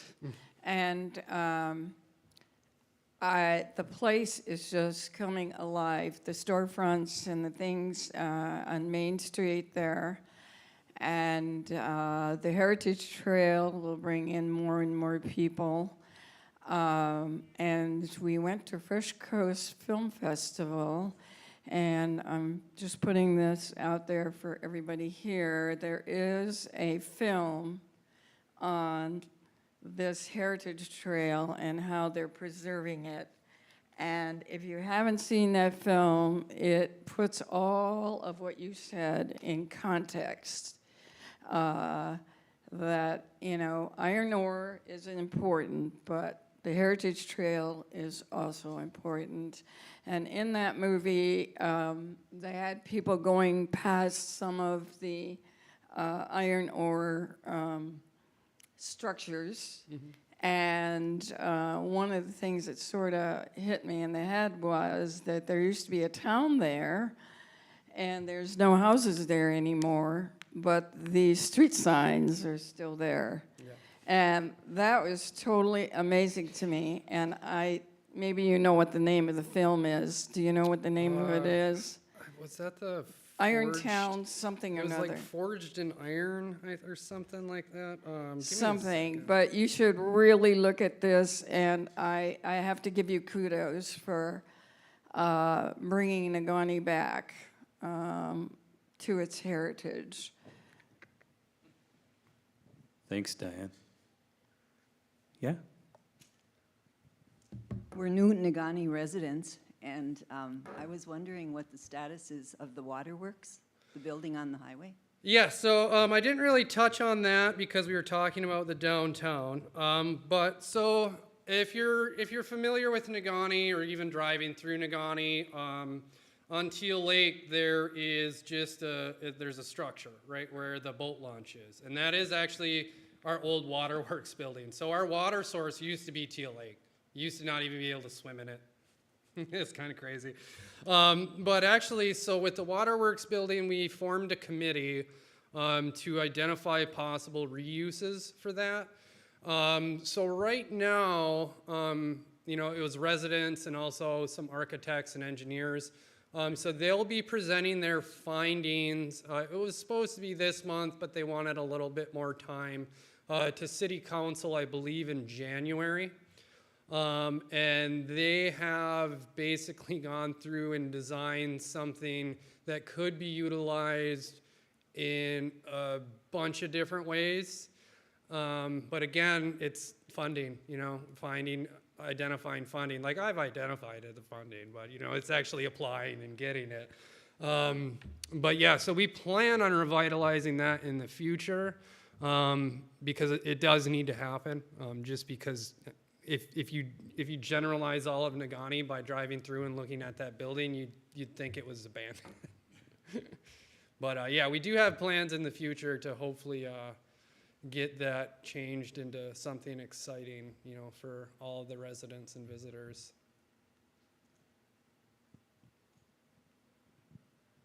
Thank you. Great presentation. The question I have is what was the criteria used to all of a sudden shut down and, this half of the city and make it unsafe? And what also is the criteria to say it's okay now to walk over there? Do I have 10 feet underneath me before I hit, a cave in, or do I have 100 feet?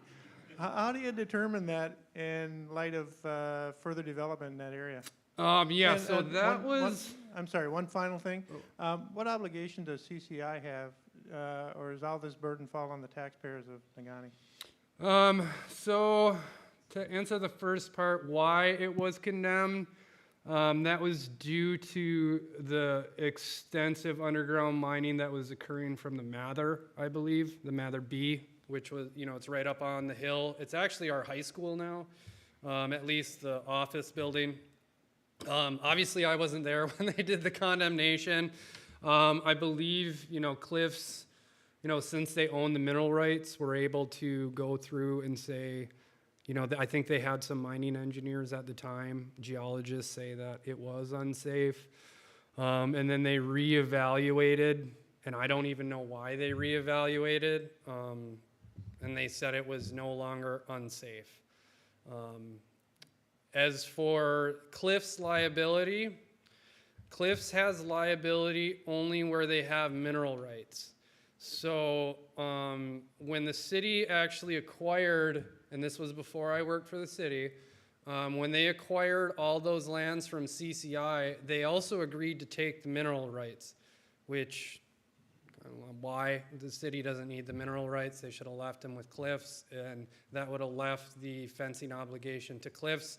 But the city, in its infinite wisdom at that time, decided to accept the liability of the mine pits and having to fence everything by obtaining those mineral rights. It might have been a discussion with Cliffs and the city where Cliffs wasn't willing to sell the city the land without the mineral rights, because Cliffs knew if they kept on the mineral rights of an ore body that's been extinguished, you know, they were being smart. And I guess that was before I worked for the city, so they weren't being smart when they purchased that property. And truthfully, sometimes I bang my head against the wall when I think about that land transfer and accepting mineral rights, because there's no reason for a municipality to have mineral rights. We're not opening a mine, and never will.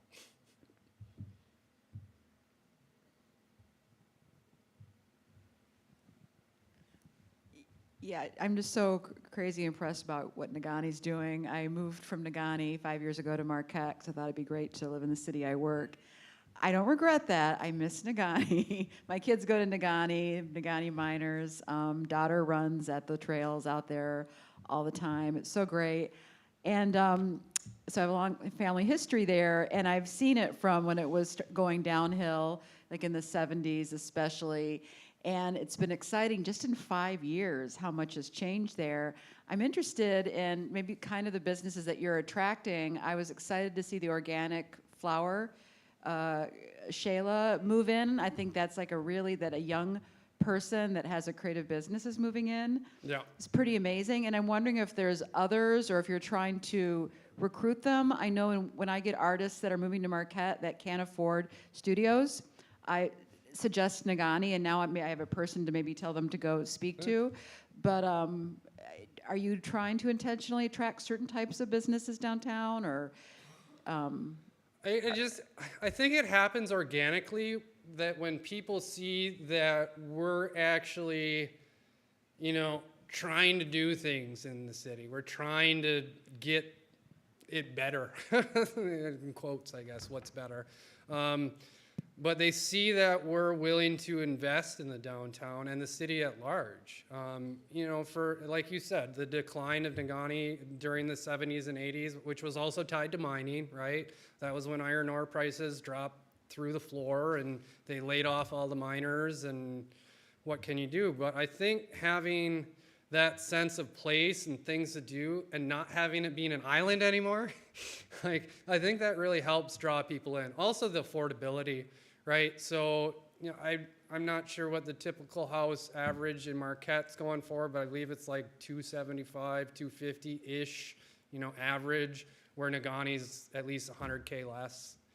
So I think we're seeing a lot of younger families kind of move into the area. And like you said, the schools, I mean, it doesn't help that Nagani miners are just awesome. I mean, we do have an undefeated football team. I mean. But yeah, I think it's attracting the younger people just because of the affordability, but also that we're, you know, reinvesting in the town and whatnot. And a lot of people that I talk to, no knocking on Marquette, is they kind of want to get out of the hustle and bustle of Marquette and the students. And if they're raising families, they want something a little bit quieter and a little bit tighter knit of a community. Because with Nagani being, you know, 4,500 people, it's a little bit tighter knit than, say, what, 20,000 that's in Marquette. That's a really good point, because it's in Marquette we hear this stuff, and I see it especially in social media. People are like, I can't believe it. The only house I can afford is in Nagani. As if it's, or Ishpeming, as if they're being exiled to Nagani and Ishpeming because they can't live in Marquette. And I feel the pain. I was lucky. I bought my house when it was affordable, and now I couldn't afford my house. But what I tell younger people and my students is, you know what, in 20 years, 30 years, Nagani and Ishpeming are going to be where it's at.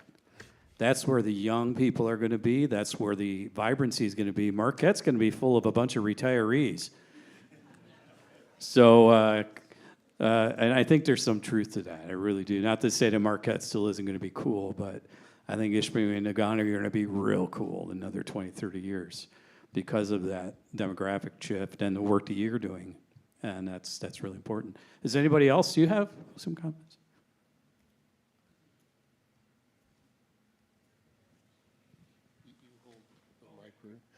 The question is, for the people from Marquette who are on the trail going up toward Ishpeming, the signage is a little non-existent on how to get off the trail into Nagani, and then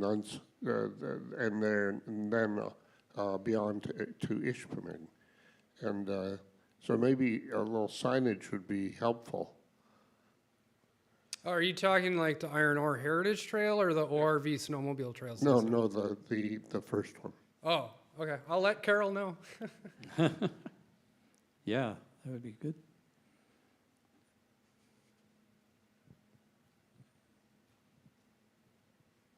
Yeah, I've got a question about, you talk about opening up the old caving ground area, you know, for development.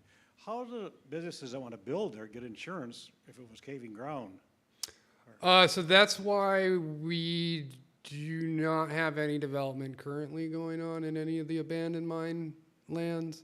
So actually when they reopened them up, one of the mining engineers from Cleveland Cliffs provided subsistence maps to the city. So there's certain areas that are buildable, and I have those maps like just sitting in my office. There's certain areas that could have, say, like a wooden structure, but no brick. And then there's certain areas that are just no-go, like just maybe a trail, but nothing subsistent. Okay, thank you. Yep.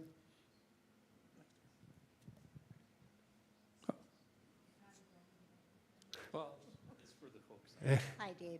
Is there something like this that exists that person could either look on their website for the city of Nagani to find the actual historic, because the Brighting Hotel is no longer there, the Mather Bee is no longer there, but if they wanted to say, well, how do I get to where it used to be? Is there anything there that indicates the historic places up before?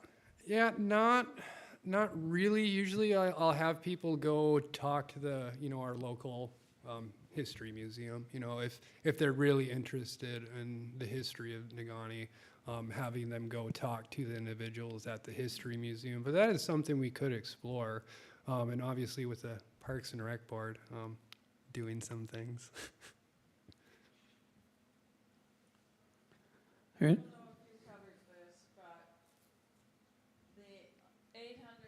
$898,000 that you got in a grant, wasn't that to fix part of the trail or parks, or what is the grant that you just received? That's the RAP grant through the MADC. That's some of the streetscape stuff that I put streetscape. up there. Yeah, so it's going to be a big streetscape project.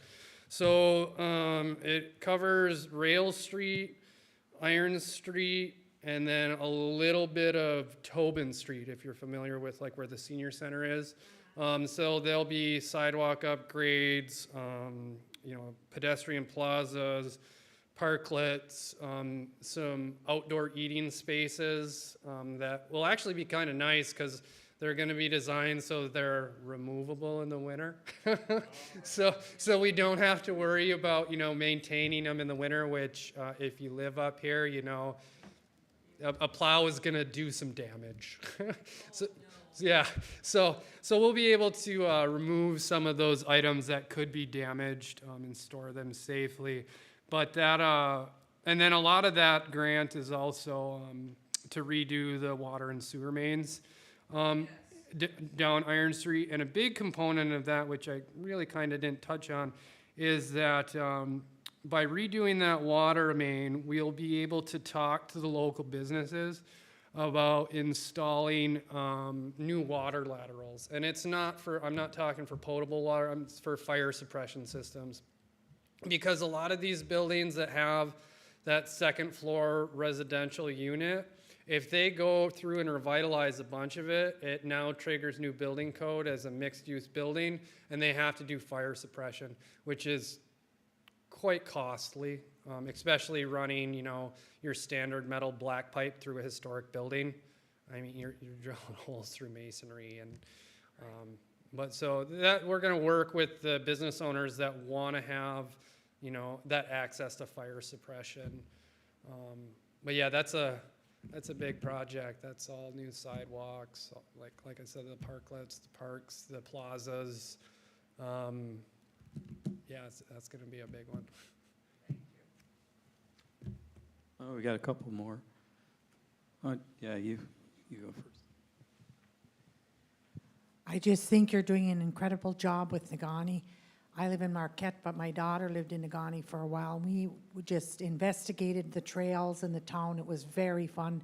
And I'm just going to give a little plug in for your little library. We went there one time, and the librarians there couldn't do enough for us.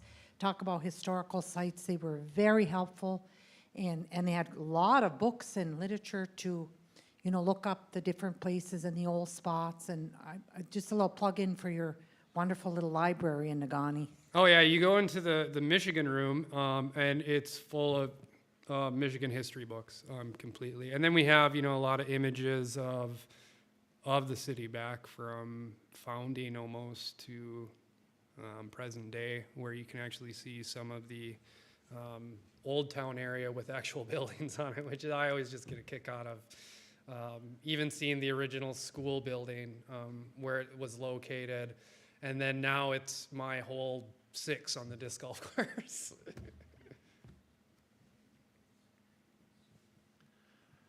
I hear a clock ticking, and that's the life expectancy of the mines in the area. What kind of long-range plans does Nagani have to try and, you know, diversify, you know, its economy so that, you know, when in fact that does happen somewhere down the road, it's not going to become another national mine or something like that? Yeah, so actually, we have talked to one of the landowners over there, and we had him actually rezone a large segment that he owns to industrial. So I'm hopeful we can, you know, attract some industry to that area, which is just off of 480, whether it be a large-scale cannabis production facility where they're growing cannabis, or a machine shop or something.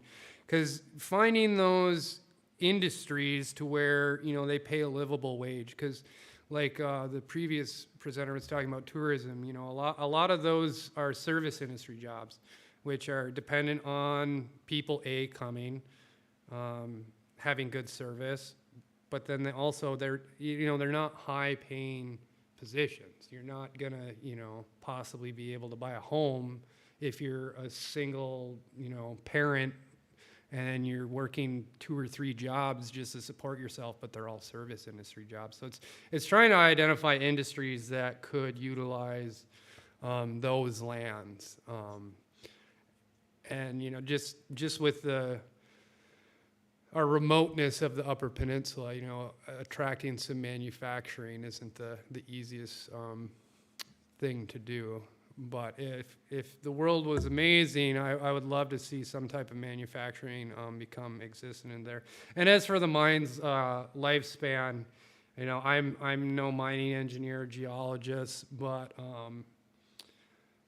I always take kind of, is the iron mines really going to leave? I know it's a finite resource, but it exists in large swaths all throughout Marquette County. So it'll be interesting to see what they do in the future. I know, like, the Tilden and Empire, sure, that ore body has, you know, X amount of time left, but in the surrounding areas there's I'm sure quite a lot left. And, you know, you can't even ask Cliffs that question because they're not going to give you a straight answer. You know, they have to play that close to the vest because in the global economy, they have to make sure they're being somewhat secret. But one of the things I think would be cool is actually the new the iron briquette process, where they're using electricity to, you know, turn pellets into iron. If we could convince Cliffs to open up something like that in Nagani, I think that would actually be kind of neat. And then, yeah, it's just finding people, and finding people's, even for downtown businesses, it's not easy. You know, it's just talking to people and seeing if they have ideas and how to expand upon their idea to make it commercially viable to where they can operate and, you know, not go in the hole completely forever and then shut down. It's finding those long-lasting businesses that will, you know, stick around. All right. Well, David, thank you so much for your presentation. It was really informative and interesting and helpful and just a perfect addition to today. So thank you so much. Let's hear for David. Thank you. All right, we're going to take a 10-minute break. So if you want to use restrooms, get some coffee.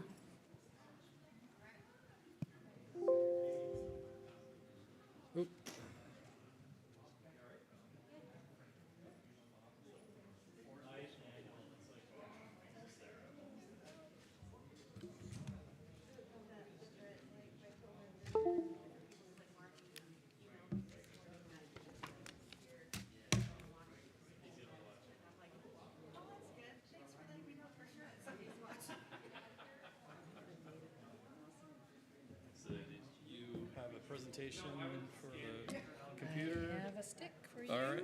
Well, yeah, I'm sure you can figure it out. So. Yeah, in middle school, yeah. There's a USB port over here. Somewhere over there? There you go.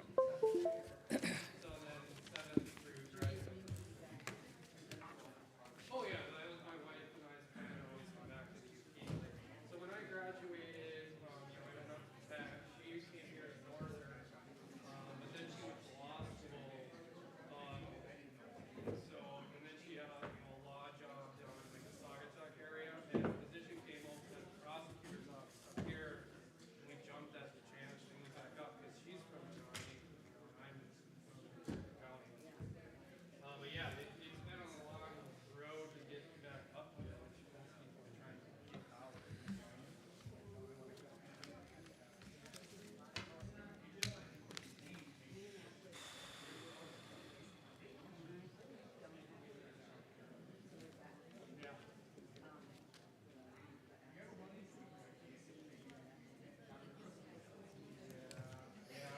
I saw that.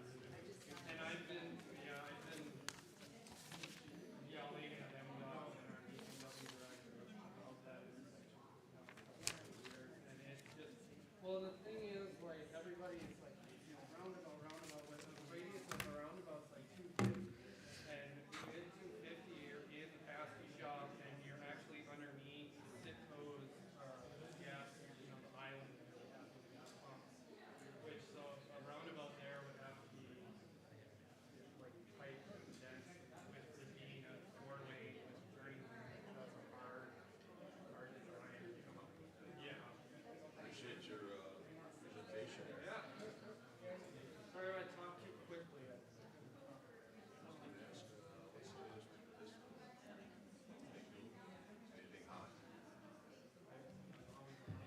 Give monthly updates, their board, and elections, or their elections, their treasurer resigned, their president, their newest president resigned. Yeah, that's well, I mean, they have plans, but it's funding. I was send their consultant any grants I saw. Well started. And every time I say something, I get an excuse. Well, we can't because of X. We can't because of Y. Am I working correctly? I'm good. Thank you. So how close do I need to stand to this? Like right there? Is that close enough? Okay.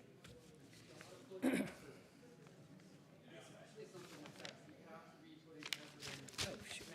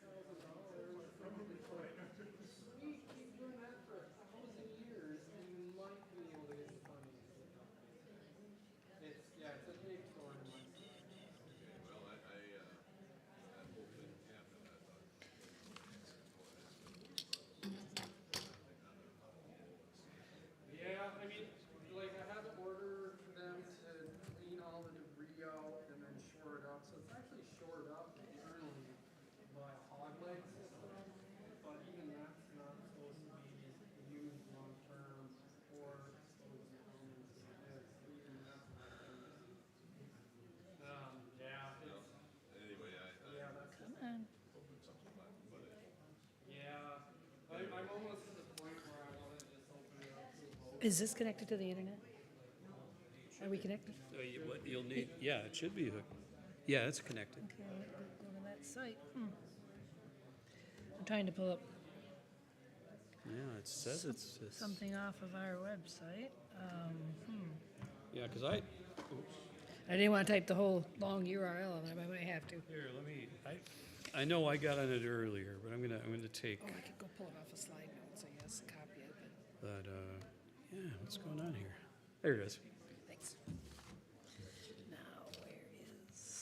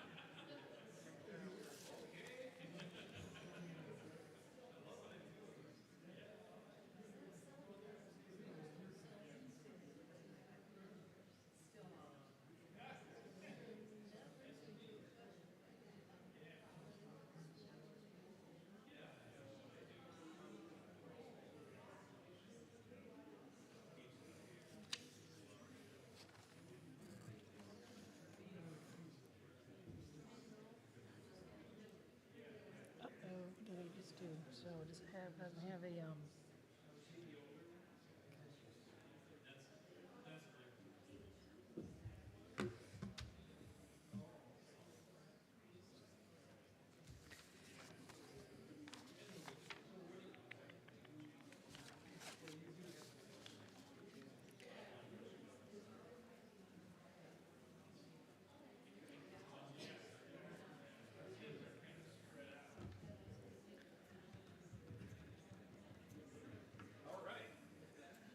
ready? Let me give you an introduction. Okay. Did I travel the furthest? Oh, you most certainly did. No. No? Donovan did. He Okay. came from Washington, D.C. so. Yes, that's right. You said, I said, Actually, he did not. We have a gentleman here from South Carolina. Oh, wow. Our first presenter. He flew up from South Carolina. So Donovan drove the furthest because he drove to Ann Arbor from Washington and then to up here. And up here, yeah, he was telling us. Yeah. He said 75 seems like you're in a dark tunnel. Yeah. Yes. All right, we're going to get started here. So at the very beginning of my introduction, I showed you a picture of an old barn from my memory as a kid. Not my barn, just a barn that's now crumbled. And it really is because of that that I contacted the Michigan Barn Preservation Network to see if somebody would be interested in coming up to talk about barn preservation and what they do, but also the barns of the UP or lack thereof, or what could we do to preserve barns. And I was contacted by Christine Ranger here. Christine is a gifted educator, coach, and facilitator, providing winning solutions to transform people, teams, and organizations across the Midwest. She's an early adopter of innovative instructional techniques that support her consulting assignments with relative academia and industry experience. Her methodology of deliberate practice impacts the entire workforce and improves performance at all levels. In other words, shift happens. I like that a lot. She's coached numerous agripreneurs in marketing and business development initiatives, and in her role as an ag HR specialist and coach, which I didn't know there was agriculture HR. I'm glad to know that it exists. And she has a master's degree in adult education. I couldn't find out where. South Dakota State. Jackrabbit. We have a jackrabbit with us, folks. All right. She is a board member of the Michigan Barn Preservation Network, the Capital Area Literacy Coalition, and is also a member of the Society for Human Resource Management and the Michigan Association of Parliamentarians. So, would you please welcome from DeWitt, all the way from DeWitt, Michigan, Christine Ranger.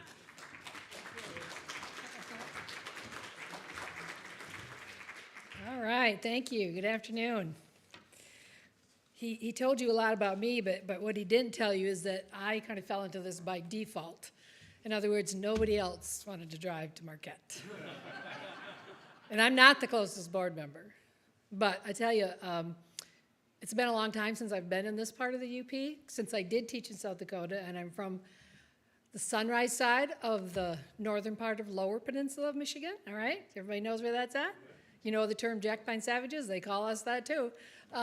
Because I taught in South Dakota, I traveled through the Upper Peninsula many, many times, but I always took Route 2.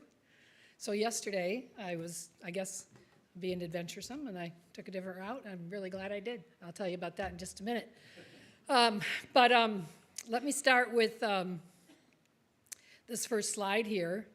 The star, where the stars shine brightly in this picture of this beautiful barn here with the star. And that's what inspired me to name this presentation, what I did. Because there are some stars in the UP. The barns themselves are stars, other than the stars that are on the barns. And I'll show you some of those. But the other reason why I'm the one who came up here and did this is because we as an organization do not know a lot about barns in the Upper Peninsula. So it was a daunting assignment for anyone. But once a teacher, always a teacher. So here I am. We're going to learn today. I'm going to teach you what I know about Michigan barns, and hopefully you can teach me too, because there is going to be a participation piece in this, audience participation. So I didn't remember that you were going to do that long intro, so I put in a couple of pictures of my barn, where I live, and my chicken coop over here at the right, and you'll notice that I also put my old wash tub on the wall, like you saw on the previous slide. But more importantly, over on my barn, which was built in the early 1900s, by the way, and repainted, and lots of work has been done on it, is my barn quilt. It's 4 wooden pallets that I painted in honor of my son's service in the U.S. Navy. He's a naval aviator, and that gets a lot of attention. All 3 of those pallets fell off a couple years ago and have been repaired and put back on, but I love my old barn. And you'll see a lot of barns in the same kind of structure here. And I only own 5 acres, but the barn is the pivotal piece of my little acreage in Clinton County. So let's start with, who is Michigan Barn Preservation Network? Who are we? And we'll talk about what we do. But you can see we're fairly young, established in 1995. I wish I could say that about the board members.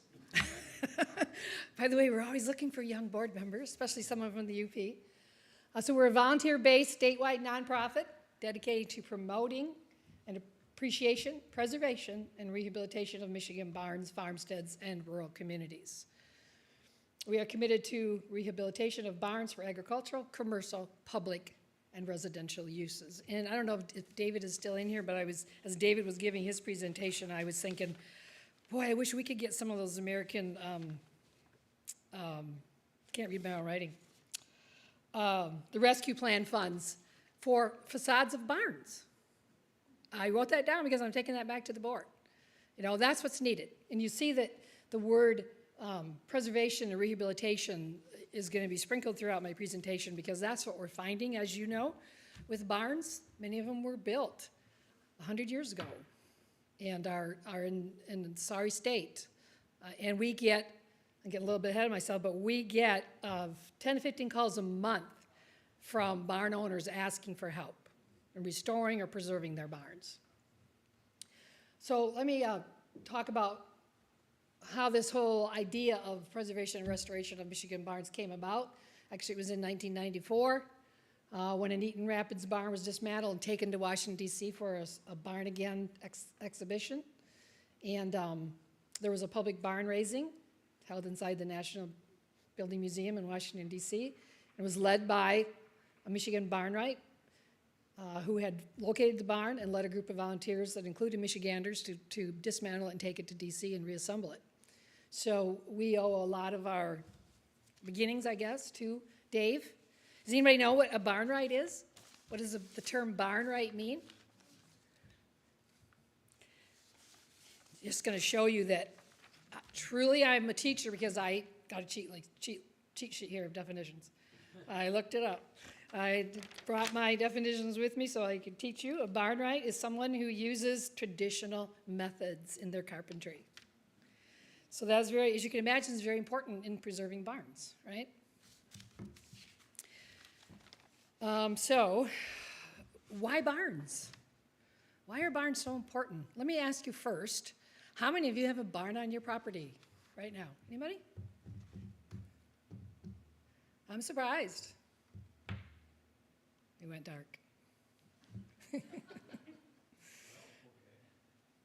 Is this movement lights? How many of you have on your parents' property had a barn? Now we're getting some hands. How many on their grandparents' property had barns? Okay, a good majority there. So it is a quality of American character, right? Barns symbolize strength, honesty, endurance, security, and family stability. I can remember the barn that I used to play on that my dad probably milked cows in. I'm from Alcona County, by the way, which is half state and federal forest land. The other half is poor families like us, financially disadvantaged landowners, we call ourselves. I can remember the barn, and I remember when it fell down, how disappointed and sad I was about that. But those barns remind us of our heritage. They tell the story of the rural life. They serve as landmarks. They fill the purpose for which they were originally intended, which was to house agricultural products and animals. My barn house has housed rabbits, 4-H lambs, and our horses that were used for 4-H and just for recreational purposes. But before that, it was a dairy barn, which many of the old barns were, because we know that many early farm families and settlers grew their own food, milked their own cows for butter, et cetera, et cetera. So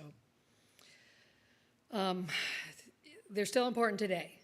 And there's a whole group of folks on Facebook. If you're on Facebook, I think there are 3 Facebook groups dedicated to people who take pictures of barns, who talk about them, who talk to each other about how we can preserve barns, where can we find money for that, who's doing what, where are the people that we can hire to do this. And a lot of that's on our webpage for Michigan BarnNet, which I'm going to tell you about in just a minute. But I wanted to show you this. This is one of our premier projects that we do in Michigan Barn Preservation Network.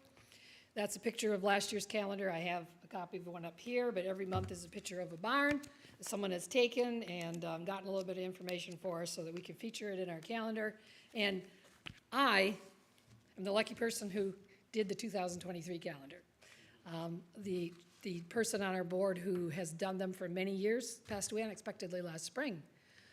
Fortunately, it was after he and I had sat down and I had picked his brain for how we do the calendar and preserve that so that we could continue. So that will be out soon. If you're interested, you can go to the website, michiganbarn.net, get a copy of the calendar. Members get a free one.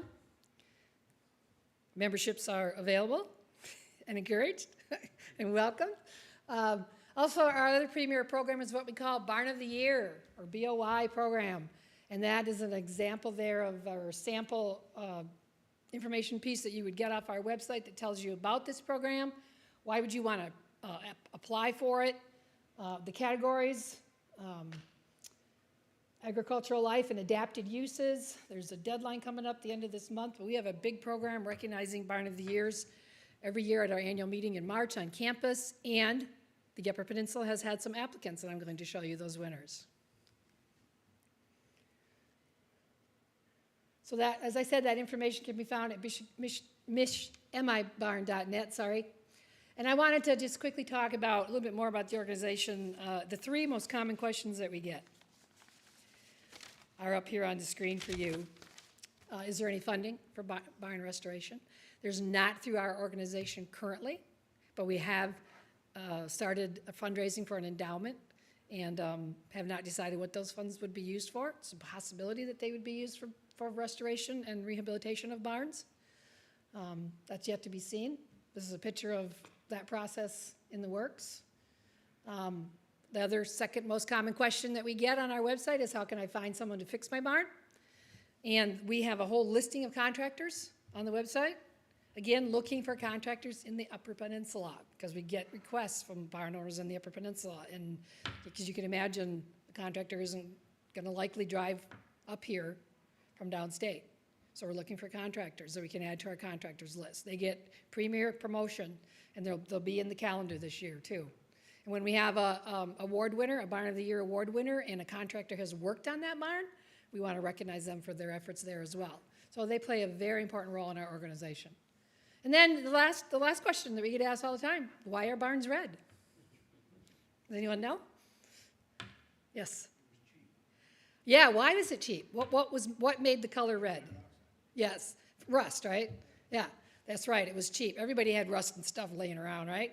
So they would put rust in their paint, and that turned the paint mixture red. So that came from the European settlers. They did it in Europe for many, many years, and so we just can assume that tradition was carried on. And then that was before whitewashing became popular. And then we saw the whitewashing of houses and some whitewashing of barns, but mostly red. And red paint still is cheaper. If you go to Tractor Supply and be your big 5-gallon bucket of red paint, it's usually the best buy. So I just said something that I was going to talk more about. I'll come back to it. Oh, my glasses, yes. Sorry if I annoy you by putting my glasses on, taking my glasses off. Doesn't it suck to get old? I had my vision corrected so I could see good up close. But I got to put them on to see all of you and your smiling faces out there. So I'll be putting my glasses on and taking them off. I guess there's a fourth question I wanted to talk about real quickly that we get asked all the time that kind of goes along with what I've been talking about, and that's, can this barn be saved? Can this barn be saved? So that's what will prompt a call into someone in our organization, a board member. So I did a couple slides with examples of barns that have been saved. This first one here is down in the Detroit or Ann Arbor area, I believe. You can see a before picture on the left and a picture of a saved barn on the right. So there's one example. And there's another one that's right in Clinton County where I live. And the pictures get a little distorted when I put them into a PowerPoint, but you can see with some repairs and some paint and maybe some new roofs and new gutters. I put new gutters on mine. You have a barn that will last many, many years. So, to address the question that I was asked, which was to talk about the UP barns, I, like a good teacher I am, again, had to do my homework. And had to look through lots and lots of pictures of barns to see if there was information about the barn. Because these social media sites that I told you about that exist are a lot of times pictures but no information. They'll say, I was driving down a dirt road and I stopped and took this picture. So this is an example of a photographer that was driving down a dirt road and saw this barn, got out, intending to take a picture, and saw the barn owner standing outside, and he yelled, "Hey, hey!" And the barn owner said, "Yes, it is." So we can assume that that photographer was able to get some information about this barn, but often that's not the case. Oftentimes they don't even remember where they were at when they shot the picture, and they snapped the picture. And they take it with their cell phones, which doesn't result in a good enough picture with a strong enough resolution for us to use it in our calendar, for instance. So we have a big challenge ahead of us of finding photographers who are willing to take barns and gather a little bit of information about them and share them with us, or encouraging those who have this love of chasing barns down and taking pictures to gather little information. And you know, if you take it with your phone will tell you your GPS settings. Did you know that? On your picture and your camera on your phone, it'll tell you your GPS settings. So you can always go back and find out where that barn was at if you take it with your cell phone, your smartphones. So I'm going to talk about this challenge again in just a little bit later. But I wanted to start here with some barns of Mackinac County, because there was a gentleman, a professor at Central Michigan University, who did a study for, well, I think it was for his own pleasure, but he shared the results with Barn Preservation Network. It was by Dick Dietrich. I apologize, I didn't get the year, but he did a study of barns just in Mackinac County, and that's on our website, and you can see the little blue boxes are the abbreviations he's used for the barns that he was able to locate in Mackinac County. And the circled ones are the ones I'm going to talk about very quickly, but what's really cool about this is, as I was sharing, that most of the time when I drive across the UP, I take Highway 2, and yesterday I was feeling a little more ambitious and thinking, I think I'll head north and then cut across, and I'm glad I did, because I went through this area. I took the highway over to Newberry, where my father-in-law used to hunt deer, and stayed in Seney last night. Very scenic route. I don't know if that's where the name Seney comes from. You have some very strange town names, I must say. You can help me pronounce them when we get to that point. So there are several barns with history, so that's why I thought it would be fun to show this to you real quick and talk about the little bit of information that I could glean about barns. So let me see if I still have that here. Here we are with, this is what it looks like when you go to MichiganBarn.net website. And the counties that I wanted to look at, I went through Brevert Township the townships I want to talk about. Brevert Township in Mackinac County. Oh, that picture's not showing up good at all. Darn, why would that be? Where's our tech guy? Why would this picture be so terrible here? There it is. All right. So this barn was built in 1923. I don't know, can you read that? You want to read that? Okay. Then I can leave my glasses on and do it this way. So hand-hewn logs from wood that was on the property, which I've been guessing is often the case. Rough sawn boards. Foundation is concrete, which is unusual. Usually foundations are made from stones found on the property. It had a large haymow. It housed a team of horses as well as cattle. Equipment was kept when it was in use. There's a partly shingled side to the right that you can see. That was the milk house, where the cattle were milked, where the cows were milked, or milk was taken from the cows, which is the proper way to say that. And then I guess it's missing lots of parts of its roof. So that's a typical barn that I see in a lot of these slides of Mackinac County, of barns I could find in the UP and of the Lower Peninsula as well. And that's why the Michigan Barn Preservation Network exists, because we have to preserve these barns. There's an example of a foundation made out of stone. It's very common. Then I wanted to talk about this one, which was interesting because of some of the additional pictures that are provided here. Built in the late 1800s. Originally a dairy barn again, with a haymow, storage space, space for workhorses. I'm going to walk over here. So it supports a widely told story that the owner had a remarkable knowledge of engineering. And it was intended to have this barn made vertical and last for a long, long time. So note that the top part of one of the foundation piers, which is shown in the top left picture, and the configuration of the rafters, which are shown in the composite below the main photograph. I need a pointer. So you note that's with that thought in mind, that he wanted this barn to last forever, he built a very solid barn.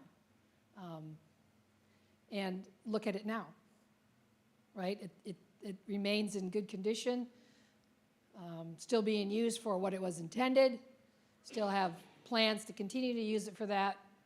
The unique thing about this barn is that the outside of it is covered with red rolled roofing or tar paper that have said to have been the siding for at least the last 50 years. I didn't know that. Mine was painted with cheap red paint. You also see a hay rake there in that bottom right picture, an antique hay rake. Can you tell that? Yeah, you'll see a lot of those if you go to the antique places and they're talking about their barns. There's a lot of those in Michigan. The methods that were used for farming coincide with how the barn was built many, many times. Any questions, thoughts on this? Is anyone familiar with this barn by chance? Is anyone from Mackinac County? Okay.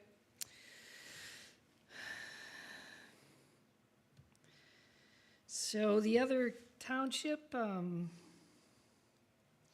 Newton.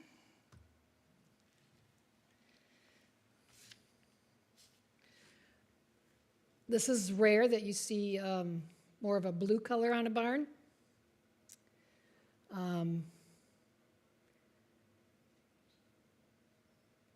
Built in the 1922 timeframe. We're in Newton Township. I guess the locals say that it gets lit up during the Christmas holidays, so probably is a very popular tourist attraction. Here's a unique barn. There's a surname there of Wagner. It has a half wall atop the foundation. It's not been used for many years, but again, used for stalls for workhorses. Stanchions for the cattle are still said to be in the barn in good shape. I still have the concrete foundation in my barn where the stanchions were, where the dairy cows were milked. And then this one here, the top one, there's a family name there, used chiefly for young cattle and hay. And you know, cattle and horses especially are very hard on barns. My horses chew the wood. They're very, very hard on barn wood and do a lot of damage to your barns. We had to put wiring around the wood in my barn so that the horses would stop chewing on it.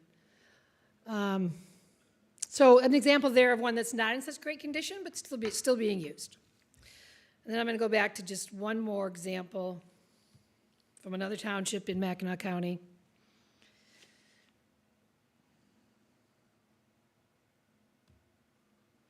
A beautiful barn here. Very unique doors. Windows are all painted, it's well kept up. Let's see what he said about it. Oh, so this one was restored. I've forgotten that. So there's pictures of before and after. Tells the story of how the barn was restored. So it was restored in the late 1900s. You can see what he's calling stratification of the roofing materials atop the rafters, indicative of the methods that were used in such restorations. I'm not familiar with some of these terms. Sawn lumber. My dad had a sawmill. I'm pretty familiar with that term. Most of it, which was original to the barn. You have cedar shales, some asphalt shingles, probably added 50 years ago, and the current metal roofing, which was added during the restoration. So that's good news that in the UP, particularly in Mackinac County, we do have some restoration taking place. I don't know who the restorer was on this one. Be interesting to find out, but that's a beautiful barn. There's a unique, that's what we would have called a Quonset hut. You're shaking your head agreeing with me, yeah. My neighbors had one growing up in Alcona County. But used for a lot of the same purposes. Okay, we'll go back to my PowerPoint here. Any questions on any of those? Anybody want to add anything that they might know about them?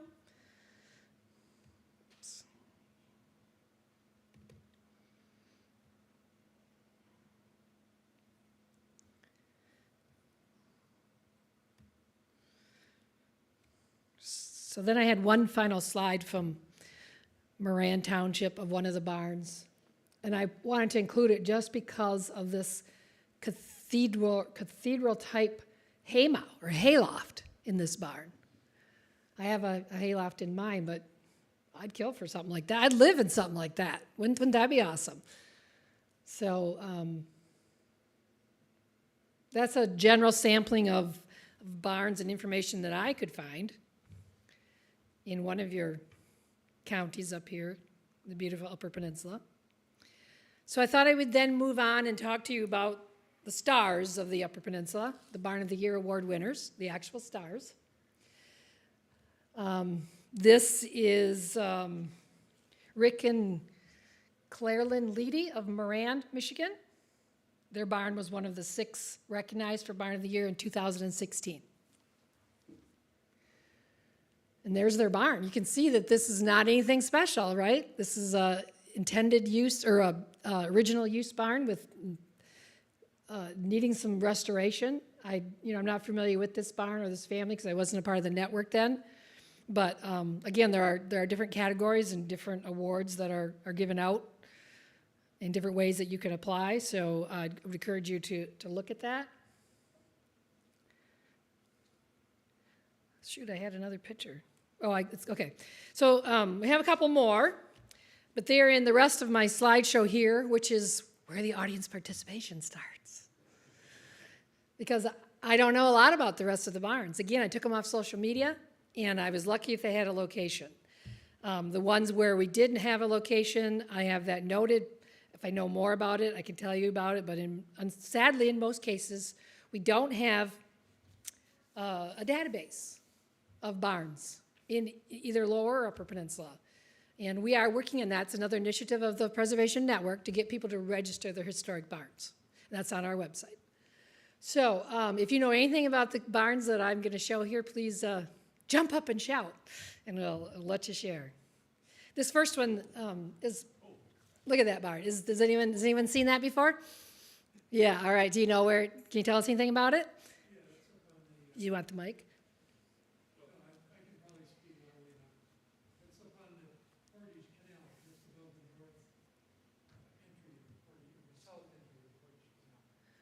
The Portage Canal. Okay. It's between Chassell and Lake Superior. Right. If you come up from the south entry to the Portage Canal, it's probably about 1.5 miles up on the west side of the canal. It's a beautiful building. Yeah. So the family their name is Messner, so we call it the Messner Barn. And I have Keweenaw Peninsula. Is that the Keweenaw Peninsula? Okay. All right, so Chassell is correct. And this barn is very unique in that it was built of sandstone from the quarries in the area. And it was a Distinguished Barn of Michigan Award winner in our award program. But look at that barn. Again, ladies, could you imagine living in that? If that was restored? And Hold dances there at one time. probably, you bring up a good point. A lot of barns now are being, what's the word? Rehabbed, maybe?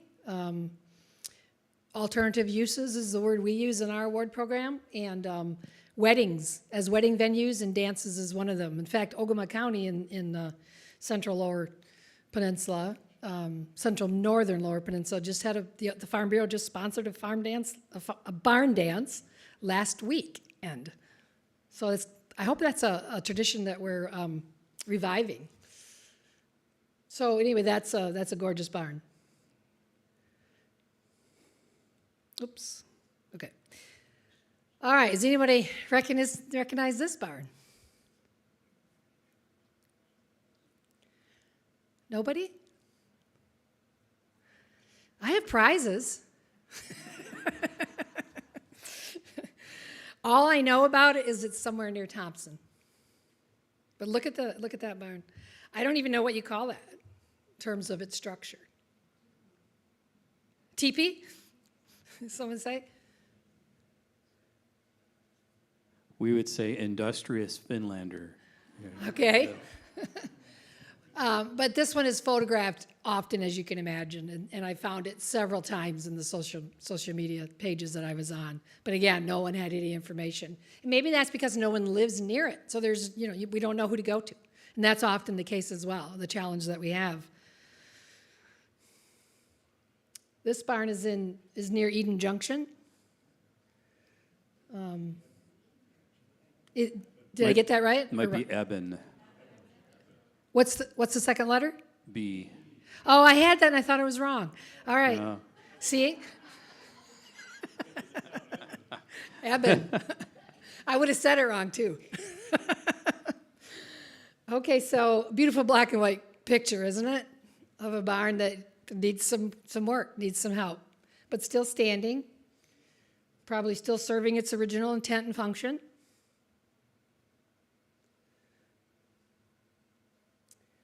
So here's one where we know that it's in, how do you say that? Stalwart. And we know the owners, their name is Hannah, so we call it the Hannah Barn. Seems to have a green roof. It has a concrete foundation. Typically, you would see a couple sets of double doors, and maybe on the other side on this one. Nice winter picture. I think people just love the settings when they see barns. And oftentimes they're looking at that entire setting when they're presenting a picture. It's not the barn so much that got their attention, it's the setting that goes with it. Whether it be a black and white barn on snow like this. And then you should see all the pictures from this fall with the barns, if you can imagine the colors that we had this fall. So if you like barns, you need to join some of these social media sites. This is an interesting barn that we know is somewhere near Whitefish Point, wherever that is.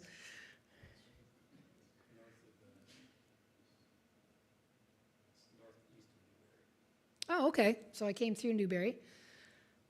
So interesting in that looks like really wide planks were used, lots of windows. That's a gambrel roof, gambrel, G-A-M-B-R-E-L, which means that there's several angles, or at least two angles, and one angle is more steep than the other.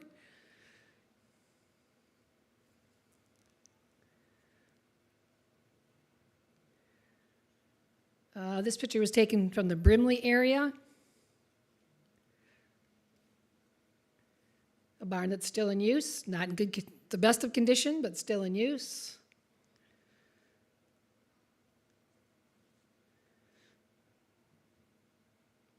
Here's another beautiful barn, Hancock-Houghton area. Is anybody from there? Do you recognize this barn? You sure? I got a coffee cup down here. So look at the foundation on that. Look at the contrasted colors. Look at how the condition that it's still in. Again, this must have probably been an immigrant who was thinking, I want my barn to last forever. Did some real strong investments in the structure of the barn to make it last. Has kept it painted.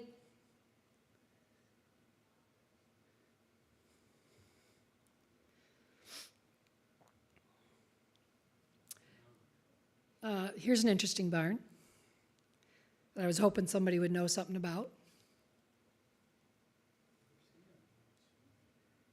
It's near Newberry. I did not see it in my travels. Anybody want to guess what that was used for?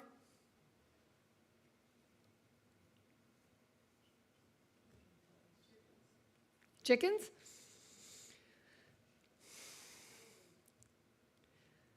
I think they typically had a little chicken coop unattached to the barn. It probably had multi-purpose use. I'm guessing it housed horses, probably had several stalls in there for the workhorses, maybe stanchions for the dairy cows. Does anybody know what those things on top are called? Starts with a C. Cupola. Yes, there are 3 of them on this barn. So that's one I'd love to get more information about.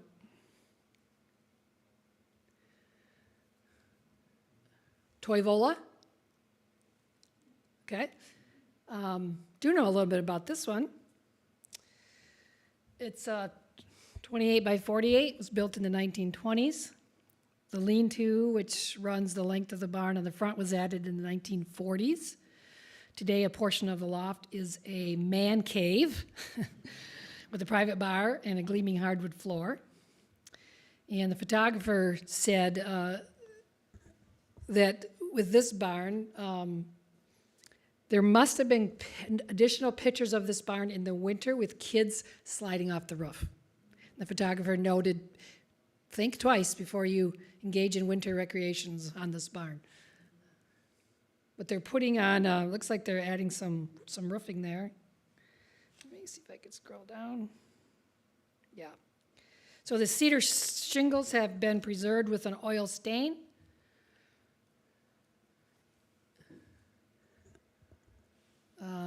So it gives it that nice color.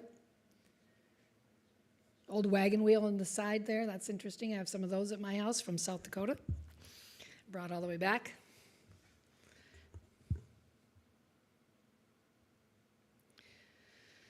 Okay, here's another very traditional barn. How do you say that? Segola? Okay, built into the side of the hill. Stone foundation. Gambrel roof. All the paint has disappeared. Doors are still on it, looks like.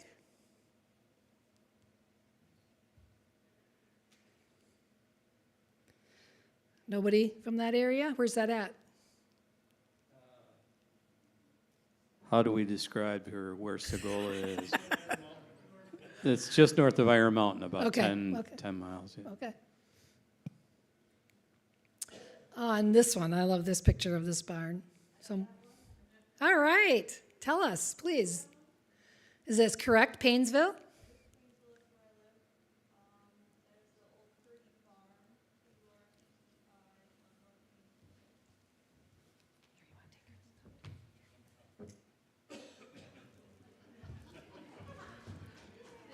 And the winner of the Marquette, or the Michigan Barn Preservation Network mug is Kristen Ojanimi.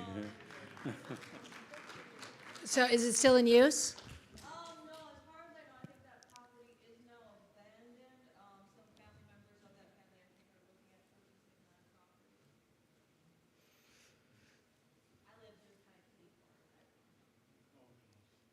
Okay.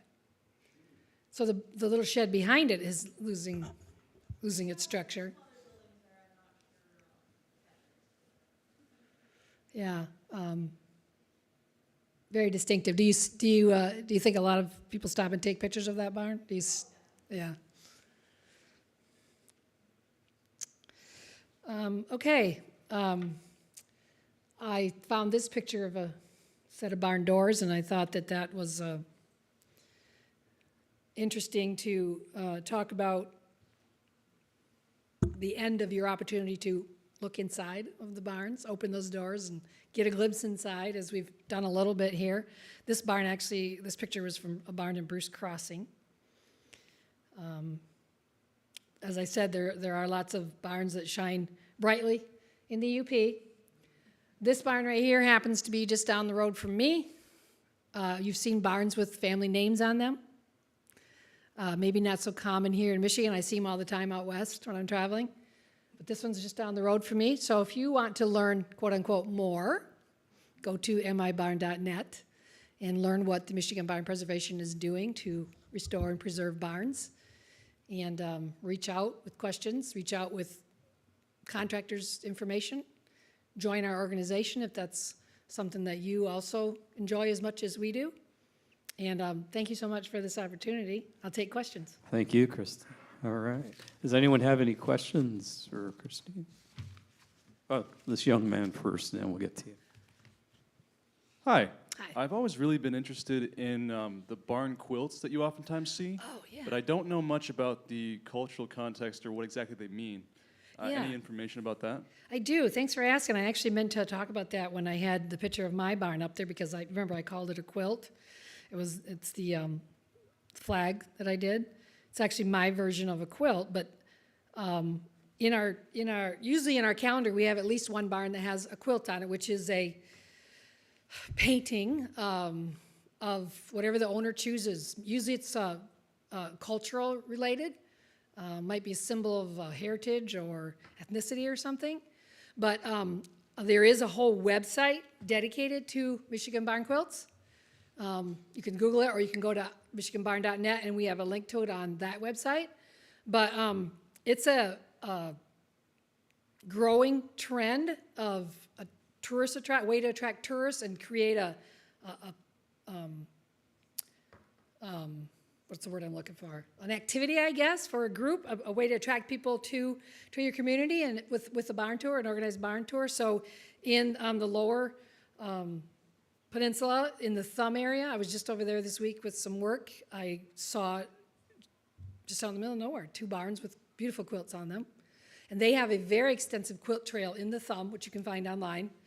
But I'm proud to say my home county, Alcona, was the first county in the state that had a quilt trail.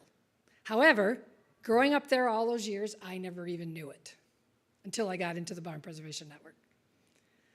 So it's a fun thing to do, go and admire the barn quilts, take a day or two. And sometimes when we try to do an annual barn tour, we just did one in Northeast Michigan.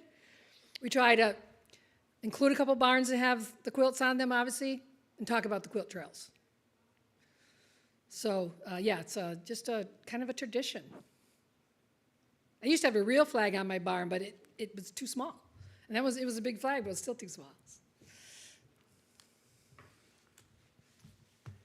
This is kind of a comment as much as a question, but I work at the Marquette Regional History Center, and I remember doing some research related to agriculture, and I'm kind of doubting my memory, but maybe someone else here has heard of this, or you have.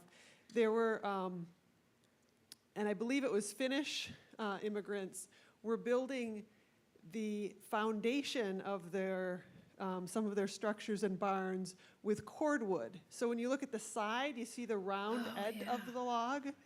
I've seen saunas built that way in recent times, and I was curious to see if you had any pictures of that.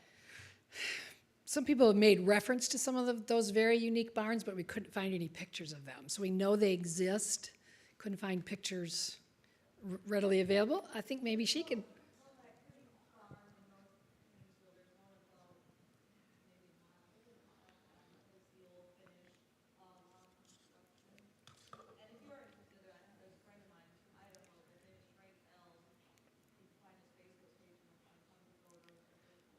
Oh, yeah. Thank you.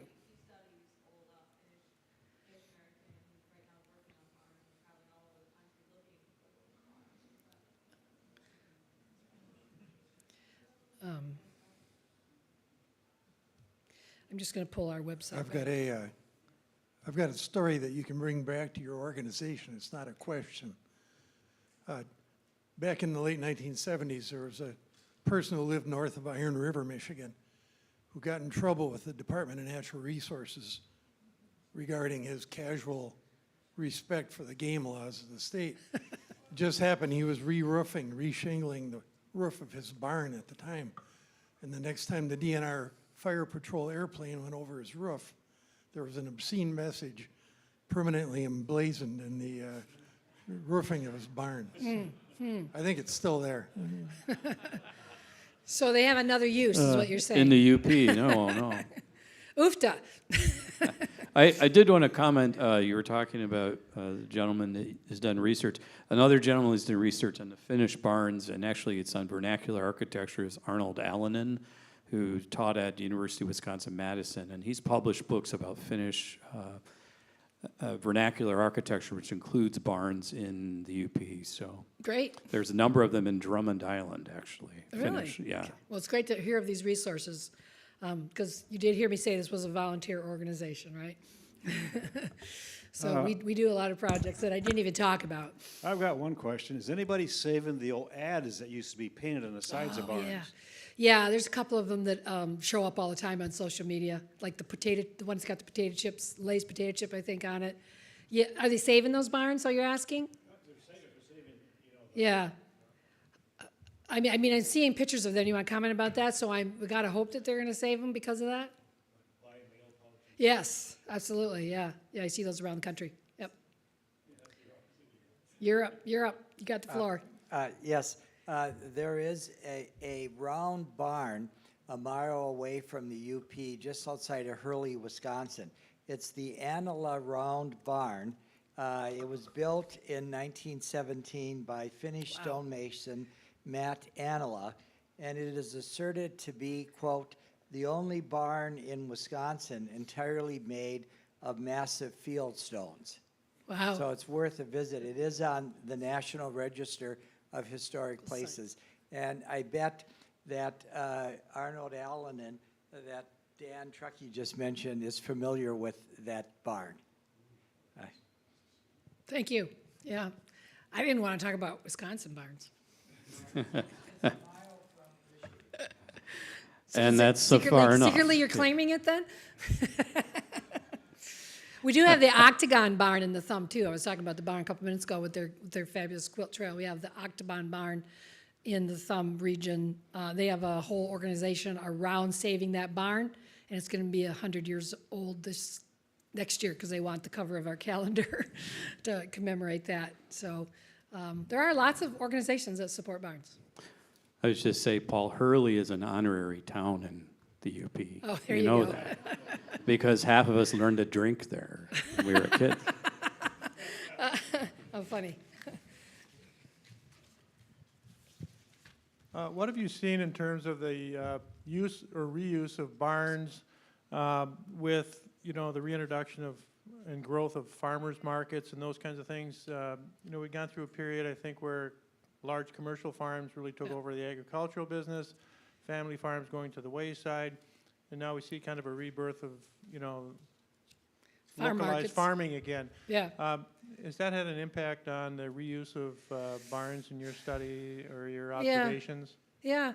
Oh, that's a good question. I can think of a couple of examples where barns are now being used for a new purpose, if you will. So you have the whole category of event barns that I mentioned earlier, which can be weddings or family gatherings or whatever. They're listed on our website as well.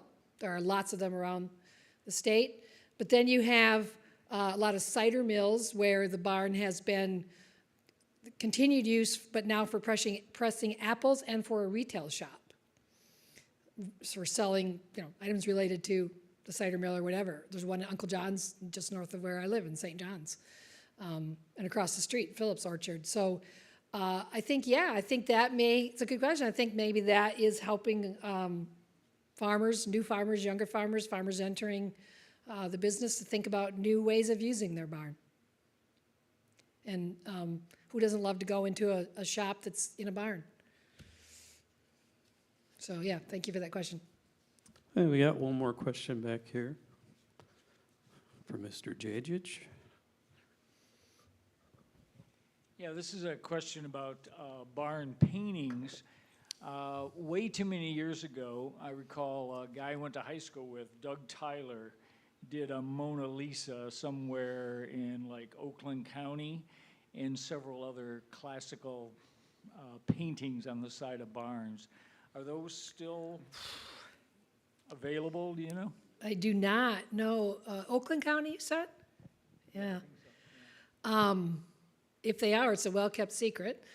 I might explore that, but I can tell you again, the Thumb has just done a phenomenal job of making their barns a tourist attraction. They have a couple of barns where they've added special lighting inside, and then there's designs on the side of the barn, so when they light it at night, it becomes a piece of art. So I've seen some of that but not in Oakland County. But we've had some Barn of the Year award winners from there, so maybe we can find out about that. All right, well, thank you so much, Christine. This was a really fascinating presentation, and it just shows there's a lot of work yet to be done. A lot of work, not just in restoring, but just, I love the idea of a database, because a lot of these barns up here are not on the beaten path. They're on Right. back roads and back 40s, and that's why a lot of them we have never seen before, and it was great opening our eyes to this. So we're all city folks, so we don't know anything about barns, but I don't think so. but yeah, but I'd love to see that database happen. That's a fantastic idea. Yeah. So thank you so much, Christine. Thank you.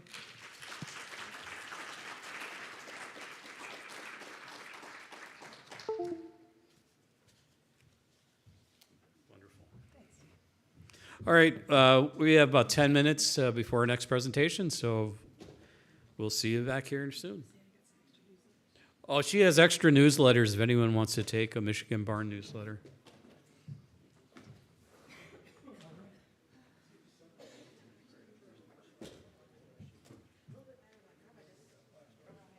Oh, your grandma did. We're going to switch out the computer to let you know, so. Okay.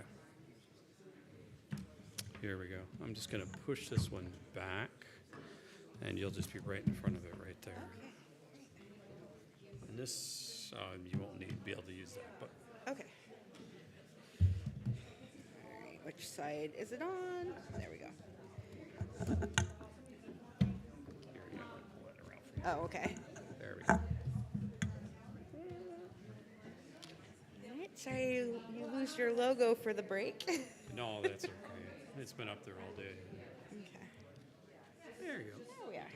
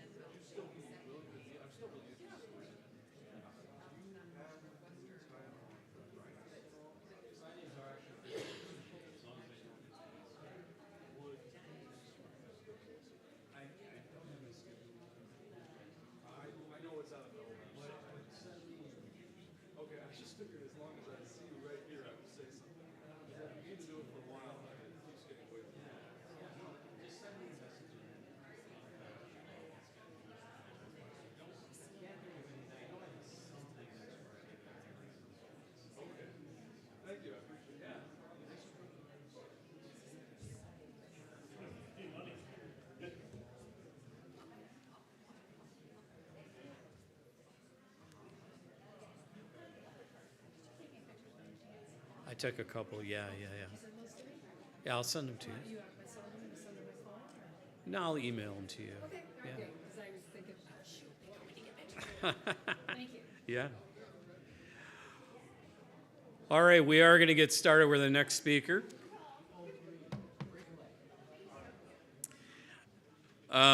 So our next speaker is Marie Richards, who is the Repatriation and Historic Preservation Specialist with the Sioux Tribe of Chippewa Indians, the Sault Ste. Marie Tribe of Chippewa Indians, but more accurately, the Bawatang Anishinaabe. And that office, she's going to tell you basically what they do, so I'm not going to go into all of that. But she is currently working on her PhD at Michigan Tech. Again, another tech person here today. We're always happy to have tech people. It's like we need more northern people presenting next year, so we'll work on that. But we're really happy she could be here. Looking at her resume, which she didn't know I had because I found it on LinkedIn, I was just really impressed with her work and her background as a field archaeologist and ethnographer, but also that in her studies, she not only studied Michigan Tech, but also at the University of Iowa, where she got her study and master's in regional planning, urban and regional planning, and her bachelor's in anthropology, but also at Northwestern State University, where she studied heritage resources. So she has an amazing background, and we're very fortunate to have her in the UP and working for the Sioux Tribe. That's just fantastic. So would you please welcome Marie Richards.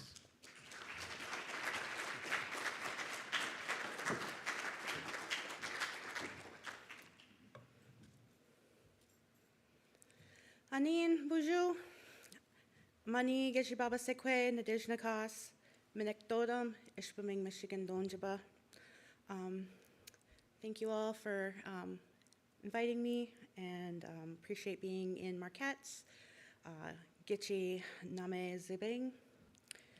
And so I've been the repatriation specialist for Sault Ste. Marie for 2 years now. I started during the pandemic. Always a fun time to move. I definitely do not recommend it. And so that's what I've been doing. This is a photo of some porcupine quills. We have community members who have been very active in reviving a lot of our traditional arts and everything. I just wanted to explain it before I went on. So my role as a repatriation and historic preservation specialist is to represent Sioux Tribe in talking to other places on how we preserve our culture and how we restore things. A lot of it is working with federal agencies, but I do get to have more pleasant conversations working with museums and other spaces around in order to talk about our culture and interpretation. So I'm going to focus more on tell you a little bit more about ourselves and what we've been doing in Sault Ste. Marie in Bawatang revival and for preservation efforts, and also the fact that a lot of our preservation and telling our stories are in spaces that we don't control anymore. And so it becomes this need for partnerships and engagement with places around us, because the representation of our communities for Anishinaabe has been outside of our control for a very long time. And so a few years ago, I was visiting a site, and they were talking about copper mining, and the tour guide said he didn't believe that Native people had done the mining. He said they were too stupid to have done that. And things like that. And then followed it up with, so I don't know why the archaeologists keep supporting it. So 2 ways that I had to be insulted. But I continued on the tour anyway because I paid money. And I also didn't feel compelled to tell the people at that time that that happened, because if they're selecting tour guides who have that perspective, are they going to listen to me when I tell them what my experience was? And then last year, my supervisor and I were working with another place about interpretation. They wanted to have the tribal experience part of their story in their new facility. And so my elder was telling them about the importance of Babating as our spiritual gathering place, as the rapids, when people would come and fish, and how the locks took that away. And then the conversation of those in attendance with us switched from that somber mode to talking about how amazing the locks are and how they could build something that shows just how difficult the portaging was and how it's so much better now. And I had to look at my elder, who looked like she had just been punched in the gut. Because where the locks are was one of our villages, in which we had to be removed from there in order to build the locks. So there's a lot of misunderstandings, misrepresentation, and there's a reason why that exists. Because people are taught certain things for certain ways, for certain reasons. It was a lot easier probably for people to face our genocide by assuming that we were stupid and lazy. But it's gotten better. People are more cautious these days about misusing our heritage. In St. Ignace, people might be familiar with a campground in the 50s, 60s in which you could go see burials in the ground. Those aren't there anymore. The burials had been removed to U of M, and they have since been repatriated by Sioux tribe. But this is why we need to have partnerships in our space, because we don't have control over those spaces, but we have control and right to our cultural heritage. So I'm going to tell you a little bit about Sault Ste. Marie. So this year marks our 50th year of federal recognition. We have a nice little new logo for it. We are a federally recognized sovereign nation with divisions and departments mirroring those of federal and state agencies. So I work as a repatriation specialist, which is the title of our position for the Tribal Historic Preservation Officer, and which is the same thing as the State Historic Preservation Officer. So we have treatment as state for our own tribal lands, for preserving our heritage, in which I have to consult a lot. But then also, part of how we were able to do this is that the recognized tribes of the 1836 treaty have, and I'm gonna butcher this word like I always do, but usufruct rights, in which we still have rights to hunting, gathering, our cultural property, our cultural knowledge, even though we don't have ownership of the spaces where those happen. So our sacred sites are still our responsibility. And under those rights, we still have access to them, and we still have say to them. Including if they're burial sites in which the burials had been removed, because our ancestors still use those spaces. And you'd be surprised how common of a source of frustration that is for interpretation, to remind people that we still use those spaces. Tribal members will put out spirit plates. This is Jibai season. I shouldn't say season, but during this month is a time when we put out the spirit plates, and that has become another kind of source of things, but we still have the right to do that. So Sault Ste. Marie has a 7-county service area, pictured here in the map. So that's a map of the 1836 treaty, in which we ceded territory. Tribes before us and some of the other treaties in the Lower Peninsula were forcibly removed following the signing of our treaty, the 1836 treaty. We were also expected to move within 5 years. We didn't. We didn't. We're still here. And even in those areas when people were forcibly removed, people still remained. But the thing is, you couldn't continue being Native anymore. So one of those divisions that we have in First Sioux Tribe is the Language and Culture Division. I broke it up into the different categories. My colleagues and I work on our cultural preservation, our cultural rematriation, reactivation, all the different words that we have going on these days for cultural preservation. We do them all.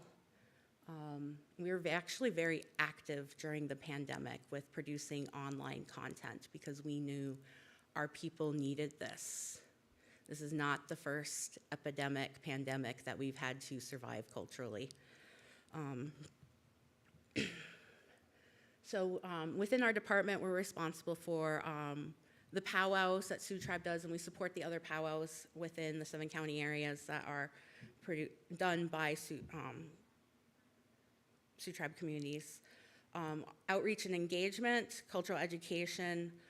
We do a lot of different activities.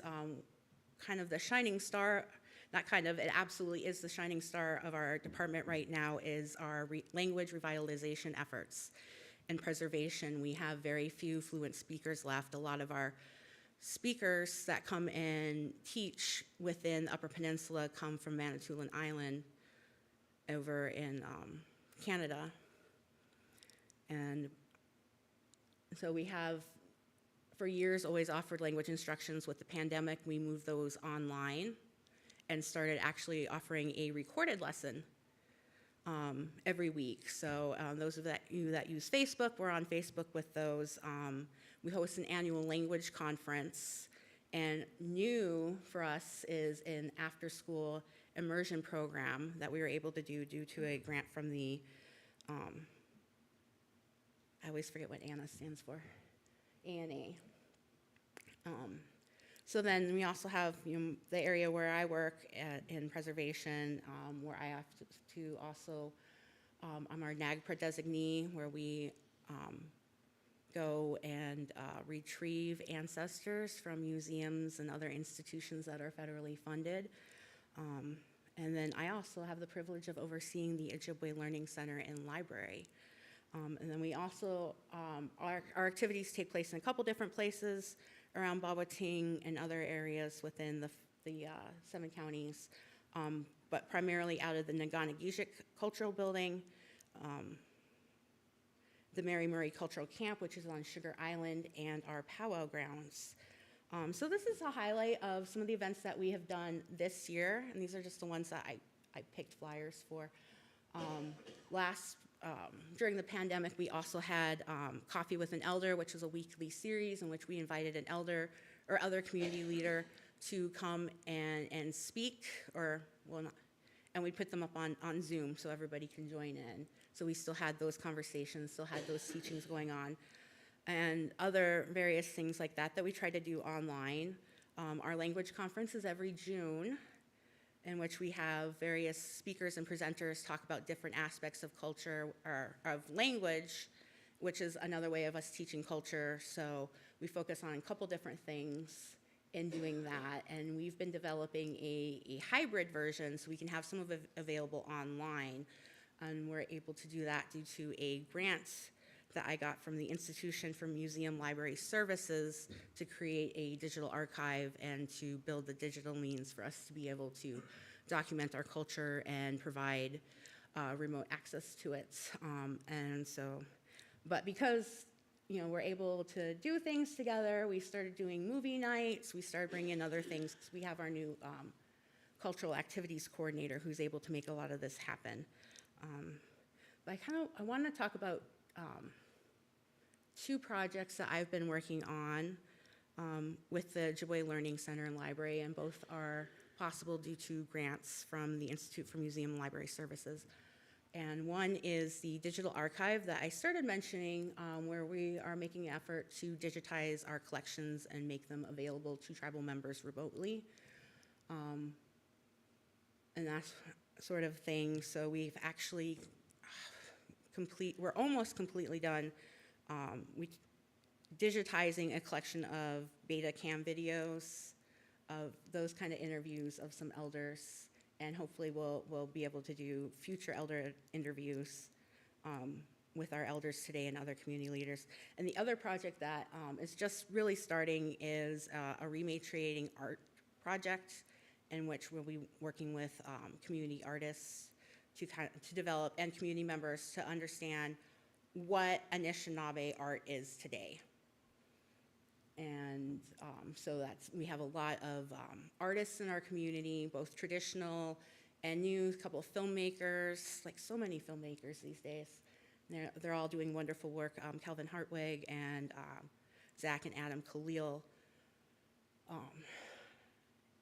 to name just a few. And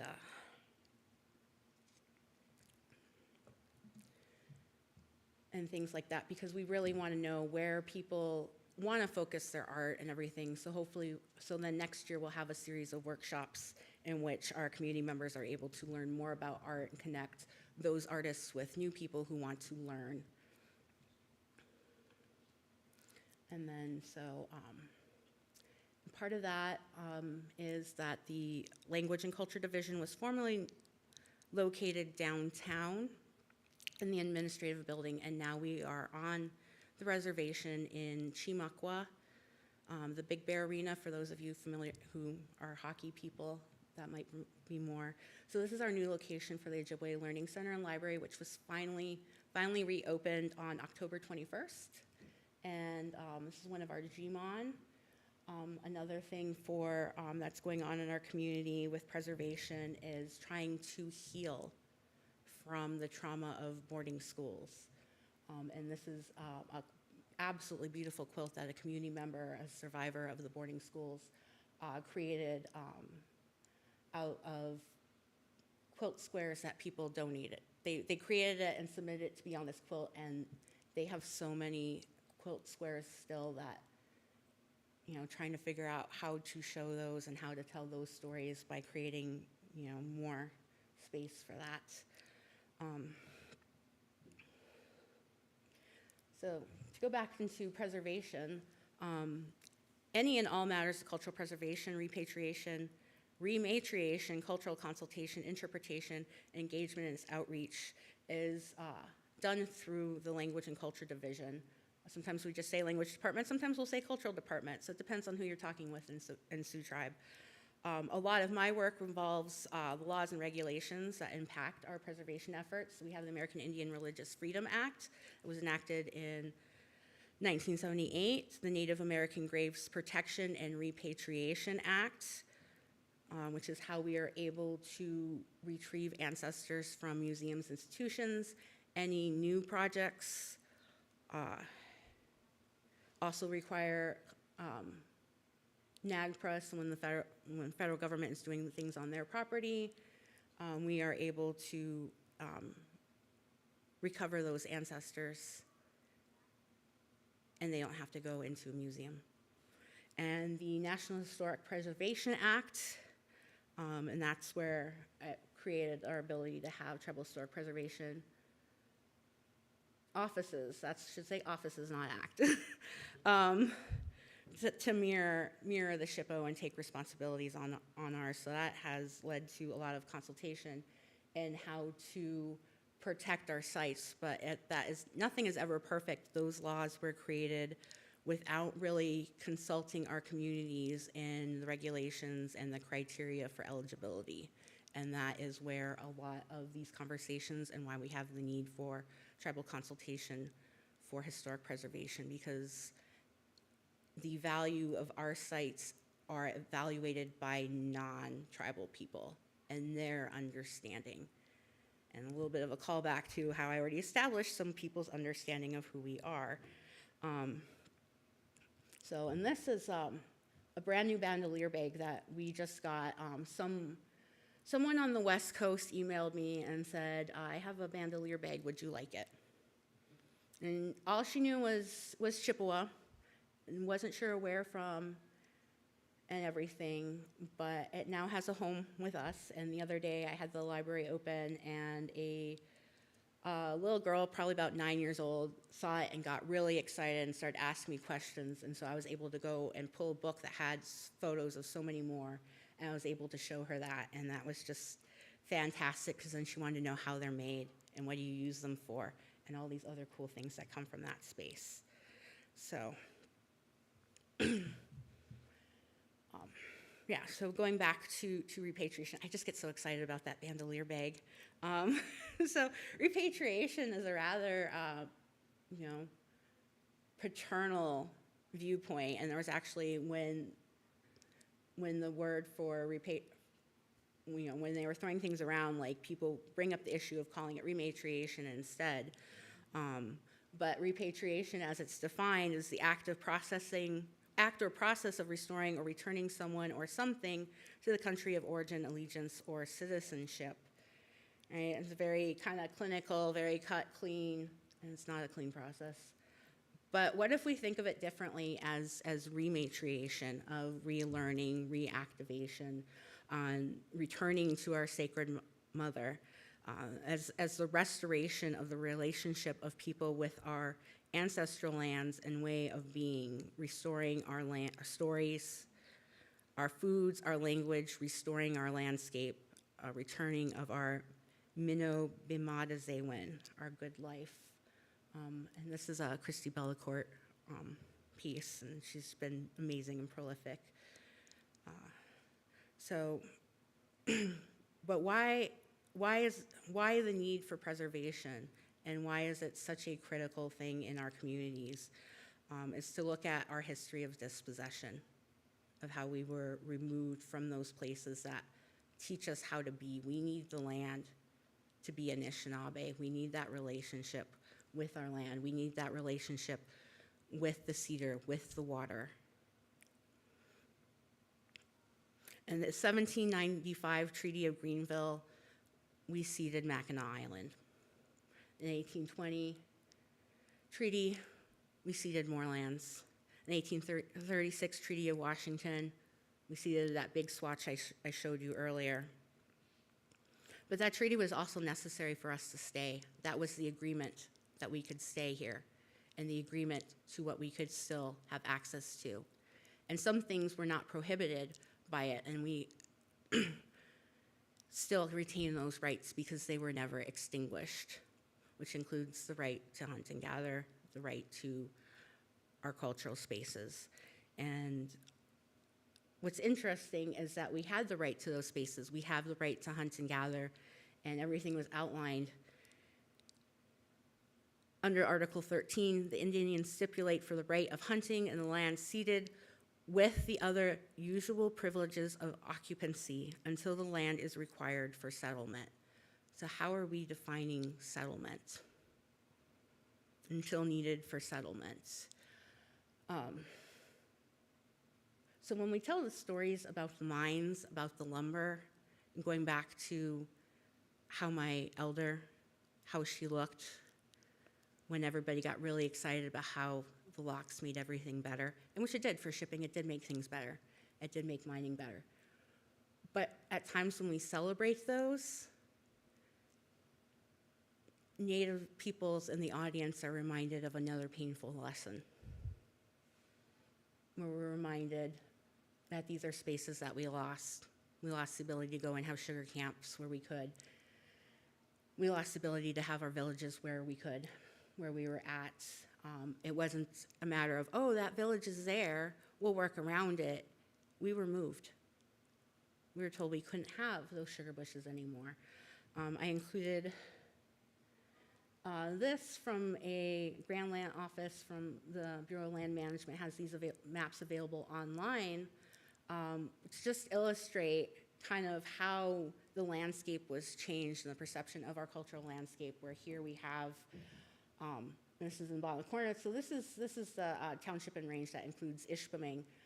Here we have a Indian sugar camp, our sugar bush listed there, and the surveyor, iron. So that's part of the story is, what that means. And so much of the storying is that we just stop. We stop being. And that's far from true. So these are the ways that in which settlement is defined, in which we lost the ability to continue to hunt in those lands. And a lot of those lands, especially the timberlands, reverted back to government after people stopped paying property taxes and stuff. But that's not what this is about. I'm just going to highlight some more ways in which our cultural preservation has become such an urgent and critical and endangered matter, where Native Americans could not be U.S. citizens without giving up tribal identities until 1928. Native Americans could not openly practice cultural and spiritual beliefs without penalty until the American Indian Religious Freedom Act in 1978. So that's 50 years of being a U.S. citizen without having your First Amendment right. People were punished for speaking indigenous language, for spiritual practices. Powwows were illegal until the 1970s. That's why we celebrate them so much, because we get to be out, we get to be visible, we get to be loud. We get to sound those drums, and we get to come home. And the final big thing that made us have this cultural preservation and continuity problem is the boarding schools.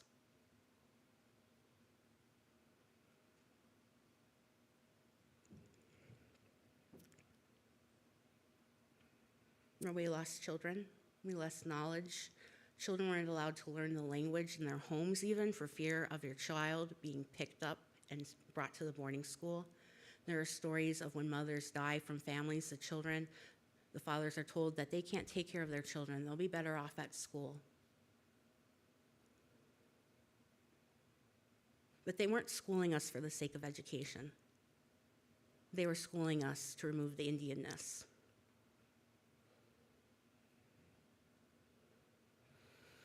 And ultimately, the way that we were removed from our culture was the physical removal from space. So I was just highlighting this. You know, these are rather famous images, and on my opening slide, while we were waiting, I had a colorized version of fishing on the rapids. So this is a rather famous one of shooting in the rapids.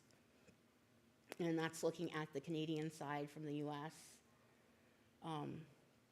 Pretty powerful and pretty impressive. But if you're looking at these maps, you can see a lot of things, and they're not sorry for the quality on this screen. They're much better when you look them online. There are a lot of islands around Sugar Island that were destroyed in order to make the shipping channel. You have that village site there, and I highlighted with a Sanborn map from 1897. Just to kind of show the contrast and how quickly that went, where these maps were drawn in the 1840s, and here you have both of those locks in 1897 on that Sanborn. Here's more of a focus of the village that we had at Bawating, in which the area circled in red is where the village is, and when you look at the image for yourself, it says reserved for Indians, it's an Indian reservation. And further down the road is a burial site. It's Brady Park. It's where Fort Brady was built and established right on top of our cemetery. And it's not the greatest photo of it, but you can see the obelisk in the circled area in this bottom corner here, where that burial mound is in relation to the construction of different phases of in Fort Brady of the Locks complex, in which they literally scooped out the burial mound.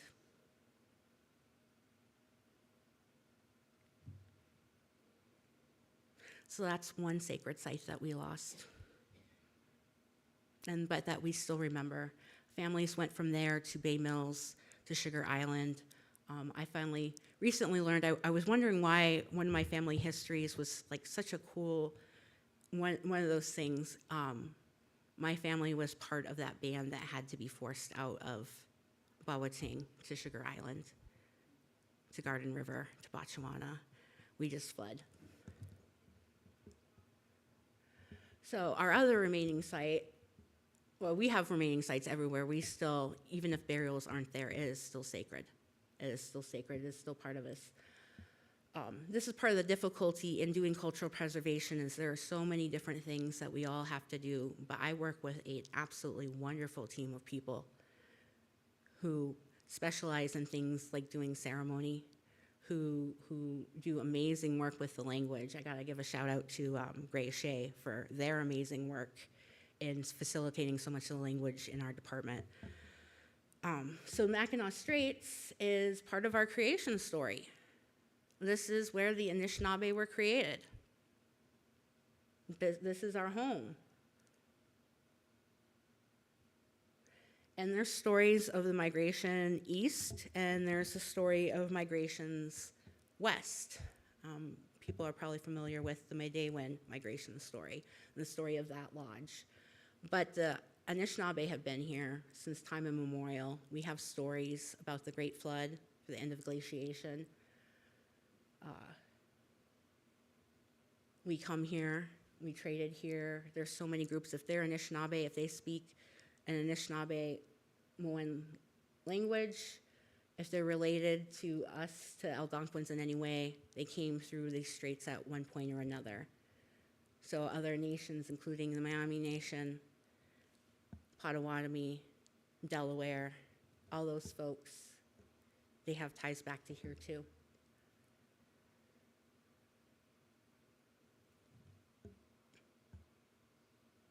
We have along the entire way, just when you look at the straits, you can see its sacredness in the cedar that grows there.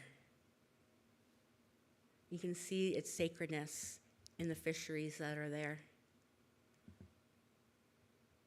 And we need that space to continue being Anishinaabe, because this is a space where we can be Anishinaabe.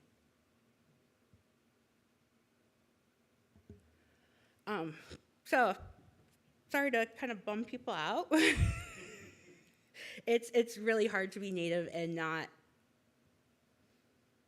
acknowledge that. And I think that is the hardest thing for people, is to acknowledge that things happen and how do we move on. And so our preservation efforts are how we move on, because we still have the language, we still have the stories, we still have access to these lands. And a lot of that is because we have some partnerships coming along the way. Federal agencies, state government, local government, non-governmental organizations, and the like, to do really cultural restoration, restoring us into our landscape. I'm very excited about things going on with the Straits, with the DNR, the State Park System. The tribe has a partnership with them and working within that, so we are able to tell our story within that space. Recently in May, the Field Museum opened its new exhibition hall, Native Truths. An elder, Cecil Pavlot, named in that right there, and I collaborated with the exhibition team that was responsible for telling the story of repatriation. And I really have to respect how they gave us the space we needed to tell that story.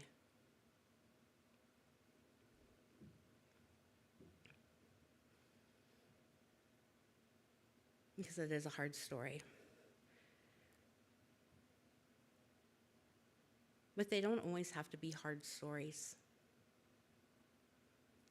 We like to laugh, we like to sing. If you've been to a powwow, you definitely know we like to laugh and sing. Oh my gosh. You know there's an auntie around when you hear a booming laugh that is louder than the drum. But, you know, so we're developing our own space for telling our story on the reservation, so people can come in and join us. A different angle of that same Gmon I showed earlier. The ability to showcase and display who we are so people can see it is amazing, because we have really old objects in there, and this Gmon is only 20, 30 years old. Like, we're still making them. And there's been a lot of interest in that Gmon. I'm trying to, oh, I forgot.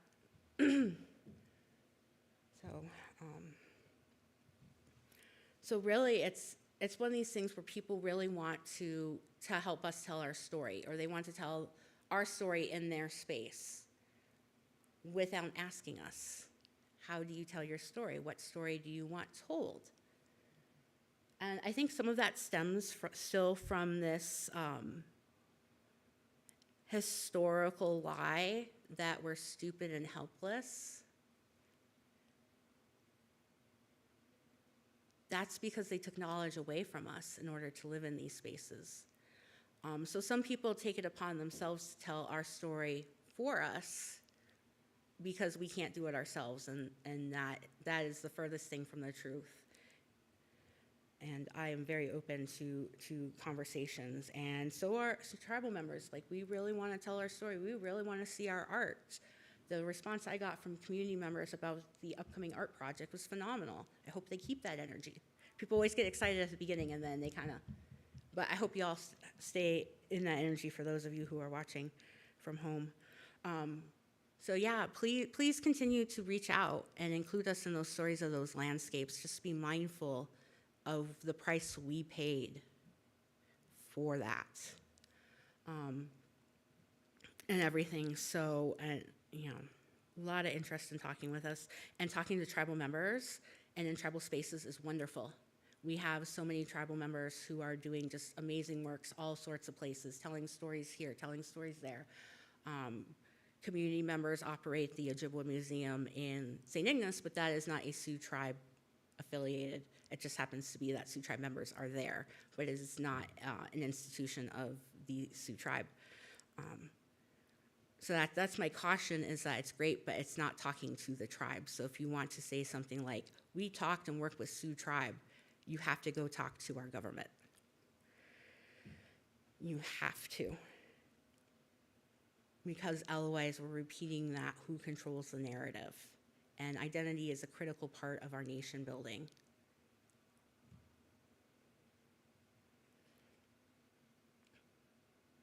So I want to part with some thoughts about sacred spaces, because it is a very difficult thing to articulate.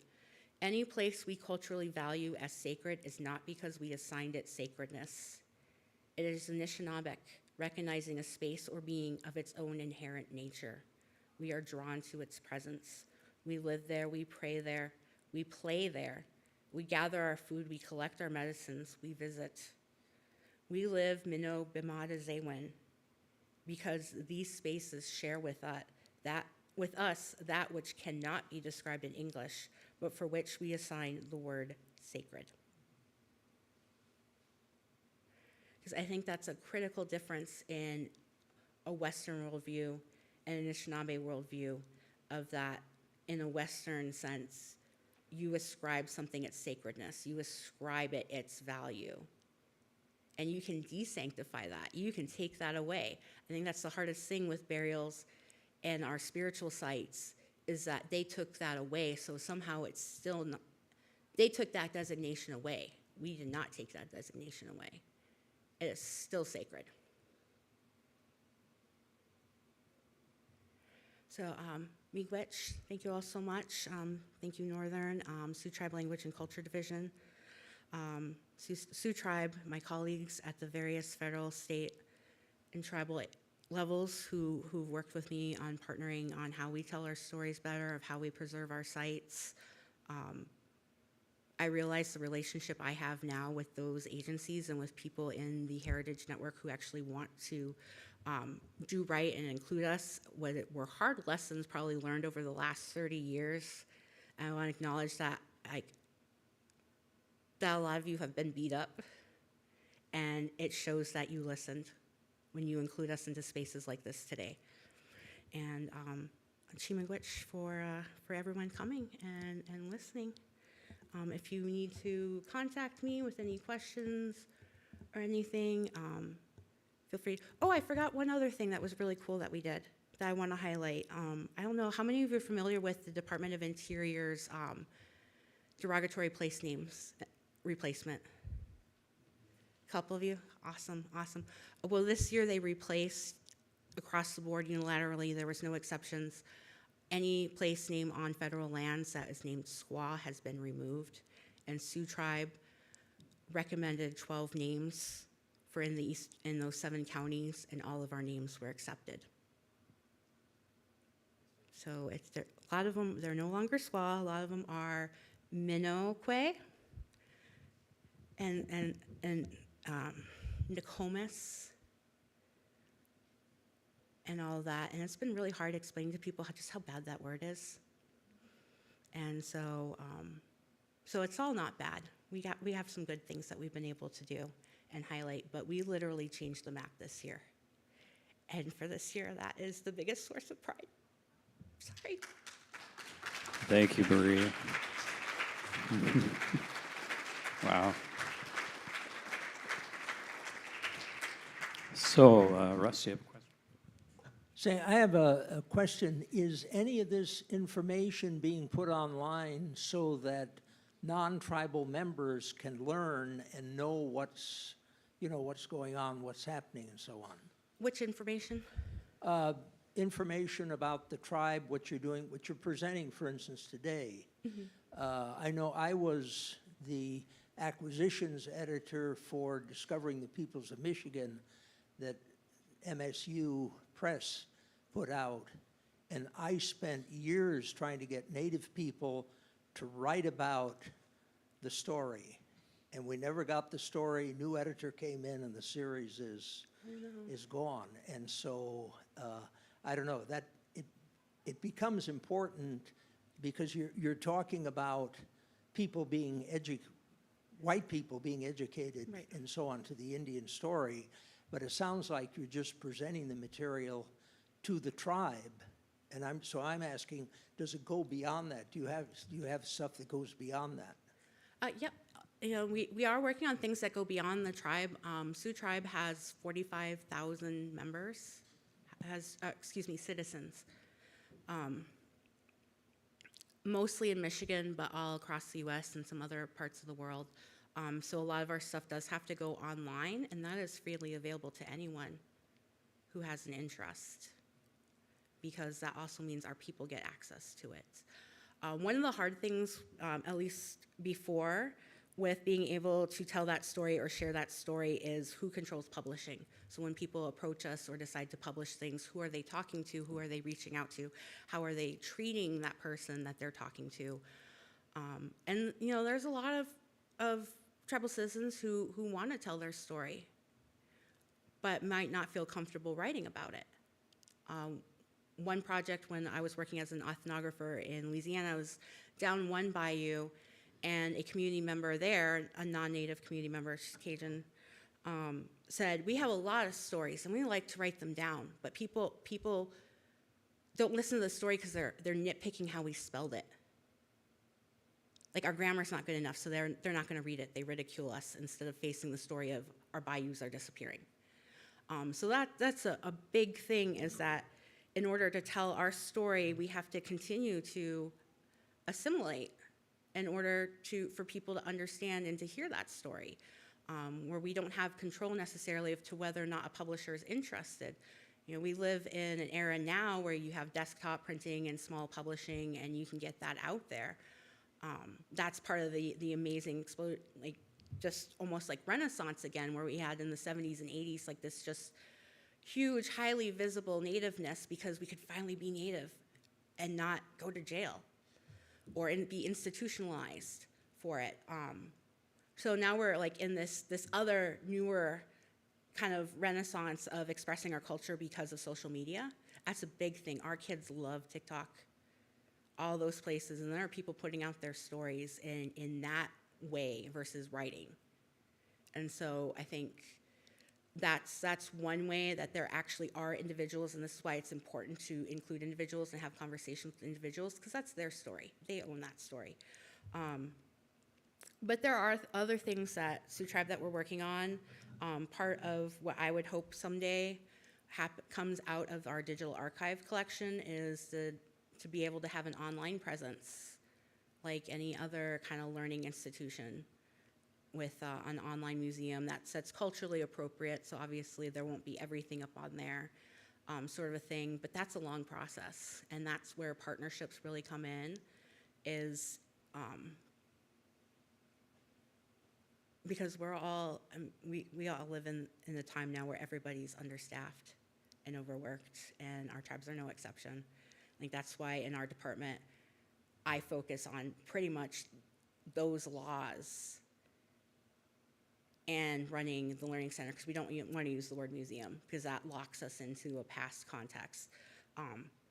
But somebody else in my office, they have to do these completely different things. And we're very fortunate we're fully staffed now, but for the past year, it's been 3 of us running that entire department. So our language stuff is available online. Our language classes have remained online, even though we've returned to being in person for pretty much everything when we have our ceremonies and everything else that's available.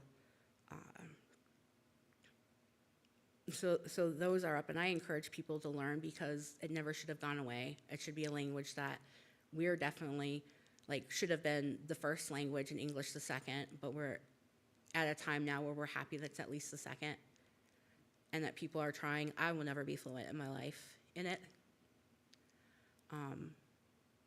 But I encourage other people, and there's differences of opinions on it, but I think the more we normalize and accept our narrative and not the narrative that makes people comfortable forgetting us, I think that includes, non-native people learning, but not doing it for us, but giving us the space, working with us to have the space. I've spent a lot of time being educated to get to where I'm at in order to be respected when I go into so that when I sit down at that table, like, I can wave that same degree and people's like, oh, you have that, I have that too, you have to listen to me now because you can't use that as an excuse to not listen to me. People still think that. Like, my peers in repatriation, it does kind of get that thing of, well, what do the tribes know? We still have to deal with that. So I think that's the big thing, is just like being supportive and understanding that when it comes to publishing, it's not what others want, it's what we want to put out there. But some people are that it should just be put out to Native people. Other people need to hear this story too. So I hope that helps answer. Do we have another question for Marie?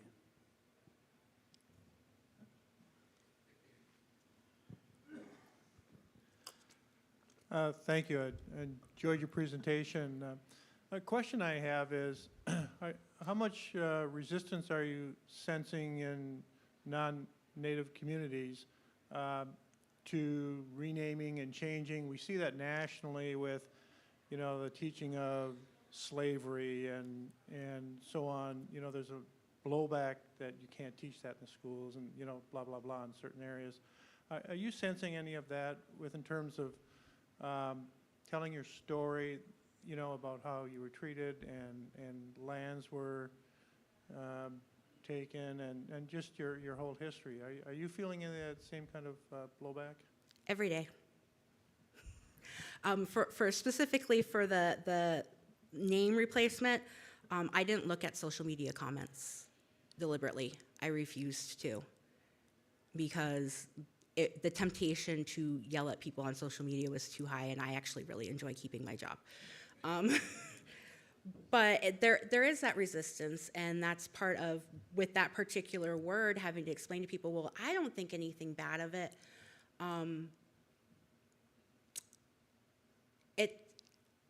And the thing is, too, is that word isn't ours. Like, it is brought in here as that derogatory sense, because that's the issue they're having on the East Coast, where that word is from their language. What does that mean that word was stolen too and turned into this word?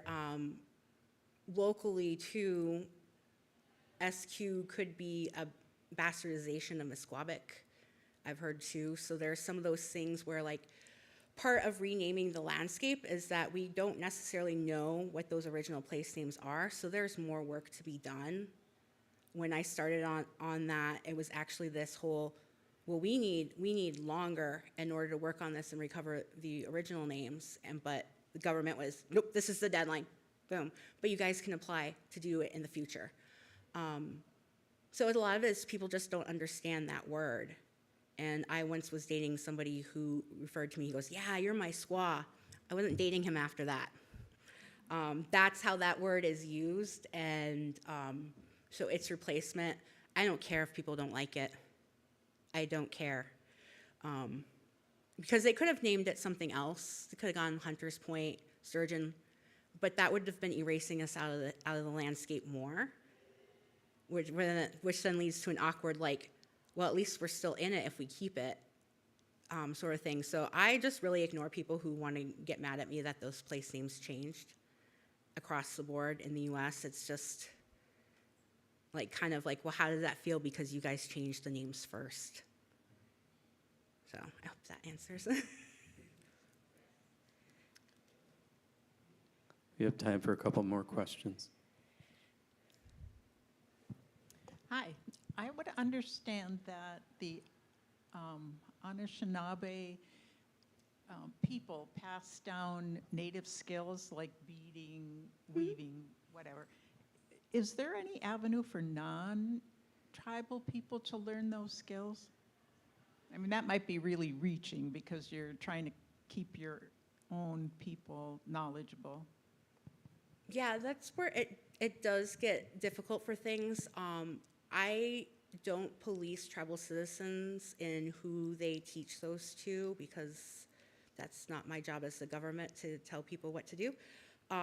So a lot of that is dependent on individuals who do it, but then the issue becomes that line of appreciation versus appropriation, in which some people misuse that. The fact that we weren't allowed to do it, but then people celebrate, the whiteness of doing it, for lack of a better sort of thing. So it really depends on who you ask. And there's a lot of variation, and I respect other people's decisions of like keeping things. But people do get picky about who they teach. I worked with a basket maker in Louisiana. He was taught by the last Choctaw of Bayou Lacombe how to make baskets. And he was taught by that woman with the promise that he would teach others. Now, he himself is not Choctaw, but he only teaches Choctaws to make baskets. And he even reminded me, I was documenting him making baskets for the tribe I was working for. And he said, I'm not going to teach you. And I said, I respect you too much to ask. So it really is up to the individual, and there is a lot of things, but that also comes into the whole, just because one of us said it's okay does not mean everybody thinks it's okay. Like, look at what's going on with the mascot issue, sort of thing. And again, that's that difference between people and the government. So our tribal governments have positions on things. But yeah. Yeah. All right, folks, thank you. Marie, this was fantastic, and thank you so much for coming and speaking today. And just thank you so much. So let's have one more. Thank you for listening. Miigwech.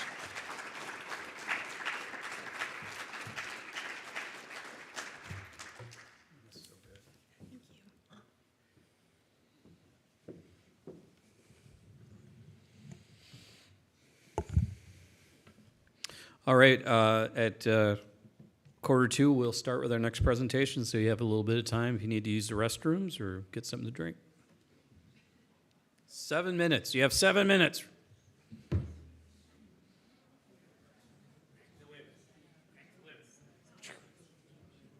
We're on target, man.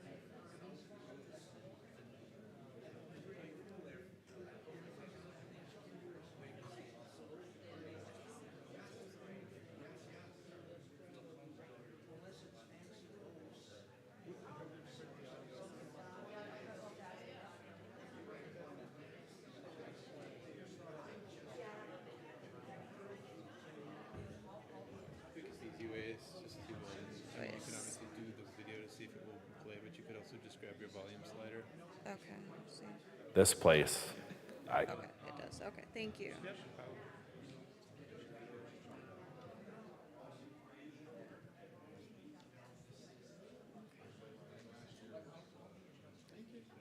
Thanks.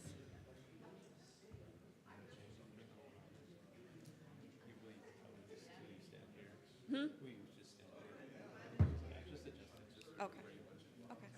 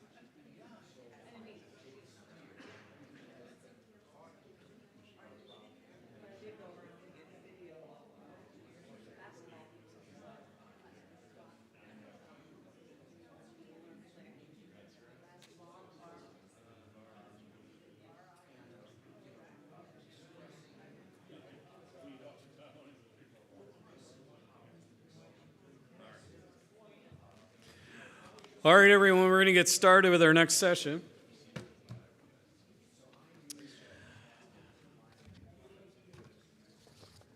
Well, this is a really, I'm so excited that we could do this, this next session because it has a personal connection to me. I'm actually going to be featured in this film portion you're going to be seeing because I played in this very building.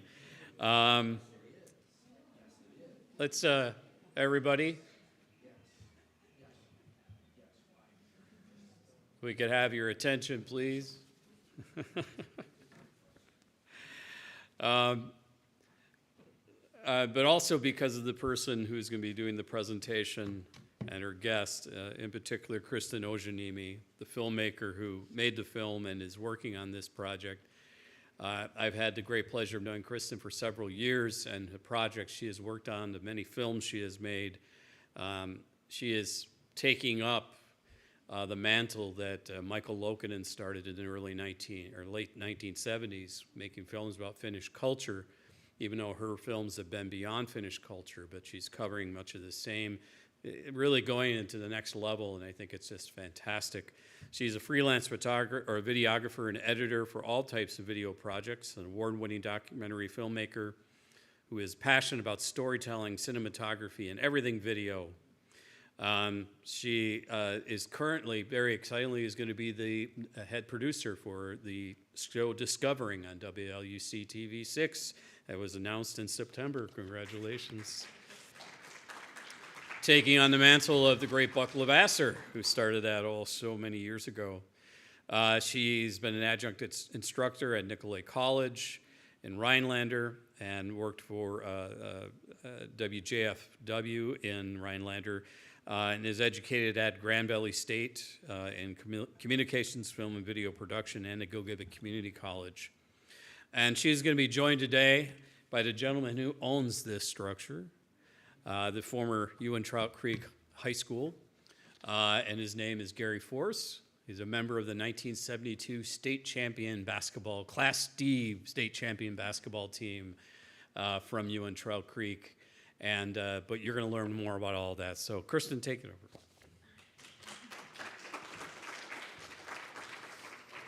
Thank you, Dan. Thank you all for coming here today. Today we've seen a lot of barns, and now we're going to talk about a different type of barn, the gymnasium at Trout Creek High School. I went to school here, and as he's mentioned, I'm a filmmaker, and so it was a story that I wanted to share with everyone, mainly because we're talking about heritage preservation today. My main interest in doing this story was actually the fact that Gary owns this building, and that the gym that Trout Creek played basketball in for 46 years is still preserved pretty much as it once was, and what he has done with the building. So I started a documentary series at the beginning of this year titled Born in the Barn, and I'm going to start off by showing you part one, which is really focused on the fact that this gymnasium is still there, still preserved, and what Gary has done with it. So I'm going to jump out of this. And this place, I can't imagine any team wanting to come here for a couple reasons. It's so small, and you got all those people on top of you, and we always, kicked their ass when they came here, so.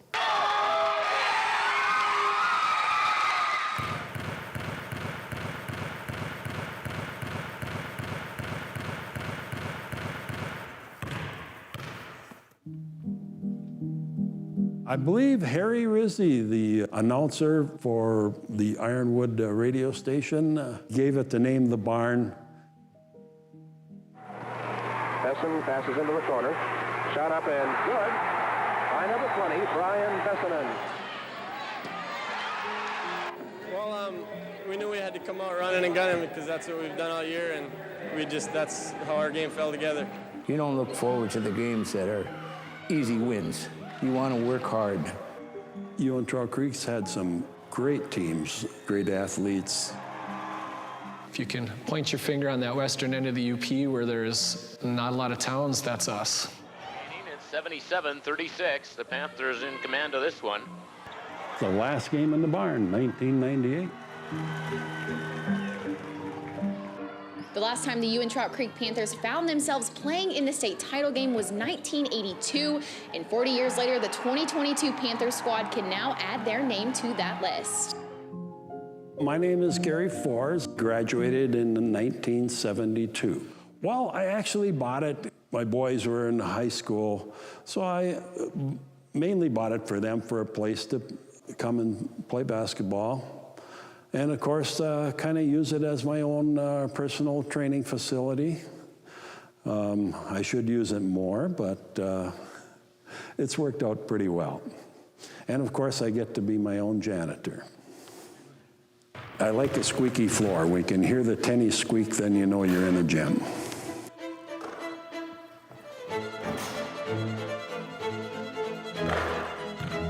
I did have a favorite shot. It was a deep corner.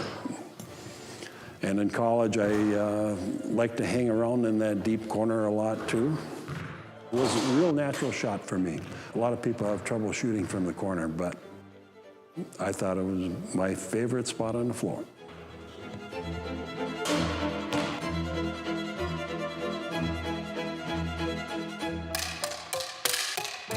know, I came in the door, it smells the same as it did back in the 80s when I was here. Oh, it's a special place. It smells the same still. I will say it doesn't smell great, but it smells like the barn. I remember the smell of varnish, and it was so hot. You know, those first 2 weeks of practice, it was lots of running, sprints. I always had a garbage can handy for the occasional person that needed to throw up. 35 years of moments. I had one game where it was raining. It was a torrential downpour outside, and it was raining so hard that as the teams went down the floor, my managers had to run out and wipe down the floor where it was leaking. They would run and watch the game to make sure they'd get out of the way when the game came back the other way. You know, by the end of that game, those poor managers were exhausted. But A lot of great memories. A lot of great memories here. A lot of friends. A lot of friends that we had that we don't have anymore. But this place was home. It was home. It's impressive. I'm so glad Gary's got this and just keeps it up, because it's more or less a community court. That's sort of how he runs it. Winter, summer, it's heated, you can go there whenever. So playing at the barn was just what I did, especially over quarantine. The boys and all of us got some games going in there.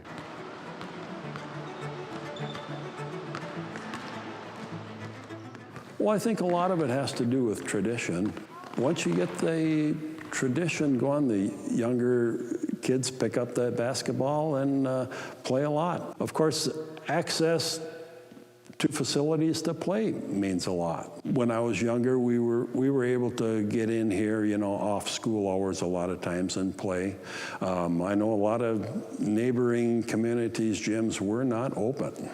We would come in late at night and just shoot and shoot and shoot.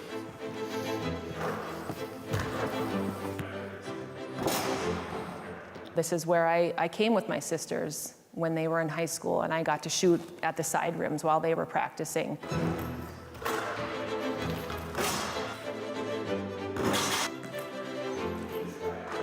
I remember when I was a freshman, our coach Tom Cottle said, if you guys could win some games, you know, if we can start playing well, people will come out of the woodwork to watch us play. And boy, was he right. Switch fingers.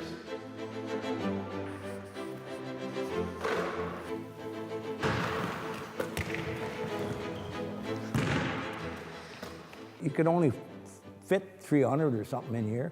That stage would be full of the high school kids going nuts. If people would be in the hallway, they'd be standing outside the door. So-and-so got a basket, so-and-so got a basket. They'd pass it down, you know. Those were fun days. Coming out of the tunnel and seeing all the fans and stuff, this place was packed. This place was packed every night for a boys and a girls basketball game. People who didn't go to school here talk about the barn and how it was just electric. If you're an opponent here, it is intimidating. You know, the feet of the fans are right out on the floor. Some of the ones, if they didn't like your team, they weren't really moving those feet either. They were right on top of you. And so when you were doing an inbound pass, I mean, you had very little space to actually do it. And in addition to the fact that the teams from UN were always just so amazing and hard to keep up with in general. You know, the stage, you put a bunch of crazy high school kids on that stage, and Trying to make a free throw for the opponents was a tough gig because the fans were right behind that free throw line and just hollering and wailing. Raise the stand right over there or over in that spot and yell at you when you got out of hand. You know, if you were here cheering. I'm standing against the wall over there. That was my spot.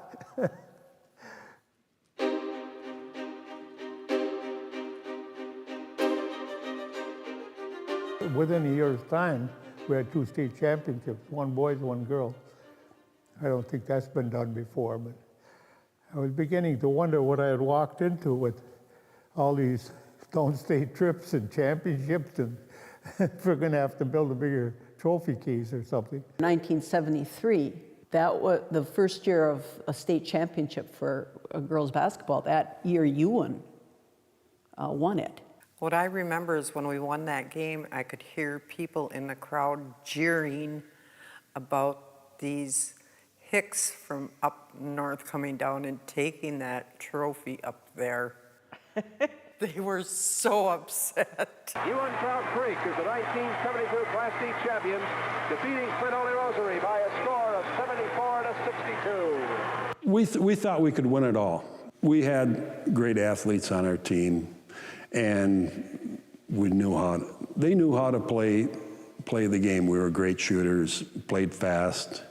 And of course, this is our 72 Class D articles here that Diane Hart's made up. Tom Izzo played against Tom in college. He was at Northern Michigan. I was at Lake Superior State.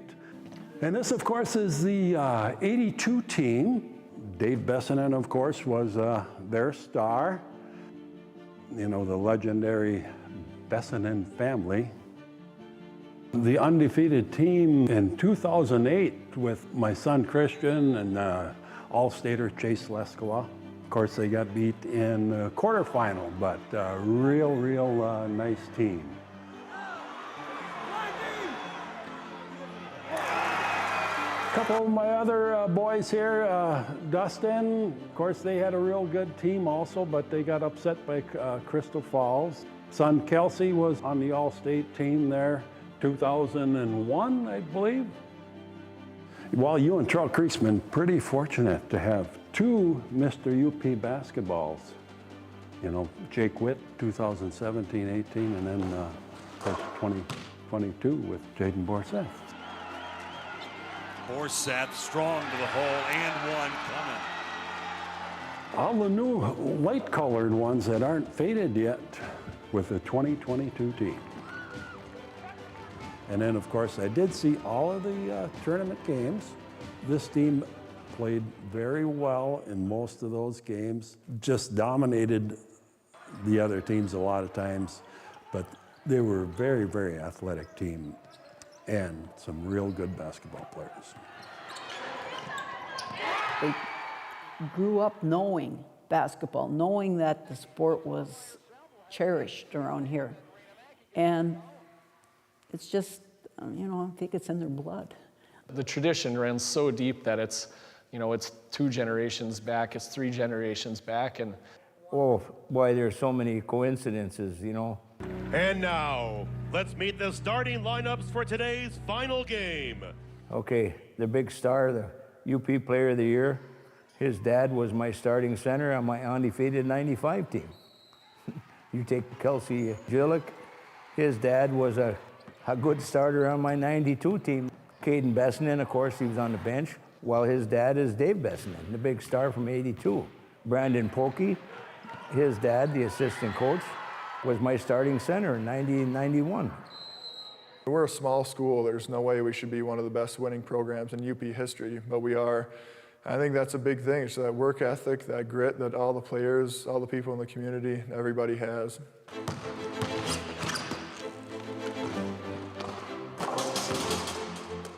But really, you know, you think about the barn and what that means to all ETC students. It's a pretty special place. Everything happened here, right? This is where school dances were. This is where prom was. This is where assemblies were. And I don't think anybody can ever forget, you know, like as a 7th grader, you know, you're sitting over here on this side and the whole rest of the school is sitting on the other side, and the school looks at the new Rugrats. I mean, that was our first interaction with the barn, really. Like, that's part of what bleeds into the whole basketball thing, is like, this is your place, this is your, it's undeniably yours, you know? And then when you come play on it.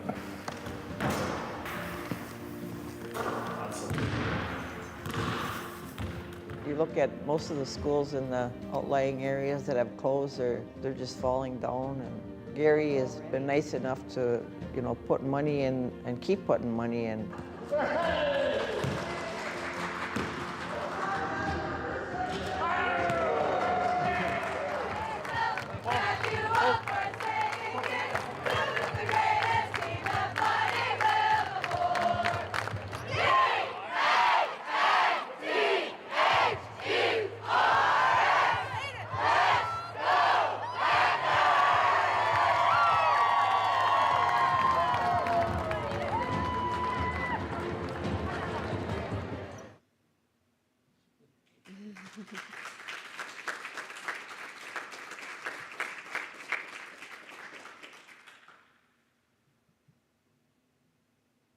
So I'm a better filmmaker than I am a speaker, a public speaker.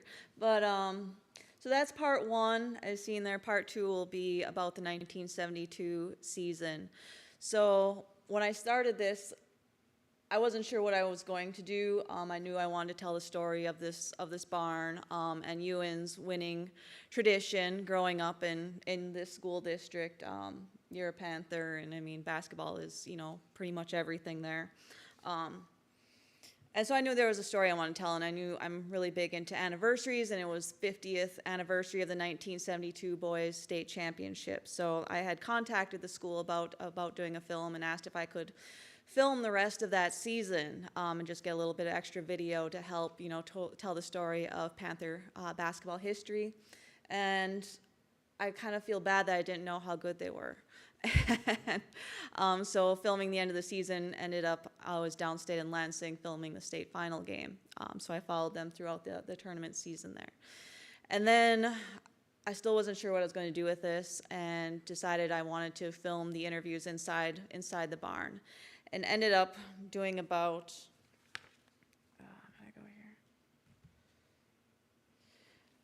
22 individual interviews, 4 team interviews.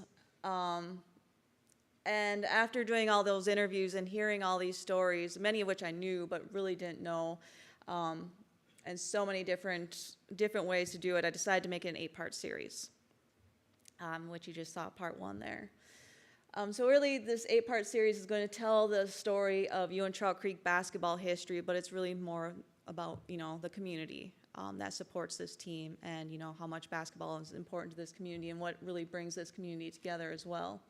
Also tells a little bit about the school history and really UP history. I mean, basketball is a really big part of all schools in the UP. There's really great basketball traditions throughout the UP. I was actually just talking to a gentleman who, not, you know, the most positive light, but he's writing a book about the 42-game losing streak in Bessemer in the 1960s. So there is an interest in basketball history, and, you know, really in how that, you know, how the UP enjoys their basketball. So we just seen part 1 there. And some other, you know, like I said, Ewan's got a winning tradition. Just want to throw some stats at you, you know. I'm going to throw a lot of stats and go through a lot of years, but, you know, we're telling the story of what happened inside those walls of that building, that barn. And there's a lot of coincidences throughout the stories that will be shared in this documentary series. But one I liked is in these 50 years, how identical the girls and the boys have been. District championships, 19 for girls, districts, 21 for boys. 7 regional championships for girls, 5 for the boys. Both had 2 state runner-ups. Each had a state championship, and losing seasons in 50 years for each aren't too many. 7 for the girls and 8 for the boys in those 50 years. So the barn was actually built in 1951. I found that out yesterday. I had to go to the local library. I wasn't sure. So they broke ground in August of 1951 on the barn. Originally they played basketball in a gymnasium that was located inside the main school building, which when I went to school was the shop room. It was converted into the shop room after they built the new gymnasium. This was built by a local company, the Sierran Brothers Contracting of Ewan, by Reno, Eli, and Alex. They were the brothers that owned Sierran Brothers Contracting, and their sons Jack and Raymond. The architect was Harry Gelstein of Menominee, which I had to really zoom in on that one picture on the top left to try to make out the letters and then type them into Google and eventually figure it out. But some really interesting photos of, you know, the barn starting to be constructed there. You can kind of see the arches there in that middle photo as they're going up. It says built in the fall of 1951. It cost $85,000 to build it back then. And the newspaper article actually said it has 600-person seating capacity, which I can't believe you can fit 600 people in there. It felt like it. But the floor was 75 by 45 feet. He said the architect Harry Gelstein of Menominee. And there's a couple of pictures. Those were taken in the winter, I think, It said after the first basketball season that was played in there was 1952. I like that bottom photo, the large windows that you see there, which I think those ended up being covered up within like 20 years. I'm not sure why. I mean, I can see how they might be difficult for basketball games or for heating the barn there. But eventually those were covered up.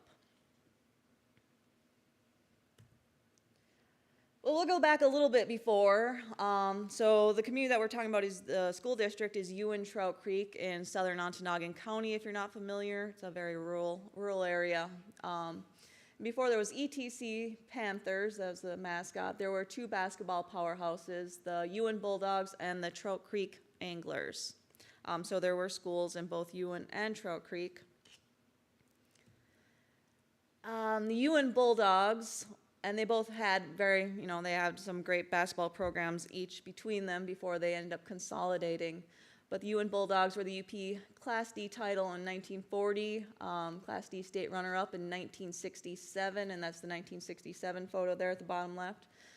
Then the Trout Creek Anglers, which probably have the most state championships, and back in the 1932 to 1947, there were actually separate state tournaments for the Upper Peninsula and the Lower Peninsula, but each were deemed state champions. So when like the UP Class D title 1935, 1937, and the Class E state title 1955, 56, and 58, they were just competing against UP teams. They had a state title, but it was just in the UP. There was no Class A schools actually in the UP either. Then they had a Class D state runner-up, and that was actually a statewide Lower Peninsula and Upper Peninsula in 1966. A couple notable names that came out of the area that did play basketball out of the Trout Creek Anglers was Jim Manning. He played for UN from 1957 to 1961. He did have a point scoring record for many years, 2,137 points. And his claim to fame is he was a pitcher for the Minnesota Twins for a couple of years. Another Trout Creek angler was Bob Gale. He went to Michigan State from 68 to 70, but he was on that 1966 state runner-up team out of Trout Creek, and also UP Sports Hall of Famer. The schools consolidated in 1968, I believe it was. And I like this. I found this in the yearbook. It's like a picture, and they are all showing their little community names. Like I said, I live in Paynesville. I didn't shout that out earlier during the barn presentation. And the girl that gets cut off on the far left, her sign said Trout Creek. But these are all the communities that ended up consolidating when Ewan and Trout Creek became one school. And when they did that, the high school was grades 7 through 12, but the elementary schools were in Trout Creek. The Trout Creek stayed an elementary school. No, I also like this photo. So going into the 1972, I found this photo in the 1968 yearbook, and future varsity champs already. So they knew just when this team was in junior high that they were going to be future champions in 1972. So you see Gary Forrest there in the bottom, and some of his other teammates there. So part 2 of the film series will be what I'm calling Small Town to State Champs. They had an undefeated season of 26-0. They averaged over 90 points per game. Said they were the state champions, defeating Flint Holy Rosary by a score of 74-62, and their coach was Rudy Perhala. I'm going to list off a lot of stats just to kind of get through this fast. When I was doing these interviews, I got a lot of great stories. One of my favorites was how the assistant coach now, Dave Polke, he had Rudy Perhala as a 6th grade teacher, and they watched the game many times. He kept playing that state championship game, the film, so much that he wore the film out, showing it to his classes. Some photos, the 1972 Class D state champs, and actually, like I said, it was their 50th anniversary, so at the local Log Jamboree parade, they actually had a bus and had some photos of some classmates there as well. Part 3, Girl Power, exploring the 1973 and 1974 girls. As we said in the film there, they also won a state championship. Before Title IX, which happened in 1972, they only had conference tournaments. They didn't have a statewide basketball tournament for high school girls basketball. So the 1973-74 year was the first time there was a state level tournament for high school girls basketball, and UN Trout Creek went down there Class D and won the championship. They defeated North Muskegon by a score of 57-48. And then actually again in the following year, they went back to the state and they were defeated when they were state runner-up the following season. And they also did have an undefeated season. Some stories, talking the ladies that I did interview from that team, they blew out everyone that they played. As you can see from the scores there, their highest scoring one was they were 100 to Lake Linden 23.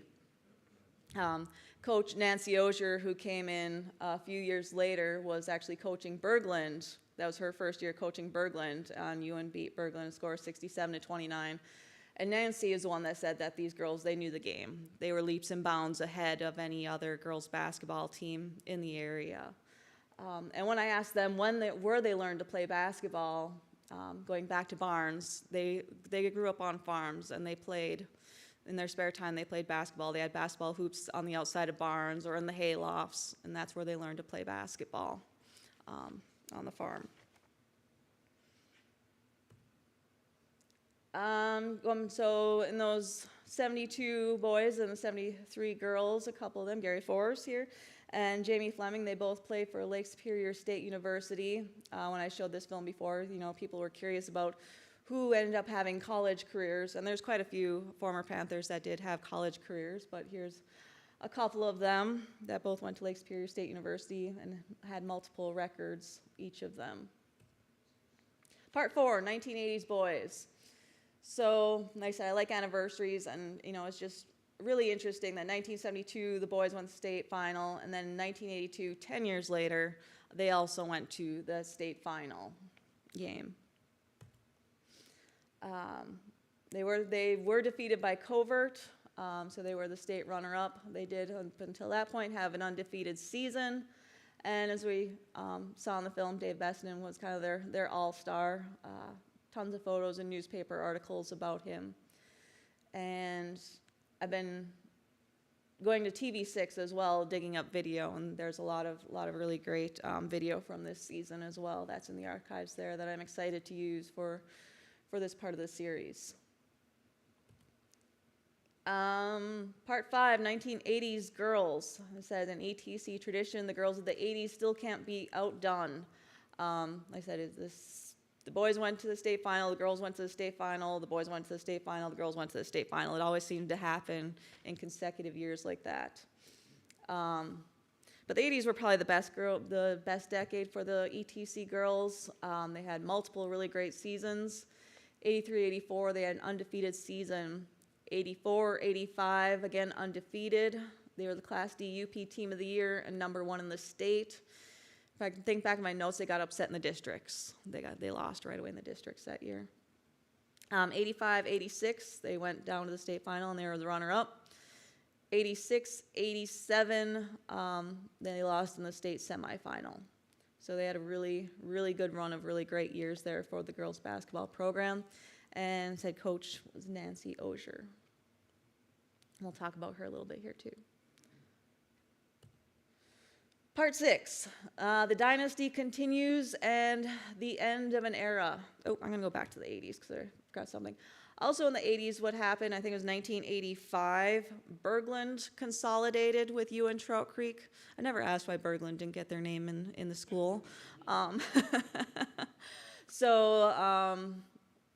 UN Trout Creek was pretty much covering most of the southern end of Ontonagon County then. And so that was in the 1985, I believe that was. And so then the elementary schools were located then in Bergland and in Trout Creek. And then the high school, like I said, in Ewan there.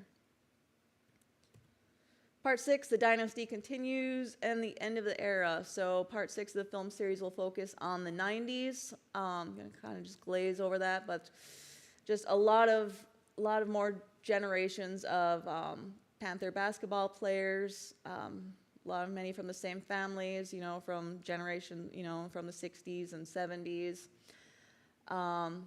A lot of great players came out of this decade, but there was a lot of really hard losses, a lot of losses in the districts and the regionals during these years. And the last game in the barn is played. So I graduated, I graduated from Trout Creek in 2000, but I was on JV when Allison Bailey was on varsity.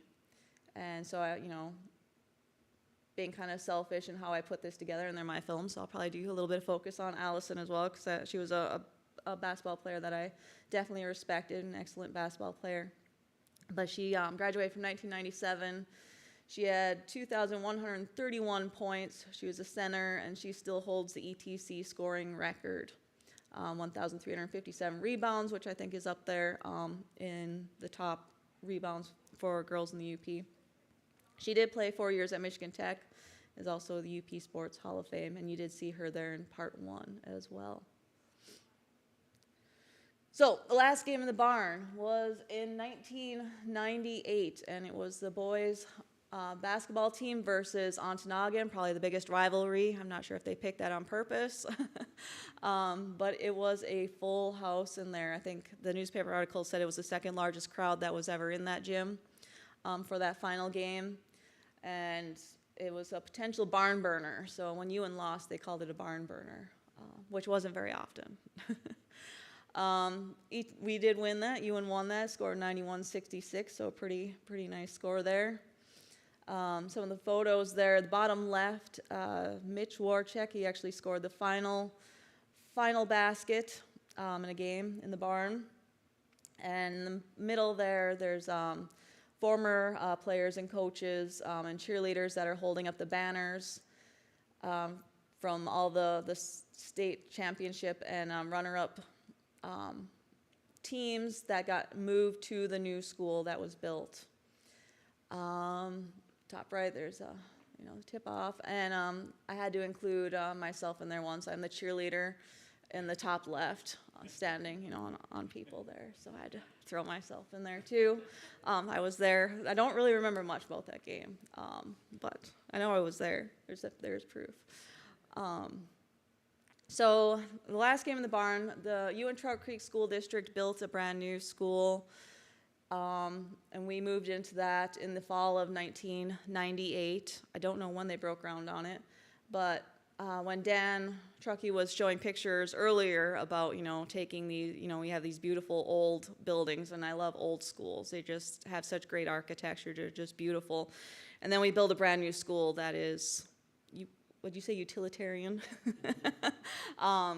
They just don't really have the same aesthetic. So I have to say, spending, 4, 7, 8, 9, 10th grade in this building, and then going to the new school. It was nice. It was new. You didn't have to wear a winter jacket, to class because it was warm. It didn't snow inside your classroom, which it had a tendency to do sometimes. But it just really didn't have that same atmosphere that the old school and that old gymnasium really had, that I was really hoping to capture with the documentary series, is that atmosphere and that feeling of being in that gym and watching a basketball game or playing on that floor.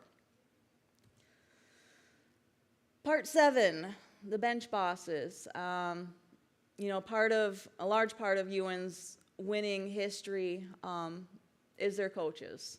We had 2 of the winningest coaches in Michigan high school sports history, Nancy Osier and Tom Cottle. And interviewing them, they were just amazing interviews, just from throwing stats out there to just really great memories of their times coaching at ETC. Nancy Osier, list a few stats. She was the ETC girls varsity coach from 1979 to 2008. Previously, she had coached in Bergland starting in 1973. She had a total of 582 wins, 185 losses.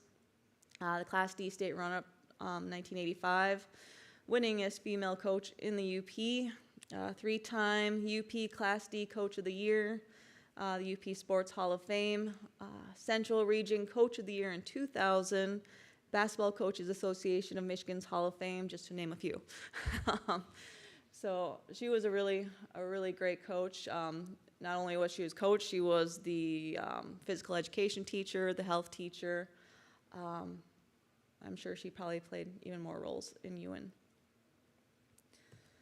Tom Cottle, he's the ETC boys varsity coach from 1978 to 2008. He actually did start in Ewan in 68, I believe. He was junior high or junior varsity coach for almost 10 years before he took over the varsity position. He had a total of 558 wins, 149 losses. 3-time UP Class D Coach of the Year and Class D state runner-up in 1982. His final game, you did actually see there was a small clip when Gary talked about his son playing, and there was a few passes. It was there's a quarterfinal game, and that was actually Tom Cottle's final game. And I have a video clip, and it's his face at the end of that game, and just, you know, it's slightly heartbreaking. Him knowing that was his final game coaching. But going back to Nancy Ogier, I had asked her when I interviewed her how many losing seasons that she had, and she didn't know, but she only had one. Her final one in 2008 was her only losing season, and that was actually the first year that girls basketball had moved to the winter. Previously, girls basketball had been played in the fall, and then for some reason they moved it to winter. 5 minutes? Oh, I'm going to bring Gary up here then. I didn't realize I went too long. But yes, Gary Forrs is here to talk about, you know, why he bought the barn and what he has done with it.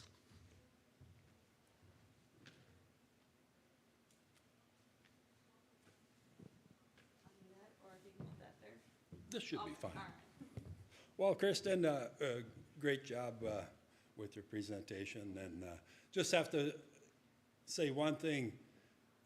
The consolidation, Ewan Turtle Creek consolidated in 1968. Well, 1966, Turtle Creek was state runner-up, and 67, Ewan was state runner-up.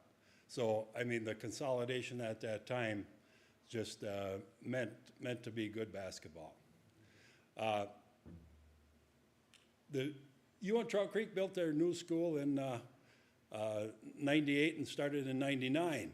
Well, they put it up for sale for a while, and nobody really, any takers. I mean, the original building was built in 1915. So it's a pretty old structure. And I put word out to a few of the school board members. I said, well, I'll take that building off your hands if you want, but I don't really want to pay you anything for it. Well, that didn't go over very good. So they held on to it for 4 or 5 months, but then they had a steam pipe break because they were still heating it. And the school board had their meeting and decided, well, maybe we will get rid of it. They said, if you pay for the paperwork, we'll give you the school, just to get all the deeds transferred and so forth. So for a couple $1,000 or a little bit more it was, I ended up with a school. Well, I ended up with quite a headache, of course. When you have 12,000 square feet of roofs to take care of, I was a tar baby for quite a while. But one of the best things I ever did was put a new metal roof on the gym. And I have put some other roofs on and so forth. The building can't do too much with just because it takes a lot of funds if you want to accomplish something, and your return on investment probably isn't very good. The building itself was bare for many years, and I ended up cleaning out one of my son's bedrooms, and he had all these posters with the NBA players and college players and so forth. So I decided I'd put them up in the gym. And I started on one wall and had that complete. And then it came around, we had 4 or 5 boxes of the newspaper articles from all of my son's games, a lot of my games, and Ewan Trail Creek basketball. So I decided to start putting a few up in the gym, and I got a little carried away and filled up all the walls. But it was a nice project to do, and you know, in the future, I have all the UP basketball teams usually on the wall, and hopefully we can continue doing that. Thank you.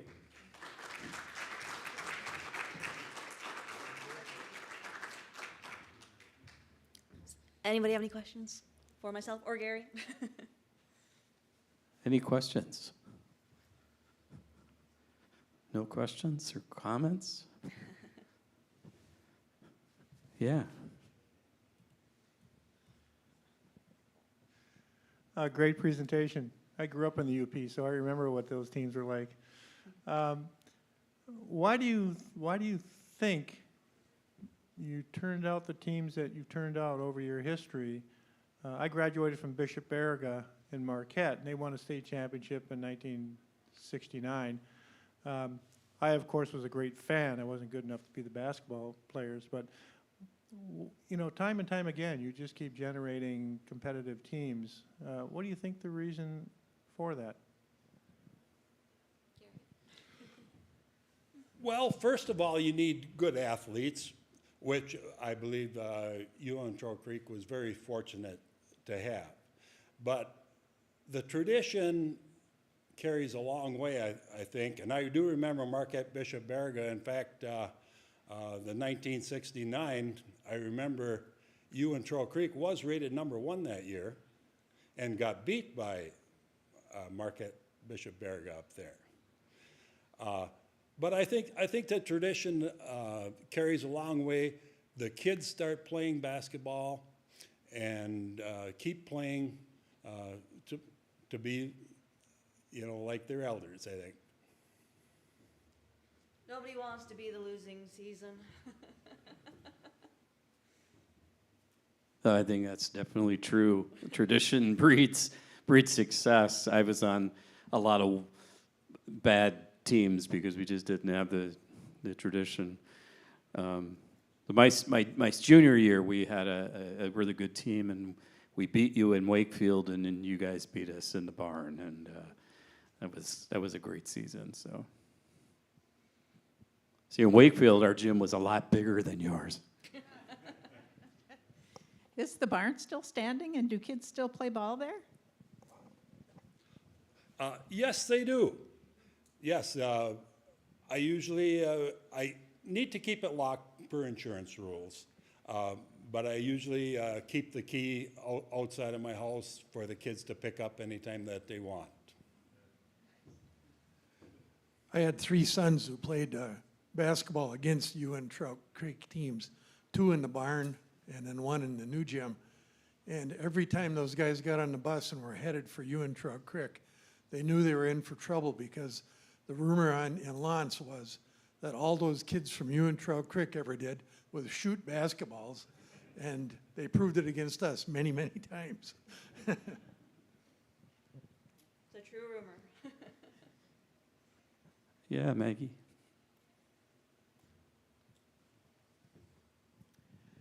Did Michigan ever have girls half-court basketball, or did the girls always play full court? I believe in the early 70s, before they did the full court, yes, there was the half court that first. It only lasted a year or 2, though, I believe. Yeah, the girls that you've seen there, 73, I think it was the early 70s they switched to the full court. Before there, they were playing full court, but they played like a 6-woman team and had to stay on one side, and I don't know, it was really confusing sounding. A lot of schools in the early 20th century had women's basketball. high schools in Northern had women's basketball. And then by the 1930s, and certainly by the 40s, they were all gone. I guess it wasn't proper for girls to play basketball anymore. And then it wasn't until the 70s, really, that it returned. And so, any other questions? Just to add on that quick, one of my favorite stories that Ogier said was when she first started coaching in '73, and she told her girls they had to wear shorts, they cried. Oh, geez. They wanted to wear pants. They wanted to wear long pants on the court. They didn't want to wear shorts. All right, well, thank you, Kristen and Gary, for coming and doing this. Wonderful. This is such a perfect example of community preservation, so just fantastic. Thank you. All right, we are going to take a few minutes. Our next presentation will be at 4:45. We have students from Northern and Michigan Tech who are going to be presenting about their field work, and that'll be our last one for the day, so I hope you'll stick around.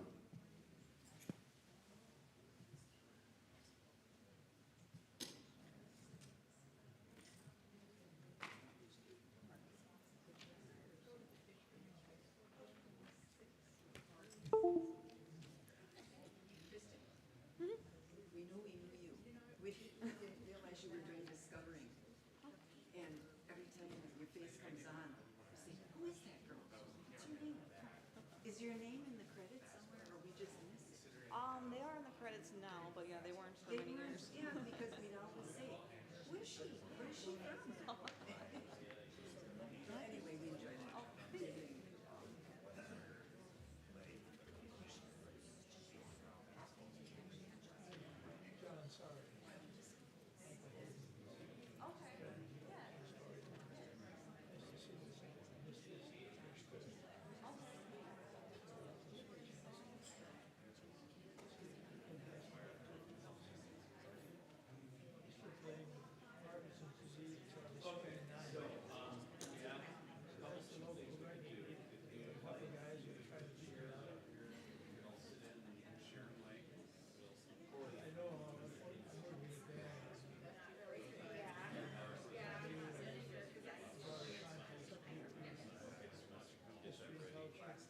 And you guys can decide how you want to do this. You can either sit here and come up, or we could have a line of chairs for you. Would you like me to share it with you as well? That's also an option. If you have it on a flash drive, we can just put it right in there.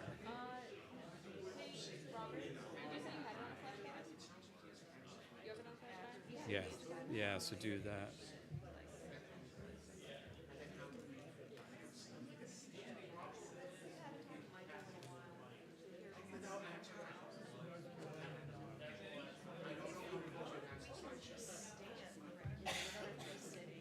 That's up to you. It's 40 minutes, so.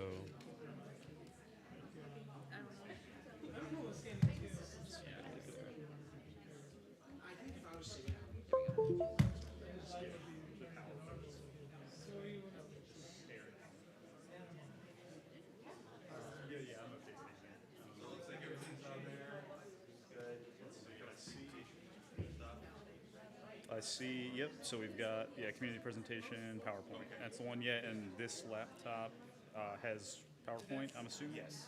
Okay. Looks good, yeah, thank you.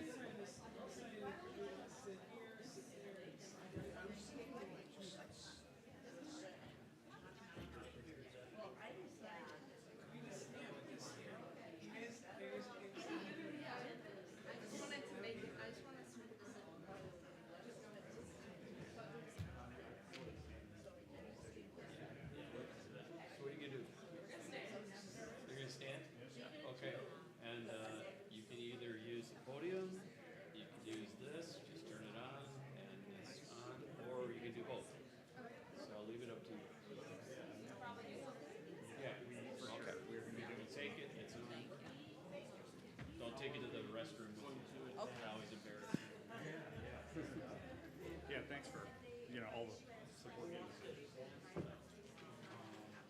One other thing, who's Chris? Chris actually did his paper. And let me check. I sent you all emails, and if you fill the paperwork out, there's a fee of $50. So please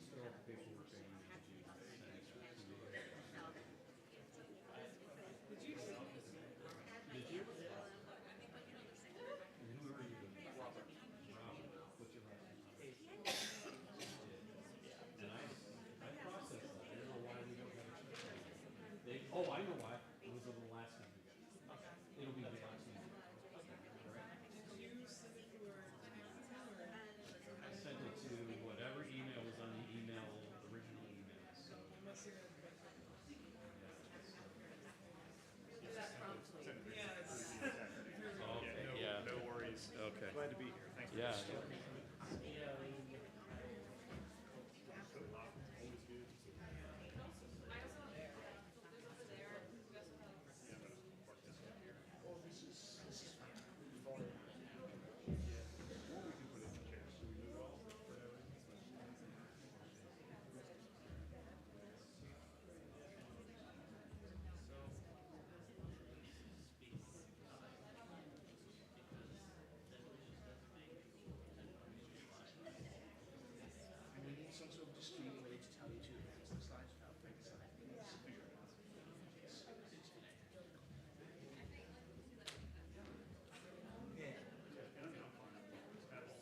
I've never been in charge of slides before. This is so fun. I won't mess it up. Okay. Background one on. Oh. Wait, what? Is it the PowerPoint? Oh, it is, yeah. Or is it the PDF form? No. PowerPoint, yeah. And then you I mean, can slideshow. Oh, okay. what's happening? Yeah, that's fine. That looks good. I mean, we've got it up there. Oh, yeah. We just want to pause it. I don't know. There's a timer going. I don't know if that should be happening. I don't know if it auto changes slides. This feels like my blood pressure is rising because there is a countdown. I think it just shows you how long you've been Yeah, yeah, yeah. Keep track of where you're at. Yeah. It's gonna it's just gonna cut me off. Like, no, you're going to the next slide now. Okay. Your blood pressure is rising. Oh, is that on? Oh my god. Who knows? It's fine. Okay. Yeah, and I mean, I'm fine with saying next slide. You know, I can just be like, all right, yeah, or because since I have a few slides. Yeah. And then when it's my turn, should I just like? That's up to you. I mean.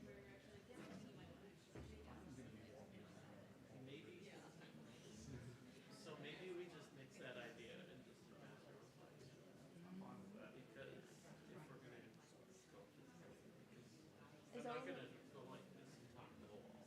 That's the thing. Oh, I guess maybe since you mentioned well, I just mentioned to remind myself of maybe we should like most students just like Yeah, because you do have like full. Yeah, there's a. So am I still moving the slide? And then when I talk, am I?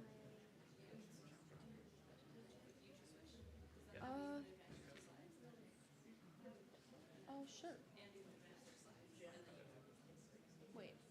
Oh, repeat that. I'm so sorry. Repeat that again. He advances his slides. Yeah. Okay. So like when you do your slides about like the kind of overview, or you do yours or something? Okay. Yeah. Is that these are the last slides? Yeah. I guess that guy can step up Okay. stuff too. Like if we're just going to if the guy has Well, this is confusing for me now. We should just all do our own. I mean, this is confusing me. Yeah, Sorry. let's do that. Okay. If that's okay. we would have to figure out Oh my god. that'd be my concern. Because there's someone pretty Unless we all stand up here. Which is not gonna fly. okay, maybe go back to the original one. Didn't you think you just read over your shoulder? I can. Okay. Yeah, I should be able to see that. Am I just Not getting- very well. You're handling it. Oh, gotcha. I love that. And yeah, Robert will step up and do whatever Robert needs to do when it's time for Robert to do Robert's Yeah, thing. yeah. We'll do that.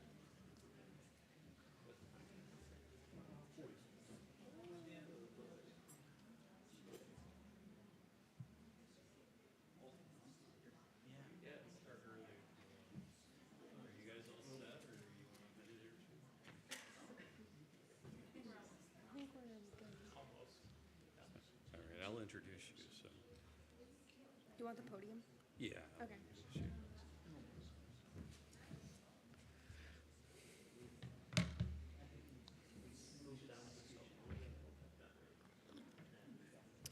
All right, well, they're all set, so we're going to go for it. It's been a long day of amazing presentations. I want to thank not only the presenters who have done such an amazing job, I want to thank the audience who have been here, some of you all day long. Great questions, and I also want to thank the folks at AV. Thank you for doing the sound and filming. This will all be filmed. I mean, it's actually been streaming live. and will all be available on our website soon when we get it all up on YouTube, so that these will be saved for posterity. So someday you can show your grandkids this on YouTube, if YouTube still exists then. I'm assuming it will, but who knows? Who knows what will happen? So our next presentation are from a group of students from Michigan Tech and NMU who all took part in a field school on vernacular architecture last summer that was led by faculty at Finlandia University and also from Michigan Tech. Were there any Northern faculty involved? No Northern faculty involved. National Park Service was involved as well, that's right. So they're specifically going to talk about their work at the Kempa Farm, which I believe is in Ontonagon County. And this is the historical documentation and cultural analysis of an Upper Peninsula Finnish farmstead. They're not in order of the list, but just to tell you who is here is Chris Charteris from Michigan Tech in Social Sciences, Tori Conquest from the Sociology and Anthropology here at Northern, Mark Conkright from Northern's Sociology and Anthropology program, Anna Fry from the Sociology, Anthropology, and Psychological Science here at Northern, Robert Hazen from the Department of Social Sciences at Michigan Tech, Patrick McGowan from the Industrial Heritage Archaeology program at Tech, and Natalie White, Department of Sociology and Anthropology here at NMU, and one of my student assistants. With that, I'll turn it over to them. Let's welcome them.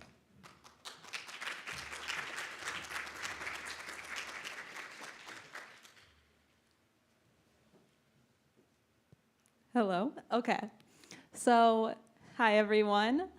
Today we're going to be talking about the historical documentation and cultural analysis of an Upper Peninsula Finnish farmstead, the Kempa Farm. So who we are, like he said, he kind of already introduced us, but we're social science students from Northern Michigan University and Michigan Technological University, who this past summer we came together and we were able to have this amazing experience of researching and developing our own hypothesi over the Kempa Farm here. So what we did, we surveyed the Kempa and Wilkins properties in Misery Bay to create an overview of its history for inclusion in the Vernacular Architecture Forum conference tour, which will take place in 2024. During we documented the history of this landscape, its buildings, the folks who are currently living there. We measured and drew our buildings, recorded oral histories, and researched documents, and we ended up writing our own histories about the place.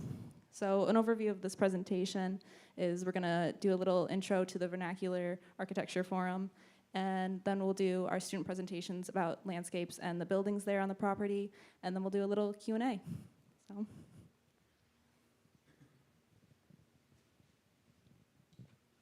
So the Vernacular Architecture Forum is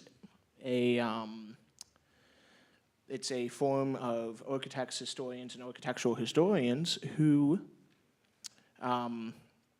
go to various places to look at the everyday built environment. They're not looking at the White House, they're looking at the house of the person who built the White House.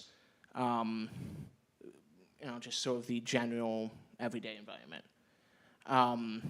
In June of 2024, they're going to come to Houghton County and look at Houghton, Keweenaw, and Ontonagon County, and I think Berger County too. So basically the process is, this isn't from a field school, this is from several years ago, but they go in and they measure the structures of note, they do oral histories, they do archival research, and they use it to write a guidebook that is given to people who attend the event in order to help understand the property, because obviously you can't understand a building in just the hour or so that the attendees of the event has, so creating these guidebooks helps to give them further information so they can know more about the structures before they arrive. So with the Keweenaw 2024 tour, this conference, there's going to be 3 tours.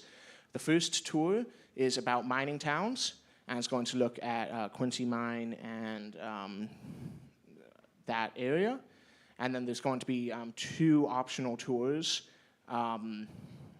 One's going to be looking at Keweenaw County, and it's going to be looking at a lot of the leisure landscape, some of the lodges and other structures there. And then the other tour is going to be looking at finished farmsteads, and that's the one that's going to include Camper Farm. And so the specific tour Camper Farm is going to be on, they're actually going to start with the Camper Farm. They're going to look at the Misery Bay Schoolhouse, which is in the community of Misery Bay, which is where the Camper Farm is. Painesdale, the Dole Agricultural School, Hanker Homestead, and then they're going to look at East Hancock and Hancock, and then end at Finlandia University.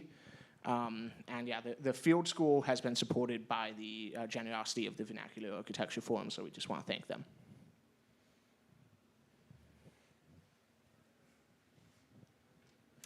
So these are a couple photographs from our time in the field. We did a lot of field drawings of the buildings, documenting, measuring, learning the process of, how to represent these on paper.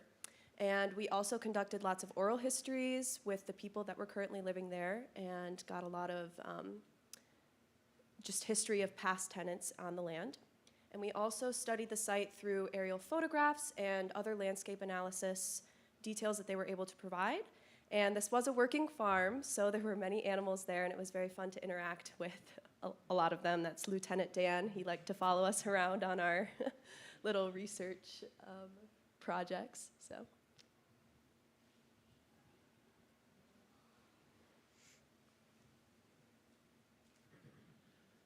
So what I'm going to talk about now is a deep time overview of the Kempa farm site. We began our history with Kempa farm site 1.1 billion years ago when the Keweenaw Rift was formed. We go through a period of glaciation and glacial Great Lakes up until 3,000 years ago when our current Great Lakes were formed. So right after the glaciers receded in about 10,000 years ago, the first indigenous people came to this region of the Upper Peninsula. And about 500 years ago, that's when the first Ojibwe moved into the area. And we saw early settlements at both Lawrence and Ontonagon, and with trails to important sites like Misery Bay, which is where we were at. In the 1600s, we see the first European contact in this region. And then fast forwarding, we go to 1837 when Michigan gained statehood. In 1842 and 1854, the treaties of La Pointe were signed, which removed Native Americans from this land into reservation lands. And then during this time, 1837 to 1845, the first land surveys were conducted, and this led to a significant copper mining boom in the Keweenaw. 1862, we see the first Homestead Act, which said if you improved on farmland, you would get a deed from the U.S. government that was 80 acres of land. 1892, Toivola, which is the town adjacent to Misery Bay, was founded. So the farm site that we were at began in the early 1900s, but it first began 1892 when John Adolph Kempinen immigrated to the U.S. The 1900 census has him living in Toivola. Sometime in the 1900 to 1901 era, he began clearing the farmland that is at the Kempa farm site. His brother and his sister-in-law, Sophie, then took over the farm at some point during the 1900s. That is something we are unsure about. By 1905, John Kempinen took off to work in the mines in Calumet. And in 1907, John Kempinen finally received his deed from the U.S. government under the Homestead Act, with his brother actually successfully clearing the land. In 1923, John Kempner actually sold the farm to his sister-in-law, Sophia, for $800. And in 1948, Sophie's son, Hugo, inherited the farm when Sophie passed. So what I'm going to do now is I'm going to show you the landscape as it changed from 1938 until about the 1970s, which is what we currently see today.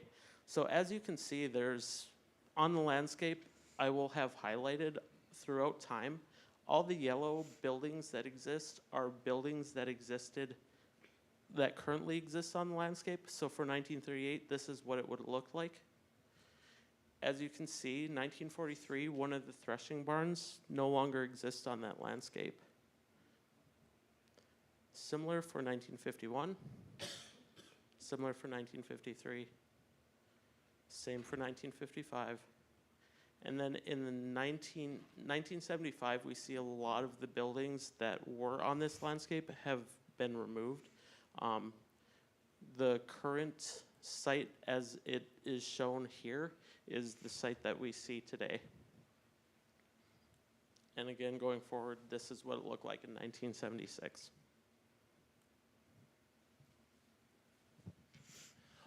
So it's important to understand the farm landscape because the way in which the people built on the landscape, how they oriented the houses and the barns and how they were placed in relation to each other provides us a lot of insight into how they used the landscape, how they conceptualized the landscape, and how they chose to interact with the landscape.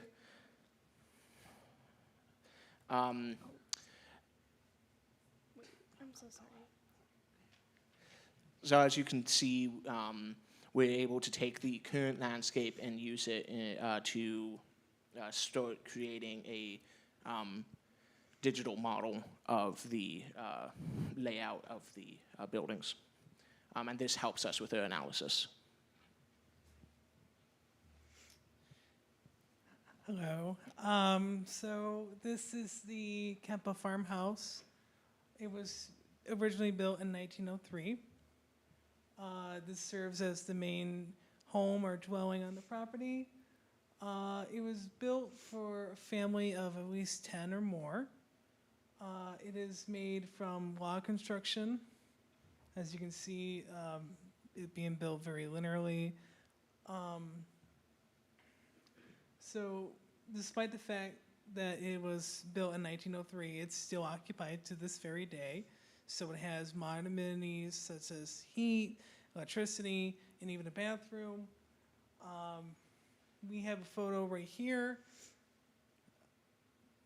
which shows you the exposed logs that were used to construct the house. And sometime after this photo was taken, they put up wooden shingles around the entire house, sort of covering it up for aesthetic purposes. As you can see in a photo we just took while we were on site. So if you're wondering about the different shades of the drawing, the darkest shade is the oldest part of the house, where the lightest shade is the newest. And you can see they built outwards, and eventually they would build the house upstairs, which is a half story. And the half story, we believe, was where they would have borders come up into. And we're uncertain, but if you see the room up top, above the stairs, there's a white mark that does not have a dashed line through it. That is where we believe the door used to be, so that a separate boarding family will come in and stay upstairs. And I'm gonna pass the mic to Tori. Hello again. So my portion of the project was to investigate the animal barn there on site. So the original barn started out as a one room, this darkest section here, and we believe that was built around 1903. Later, they added on kind of a separate barn that kind of ran into this one right here. It's these two darker squares. We believe they were connected by the roof so that they could pass in between the two to move their animals in and out of certain areas. We believe that was around 1905 to 1923, sometime in that area. Later, they added on this room down here and this corner room, and they built in the two sides between where animals used to be able to pass through. And that, we believe, was around 1924. Today, it's still kind of used as an animal barn. And these two far rooms are the turkey rooms. These next two rooms are just storage, same with this room down here. We believe it was also used as a garage at one point because this far wall here does have a garage door on it, even though it does not work anymore. And then the center room, which used to be the original part of the barn, is now a workshop. So, yeah. I documented the blacksmith shop, and we have constructed a loose chronology of its construction from around 1905 to 1924. There are two additions, or two main parts of this building. And the first structure looks very different from the second because it was made with traditional log construction. So they hewn the logs in a square fashion and concaved them so that they would fit very tightly, and fortified them with double notches at the corners, which is very typical of Finnish architecture practices.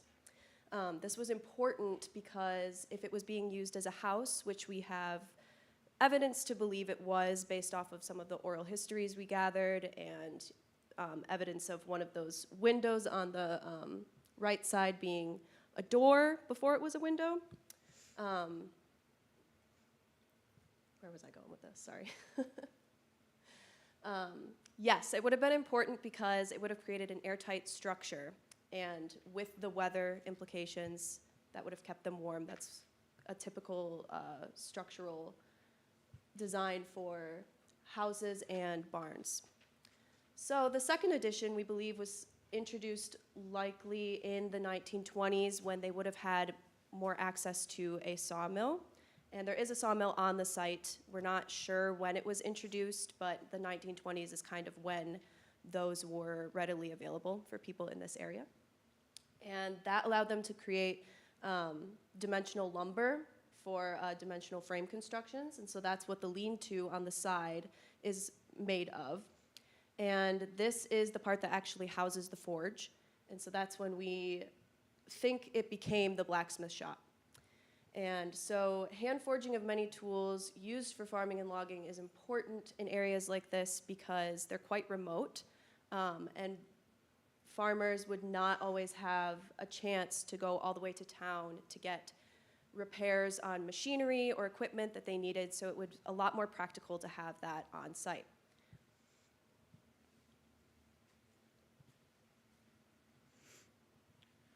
So this is the aita, which is a traditional form of Finnish granary. As you can see, it has this, the main building is this two-story structure. In most traditional Finnish farmsteads, you see an aita built like this, either with internal or external access to the second floor. The original construction would not have had the siding it presently has because it would have had sort of a more open construction in order to allow airflow through to ensure that the grain stayed nice and dry. The second floor was considered a traditional woman's space and would have housed the traditional Finnish loom. This one still has some components of the loom in the second floor, but not the entire loom. As you can tell, over time, it was expanded quite often and became basically a general storage facility that is also consistent with the addition of the shake siding because that would have helped weatherproof the interior. Eventually, the furthest back addition, all the way back there, is what currently houses the sawmill, although it's not in a usable condition. However, much of the earlier parts of the structure are built using dimensional lumber. So chances are, unless they were getting it imported, they had the sawmill longer than they had a place to necessarily keep it that was dedicated for it.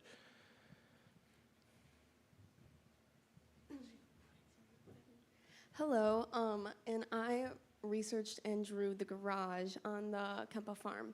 To figure out the time period in which it was constructed, we compared the rest of the structures on the farm together in a timeline, and we also received old photographs of the time on the farm, and a lot of the photographs had cars with license plates that kind of pointed to the early 1920s. So on the PowerPoint it says the garage was constructed in circa 1923.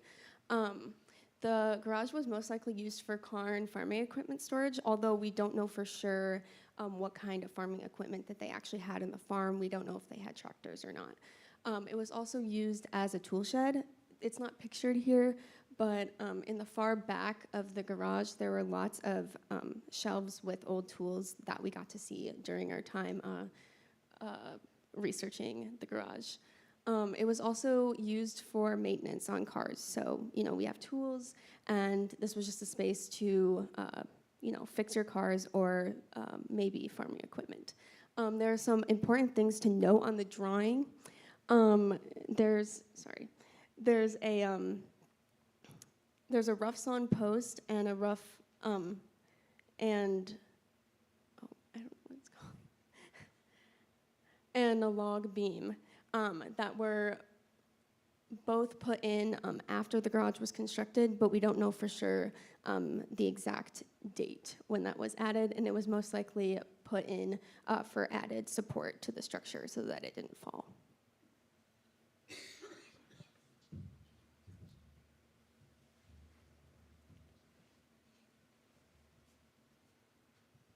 So our first day on site, we were obviously new to this process. So we had to pick out a building to test out our skills on. So this was the pole barn. And what's interesting about this one is we actually know the date or the year it was built, because the person who built it in the family actually signed and dated it. So this one was actually built in 1928. This was the day that we learned how to measure, where to measure to, and how we just kind of got all of our standards in a line. And this one, I think the doors are really interesting on this one. They actually have like those sliding barn doors, which was pretty different compared to the other barns on site.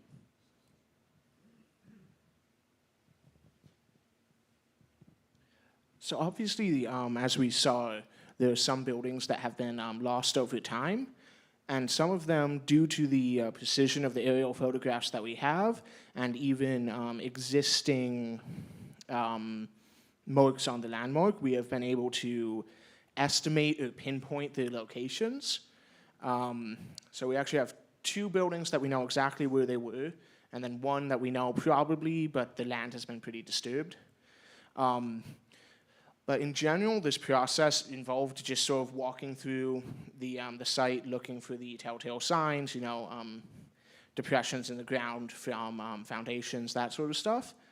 We know one of the structures was a sauna, which is a very traditional part of a Finnish farmstead.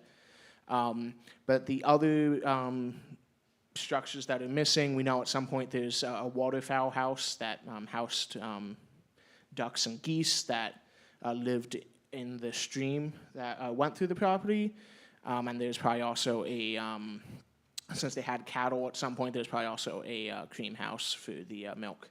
But we're not sure where those were exactly and which of the buildings we can still see evidence of was which one.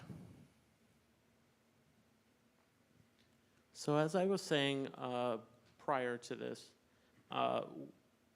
we can use the 1938 aerial photography to see the ancient shoreline of a Nipissing Great Lake. The hay barn, you can see the pole barn that we just talked about, but the hay barn is a unique structure that really utilizes this landscape. So as I was saying, the hay barn is kind of unique in that the field is up behind the barn and it really follows the landscape. So the blacker outline, as you can see, is the earlier extent of the barn, and this would be used to store hay. Since hay needs a drying period, the construction was not necessarily tightly hand-hewn like we typically see. The construction is typical in finished barns that are used to store and dry hay. We see an addition later on, and I believe that addition was used to store hay bales as technology changed over time. And currently it's used to house household and timber goods.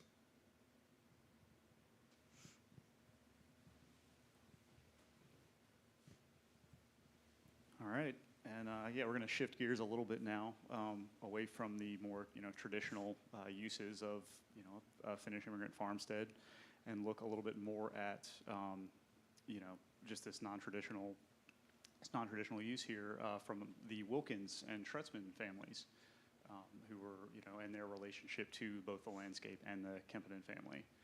So a little bit of background for this whole concept. You started to get in the mid-19th century. You started to get what were known as sufferers as industrialization set in. And so you get these folks with like exacerbated hay fever, with these kind of chronic respiratory issues, that sort of thing. And you get doctors prescribing wilderness, doctors prescribing returning to nature as medicine for getting away from and out of these kind of smog-ridden, in some cases, and generally kind of more polluted industrial environments that people were adjusting to. Then you also have Michigan advertising itself heavily as this wilderness. I mean, they're trying to capitalize on this. They're trying to, bring these folks in. So you've got this pull factor, saying, hey, you need some clean air. You need to get out of Chicago. Here we are. Come up. And then you've also got Sophia Kempinen, who we know was renting rooms to boarders for years after she acquired the farm. So you get to the 1920s, and you get to Florence Wilkins, who her daughter Adele was prescribed wilderness in nature by her doctor, and so she's this very Florence is this very well-to-do well-traveled woman. I think of Rose, I guess, from Titanic, and all of the things she went and did after her encounter with Jack. Like, just this woman in the 20s, literally jet setting around the globe, like visiting far off places, continents, wherever she can get to, Africa, Asia, Europe, and yeah. So somehow all of these factors converged, and the Wilkins made their way to Misery Bay and encountered the Kempinens. So you get by the late 20s, you get the first what we've called the proto Del Shack. It was a one-room cabin that Hugo built for the Wilkins, and they were basically coming up there to camp for the summer to get away. And that went on for a few years. We unfortunately do not have any photographs of the original, of the proto Del Shack there. But at some point, shortly after that, we know by the mid-30s, as we've seen it on a 1938 aerial, you have the Del Shack 1, which you can see here. And that's the original Del Shack. And it's still using this, this more traditional Finnish immigrant, jointed log construction. And that structure was around, built by Hugo until 2 years ago. And unfortunately, you get, eroding shorelines. There's still nothing wrong with the structure itself, but, the shoreline creep was threatening to basically send it into the bay. So folks had to, the current owners had to make the decision to have it taken down. Though one of the fireplaces, one of the hearths and chimney is still standing on the previous foundation. All right. Yeah. So you get this little bit of a shift. Going into 1943, when, again, Hugo built the current Dell Shack as it stands. And it's kind of a, you know, it's a break from tradition architecturally. I mean, you can see the photo up there. You know, it's kind of this like post and beam, what we've called this vernacular small log architecture. And they're using these, you know, these smaller logs, and you know, they're not jointed, and you know, trying to figure out why, you know, why this building was so different from the traditional finished structures. And we found out that, you know, from 1936 on, for a couple of years, Hugo spent time working for the Works Progress Administration, the WPA. And so he was traveling around, you know, statewide and helping construct, you know, tourism infrastructure, you know, as we see in a lot of cases today, rest stops, cabins, you know, campgrounds, that sort of thing. So he took some of the design cues from there, and you know, brought them into this, you know, this cabin, which was made to be a vacation home as opposed to a, you know, year-round use, you know, traditional farmstead building. And the other aspect there was that he was, you know, a one-man construction crew putting together, you know, not a small structure. So this use of, you know, 5-inch logs, as opposed to like some, you know, some of the larger, you know, felled trees that you see in some of the older construction, allowed him to, you know, to set posts and prop beams and, you know, that sort of thing, you know, much more easily by himself. And so you get into the actual structure itself, and it's pretty wild. It's pretty eccentric, and it shows, it definitely shows some periods of addition here. And as was mentioned earlier, I believe Mark mentioned it, you know, the different shades of poching here, the darker core of the structure, which was first built, and then these periods of addition that we don't fully have ironed out yet, but we do know that you know, later the porches. So this would be the back porch, which is facing the driveway and facing you know, landward, and then you have the front porch out facing the bay. You know, those were enclosed later. You have the building up here, or the room up here, which the Wilkins and Tretzman family referred to as the Cairo porch, because that is where Florence kept much of her souvenirs and artifacts from her travels around the world. So that was later enclosed and made a master suite. You know, then you come over here and you get, you know, one of the later periods, again, all still constructed by Hugo, in the 70s, I believe, is what we've nailed this down to. These 2 bedrooms on the end were added on. And then in, as you can possibly see, in 2012, well, as you can possibly see, that roof there that has the, you know, the posts standing out from the structure, was installed in 2012, and it's a floating roof. It's not actually like directly attached, because the original roof, I mean, you know, being decades old at that point, was starting to fail, and it was also kind of an interesting design choice on the part of Florence and Hugo, as best we can tell.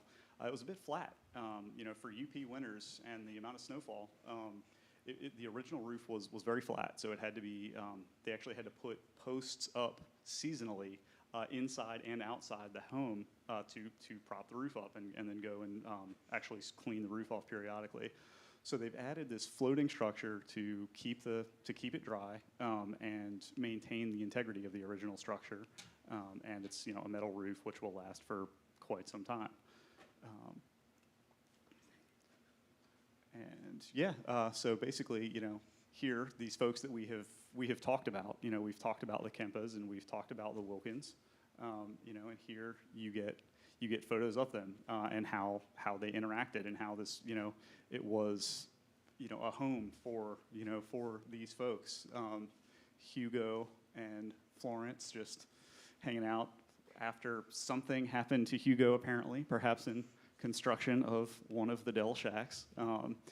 But yeah, so basically just, you know, it highlights this, you know, this welcoming, like very hot, you know, hospitable environment that we were welcomed into, you know, as students and researchers.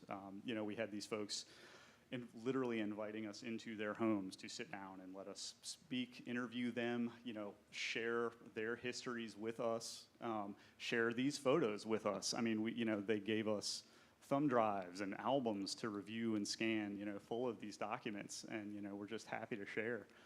So yeah, it was just, it was great. It was a great experience for all of us, and we were essentially just part of the reason for putting this together is to try to help them preserve and maintain their history and heritage and have it documented in some way. So yeah. And we would like to thank Michigan Tech, Fernando University, the National Park Service, the Vernacular Architecture Forum, and the communities of Toyvilla and Misery Bay for allowing us this opportunity and working so closely with us. Without them, this wouldn't have happened. As you can see, we camped on site for an entire week. It rained for most of it. But when it wasn't raining, we had, a lot of fun, with the animals, sitting around the campfire when we weren't working. And, the people who live there currently were very welcoming of us, just really invited us in, and, yeah. So we'd like to say Kitos, which is Finnish for thank you. And if there are any questions, feel free to ask them.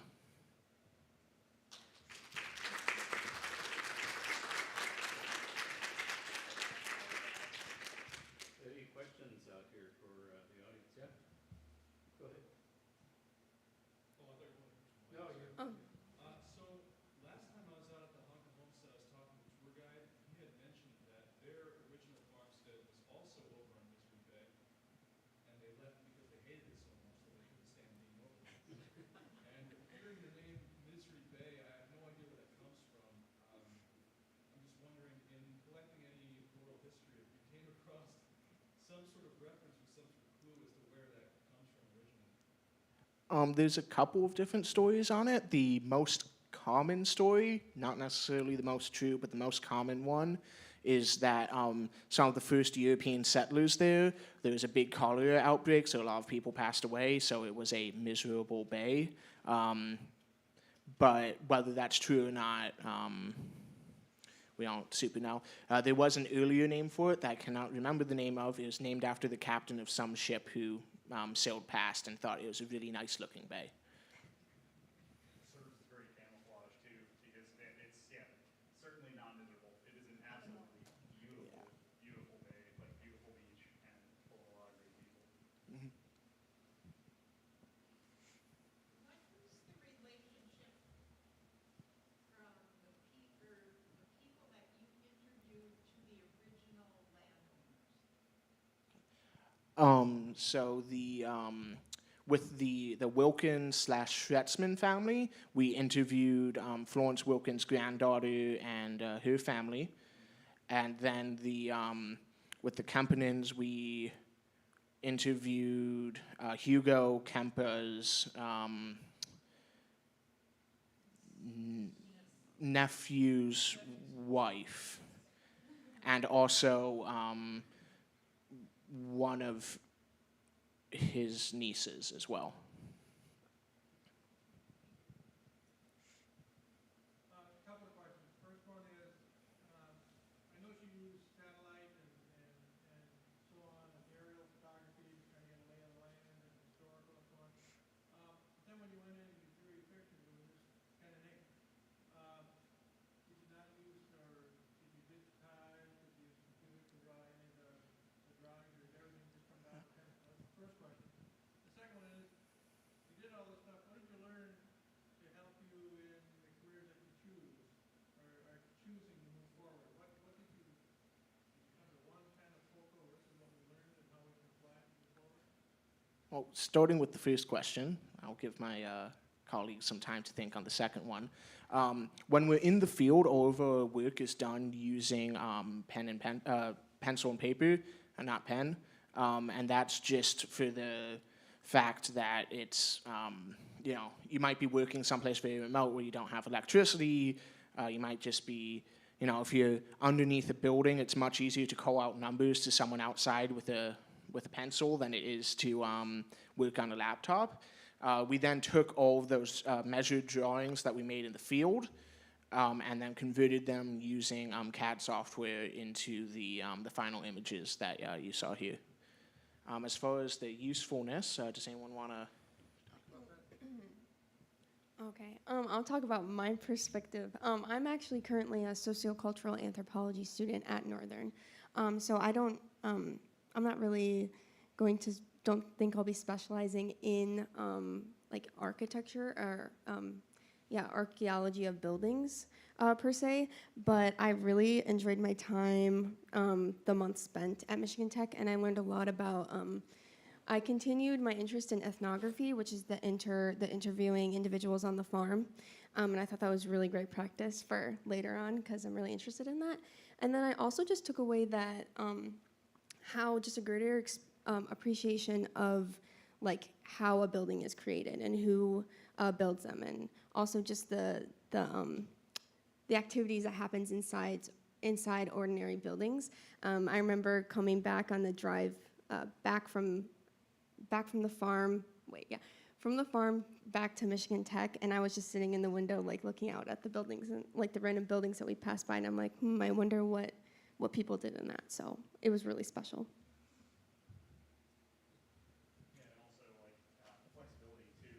You know, to put it in kind of like gross capitalistic terms, you know, the age of the generalist, being able to be flexible and take on multiple things, multiple roles, from, you know, being able to go out and measure buildings, interview folks, to getting into the digitization and archival research. I mean, you know, generally speaking, most of us are looking at social sciences in some form or another here. So, you know, developing this tiling so many different, you know, disparate skill sets and brought them together in a way where we, you know, really had to, you know, learn them and, you know, be immersive and pick them up, and it, you know, worked out well. And also like learning to interact and developing relationships of reciprocity with the communities in which we were, you know, was another, crucial takeaway. It was very interesting to get that perspective of putting yourself in the shoes of the people who created this place and created a relationship with the land and the people they cared about, tying in their culture from another place and creating a new meaning in a new place, and how that translates to a broader community. We had the opportunity to present this presentation with the community we worked in, and seeing how many stories they had that connected to the ones we told. They filled some of the gaps in our chronology and the questions that we had, and just seeing that reciprocity, that impact that it had on people. And it was really, really special, and an experience I've never had before. I don't know precisely what I'm going to go into yet, but having that experience of working with people and things that are important to them, and understanding how heritage and history is a really, really living and important thing to everyday people was really special, and something I will carry with me in the rest of my life in whatever I do. I think if you're looking for practicality in this, many of us students, we have different forms of, we take different majors in anthropology. We're taking archaeology, cultural and social anthropology. I think there's even some historical archaeology into this. So it kind of like helps get one of us out, despite the fact that we had different majors and minors in college. Yeah, I think the collaboration between all of us was really important. It's like, if you're from around here, you might know that Michigan Tech and Northern aren't really like the closest of friends. But it was really nice that we were able to come together and create like such an amazing project together.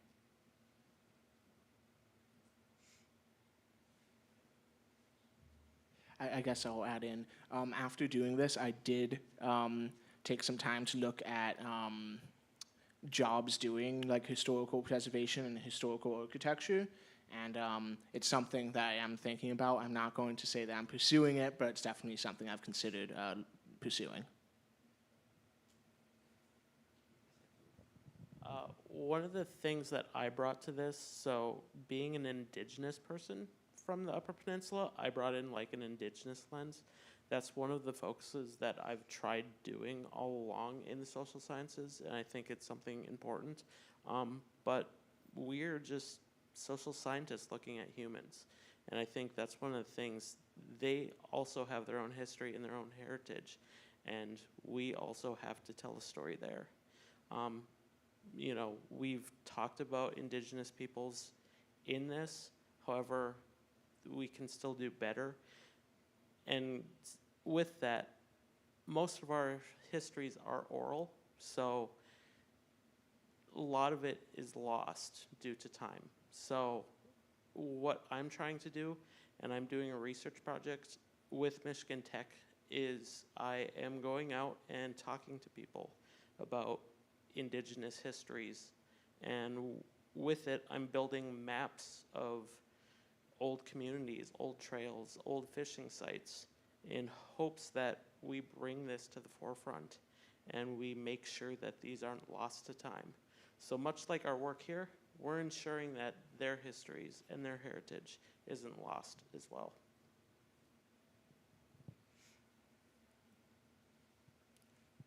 You kind of mentioned the change from like the slanted roofing to that flat roofing of the bell shack. But then you also mentioned that the logs were kind of joined together in this finished style. So I'm wondering if anyone noticed like a difference between like the artifacts and how things were built, like as you got further away from the original immigrants. Yeah, so I mean, we weren't interacting with like small scale like artifacts. We didn't do any like excavation or anything. But yeah, insofar as like the architectural features and that sort of thing, for sure. Yeah, I mean, it was definitely like a shift. Like, you know, Hugo using his his experience in construction methodology for constructing the first Dell shack, that was a jointed log structure. It followed very closely, traditional Finnish immigrant, actual like practical farmstead, use. And then you see this emphasis on tourist infrastructure in the WPA, which he went and partook, in the mid 30s, and then you immediately see that in Del Shack 2, the current Del Shack. Yeah, and so it's this total departure from the original jointed logs, and and the structure that was built in the 40s, was just this, built in this more like tourist vernacular sort of, influence, and again, coming off of only having himself to construct that large structure also added to it. And then the shift to the slanted roof from the flat roof was to make it just, again, the flat roof was not traditional. So that was another break from tradition in the construction of that second bell shack that was kind of later addressed insofar as its like shortcomings in regards to snow and that sort of thing when they added that floating roof in 2012. I'd like to add that they also had an immense knowledge on the resources they had around them, and so their construction of like traditional Finnish log cabins was so in depth. They didn't need to use any mortar, anything. They scribed the logs that they found to fit perfectly so that they wouldn't need anything besides the logs themselves and the tools that they made, often in forges, like I talked about. They made many specialized tools to be able to create like buildings that are really works of art. And then once with that background, the WPA background, that kind of shifted that lens from that, Finnish tradition to more of like an Americanized. Would you say it was an improvement or just a change? I don't know, I'd say just a change. It depends on how you look at it. Sort of like a big thing that you see a lot is the introduction of dimensional lumber, which you saw at this at Camping Farmstead as well. And dimensional lumber allowed you to build a lot quicker because you weren't wrangling full-size logs. But it also required, you had to bring in nails, you had to bring in later on screws, you had to bring in like insulation and siding and stuff like that, which isn't something that was necessary with log construction. So it's not better or worse, it's just different.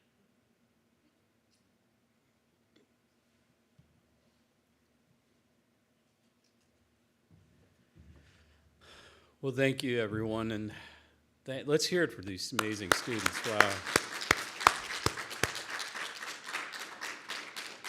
What an amazing project and the scope of it and everything. So congratulations and good luck in your futures and whatever you choose to do. There is work in this out there. So if you're thinking there's no careers in this, there actually are careers in this. So if you do love it, go for it. So I want to thank you all for being here today. It's been just an amazing day of presentations. Like I said, we've filmed them all. They'll be saved. They'll be on YouTube probably in the next couple of weeks. So please share them with your friends and family once they get out there. So have a great weekend, and we'll see you next year.